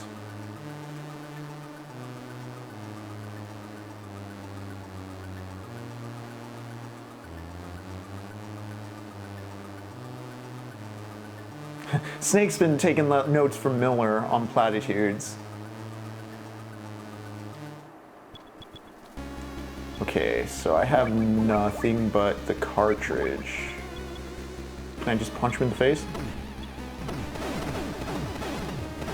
That doesn't do anything? Interesting. Okay, let's run around. Oh, okay, cool.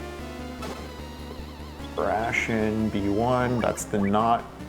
Oh, it does contain chocolate. Okay. Ration B1.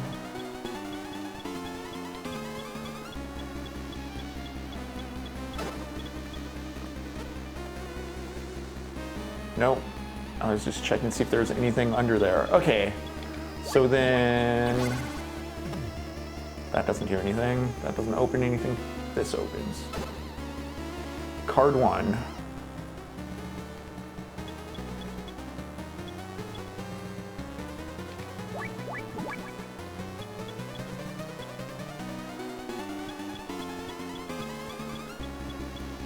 Am I playing with fire by not mitigating those?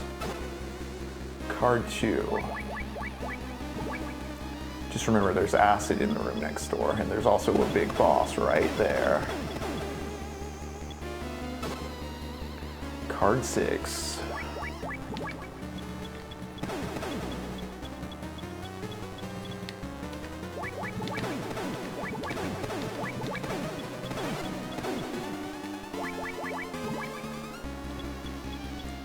This is certainly an interesting approach to a fight, having me completely like depowered like this.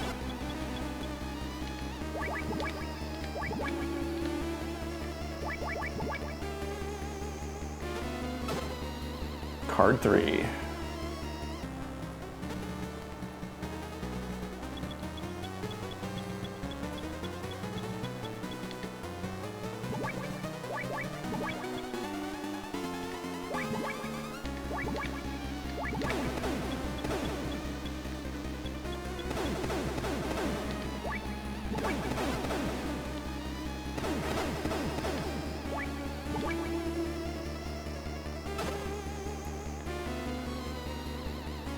What is that? The next room over. Okay.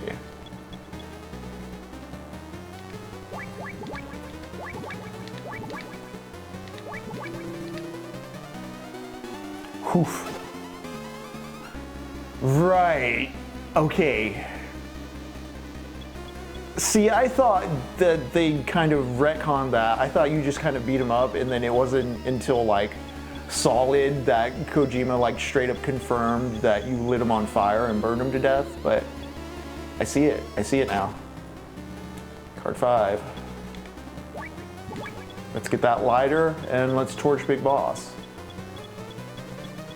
Because I remember a big plot point in Solid is that you kind of can't, they can't give you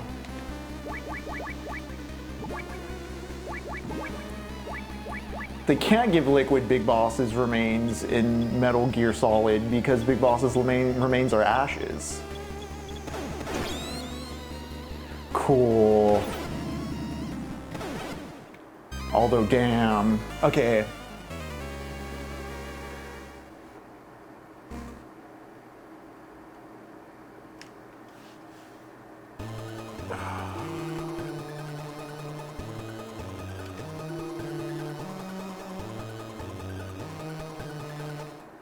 I thought it was gonna be like a one and done once you activate the flamethrower, so my bad.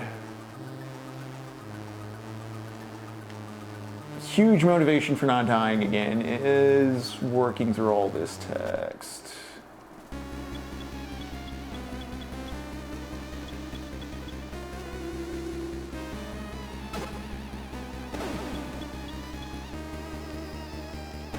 He can walk through acid? Bullshit.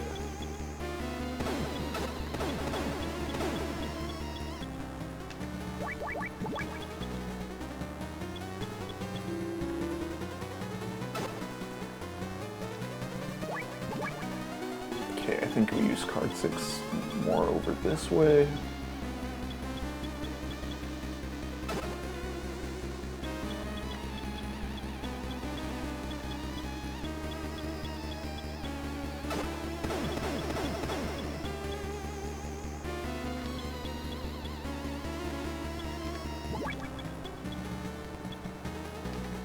The only one I have to actually use, I think, is this one. Nope.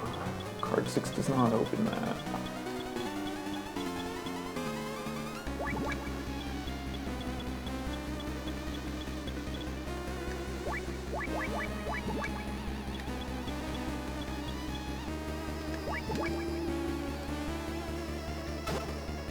Card 2. Nothing came down there. Okay.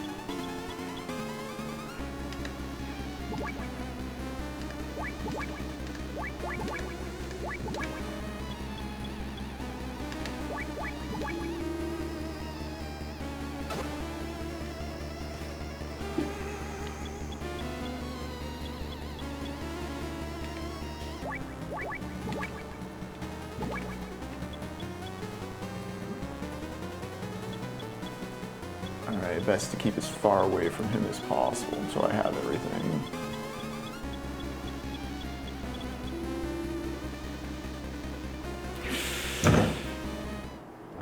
Damn it, damn it, damn it, damn it, damn it. Okay.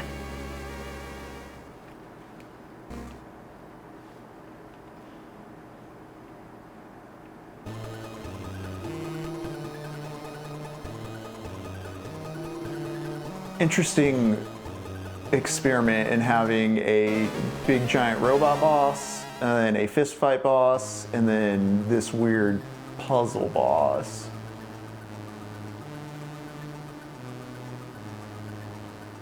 Note to self, there's acid immediately to my right, avoid it.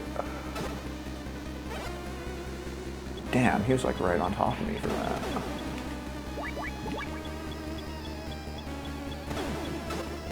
And don't waste rations on these acid pits.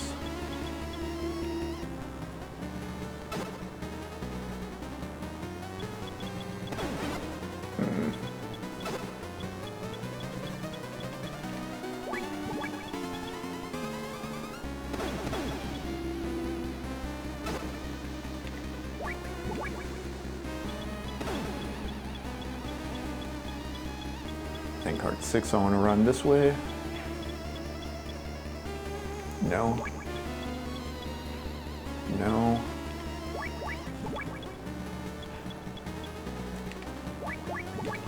No. Alright, big boss is over there.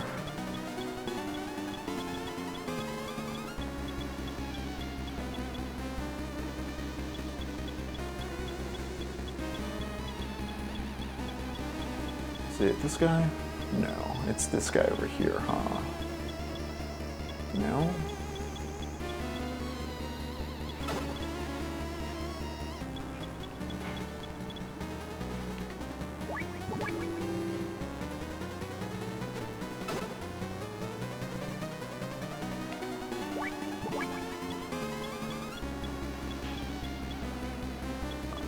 Let's get him over here.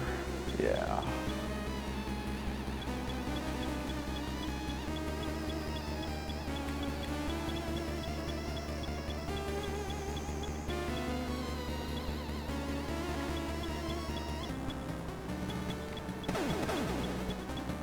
I think you're card 3? Yep.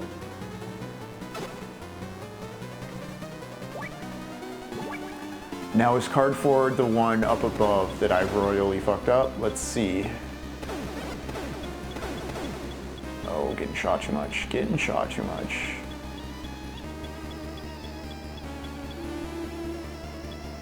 Yes, okay.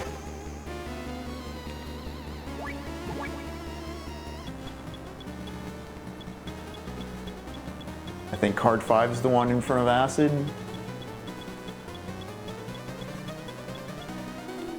Yep.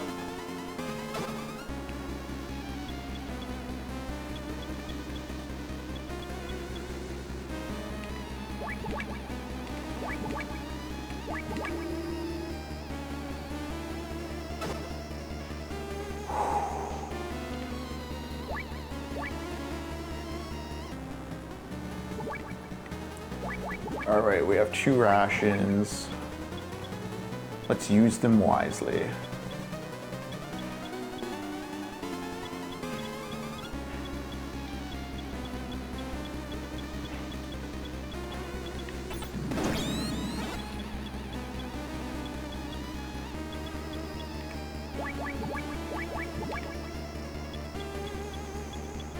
Yes. Okay, cool. Come on.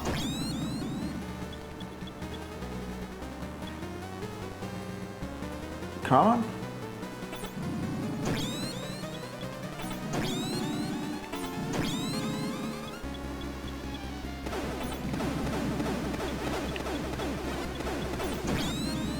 Damn, he just continuously fires once he's in your straight sights. You gotta really, it's that 90-degree angle principle yet again. Oh, I really gotta get out of here.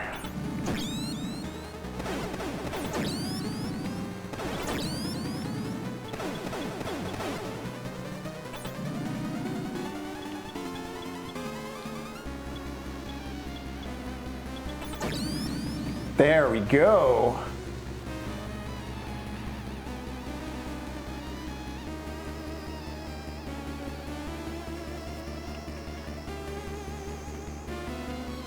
I don't know, you seem pretty cooked. And yeah, AR Berlin. I appreciate the sort of want to use inventory screens gimmick, but I also think navigating menus is just a bit clunky in these games. For instance, the key card stuff, I was complaining about that constantly during both these games, the way you gotta cycle through it. Is there gonna be a self-destruct sequence?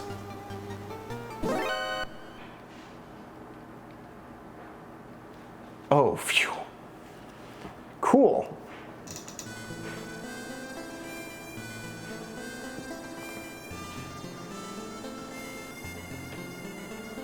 It's just that places like these usually blow up after you kill the man in charge.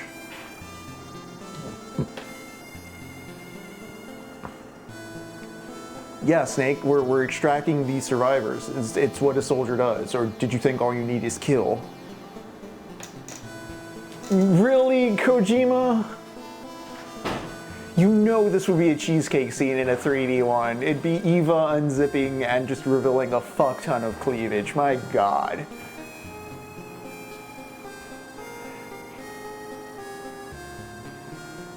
Ah, what the fuck? She's been surviving this whole time, Snake.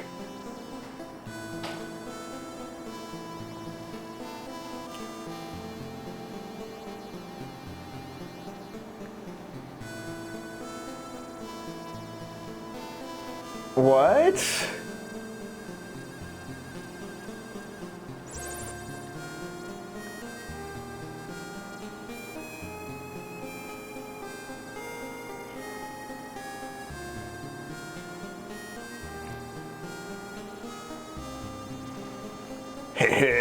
just like the Delta Force likes to hire them. Yeah, we're gonna go home, we're gonna do rails, I'm gonna end my life early, life of a vet, you know?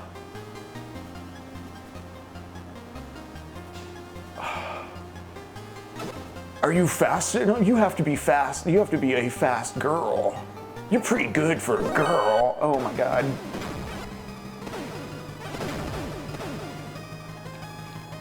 Okay, we can just keep going, Holly, and we can ignore them. And that.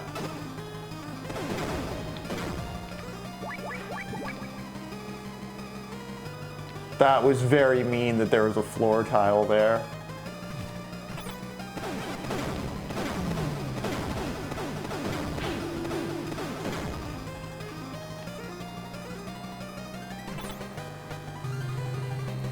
At least there's no like timed element here, unlike Metal Gear Solid 1.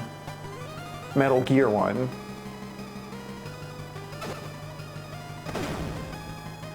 Do I just have to run back to the first...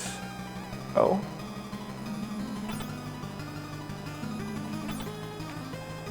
These are so silly to me.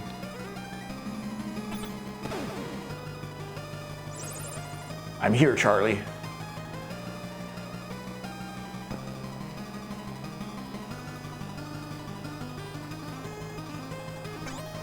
It's okay, I have an infinite ammo pistol, it looks like.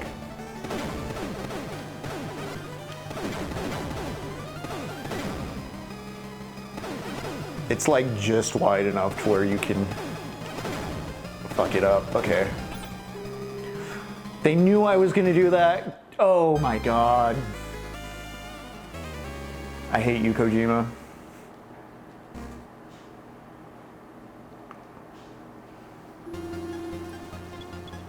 Okay. Okay. Just have to get through Snake being a weird creep on Holly again for a moment. The negging cutscene.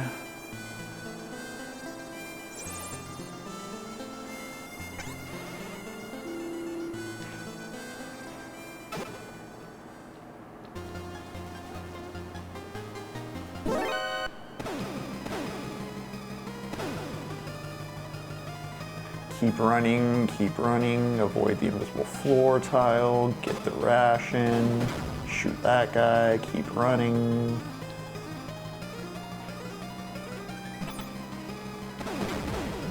Like, the Holly stuff is like an attempt at like storytelling, but I kind of like the actual escape in Metal Gear 1 a lot more. Just because it doesn't have these trippy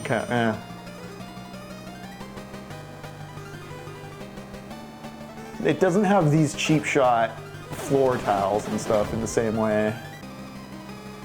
Again, in being so simple, Metal Gear 1's directness is kind of more charming than the way this one tries to be sophisticated but stumbles at times. Bit too much external referencing of the manual, although I felt a lot less harsh on that this session than I did last.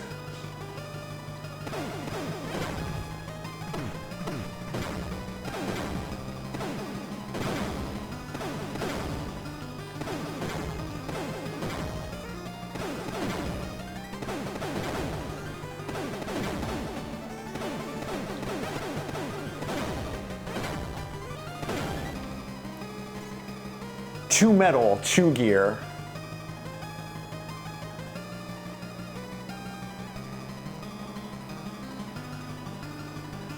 Oh shit. Ah, just like Resident Evil 4. Cool. That was nice.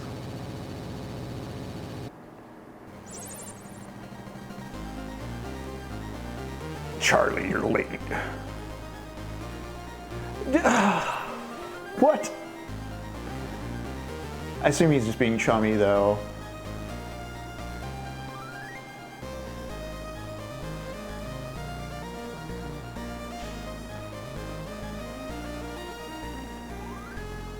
Snake celebrates Christmas, good to know. Unless that was some terrible, terrible sex punding.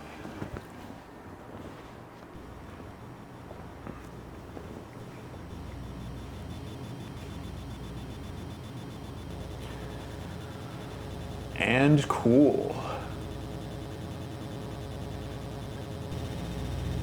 Well, folks, that was it. Metal Gear 2. It was kind of fun to see this little slice of gaming history. This is like half a foot in modern gaming while still having the rest of your body in sort of NES isms of design.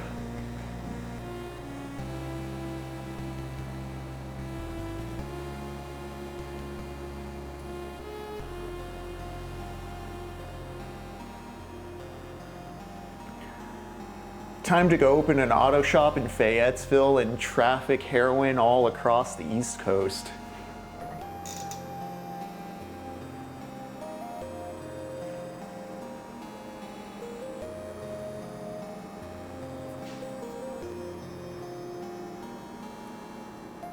Yeah, AR Berlin, we saved Holly, but not all the war orphans Big Boss was grooming to be soldiers, which makes me think now about all the dudes, the grown dudes I was punching on that mission. Were those all Big Boss's orphans grown up?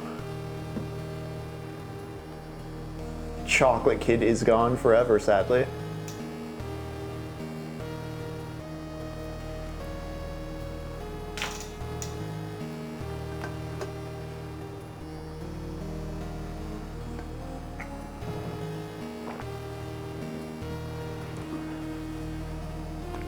Now we'll just enjoy the sunset.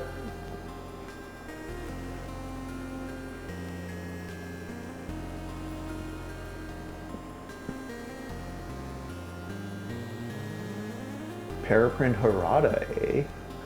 Interesting special thanks.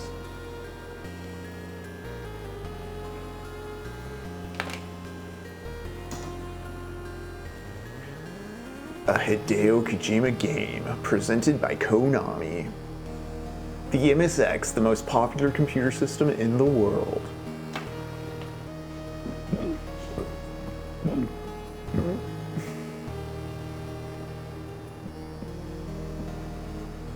Oh yes, there's porting staff.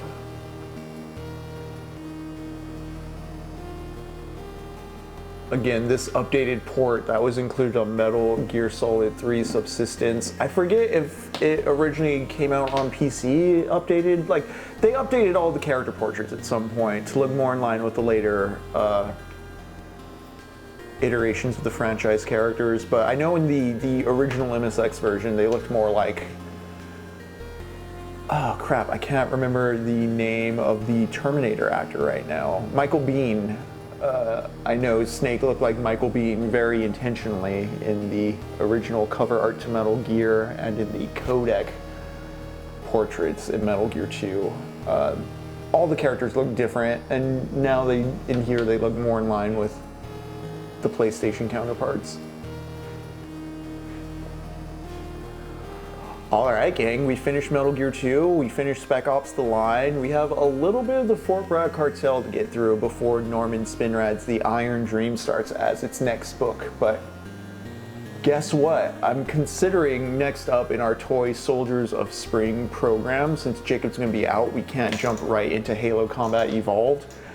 I may go back to the source, the first console, first-person shooter that sort of popularized the war genre. Not necessarily the first console first-person shooter, The nightmares have stopped. I'm a free man now.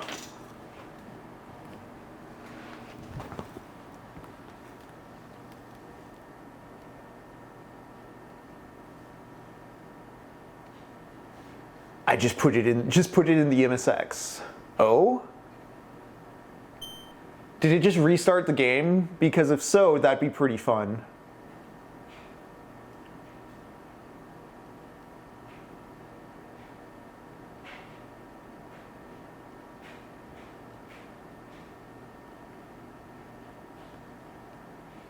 I don't see that at all.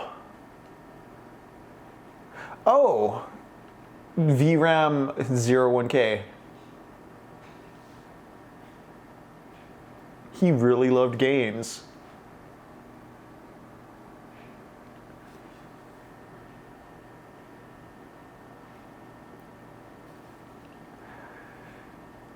Interesting.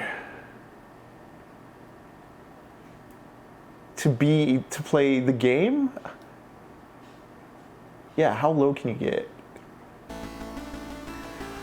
In playing this game, we've just played through Dr. Marv's cart and learned about why war is bad. So, Dr. Marv's final message was to program Metal Gear 2 to warn you about the horrors of making a Metal Gear by fighting a Metal Gear. What an interesting like poke towards the meta. It's not fully formed. It's kind of just a fun button at the end, but yeah, this is kind of the thing Kojima would really get into for the Solid series. Perhaps most fully seen with, well, Metal Gear Solid 2. The game is the training program. That's a fun little twist. There's all kinds of nice narrative considerations in this game. This game's writing itself into some fun spots, even if mechanically it's trapped in sort of the retro difficulty ghetto. It wasn't quite ahead of the time in some of its game over and run back principles, but Kojima was very story-minded here, and I believe this one came after Snatcher, which was almost pure virtual novel, so interesting to see that grafted into the skeleton of Metal Gear 1. Big Boss.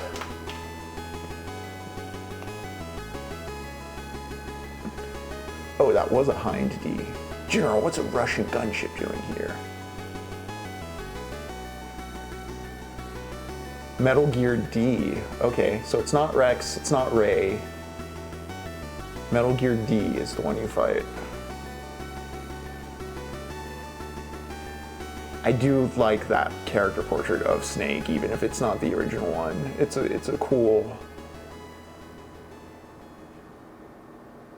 I'm a Zebra. Damn, that one took me 8 hours as compared to the 3-hour run for Metal Gear 1. Humans killed. What a interesting term use there. Not targets, not enemies, humans. Dr. Marv was right. This game taught me that war is bad.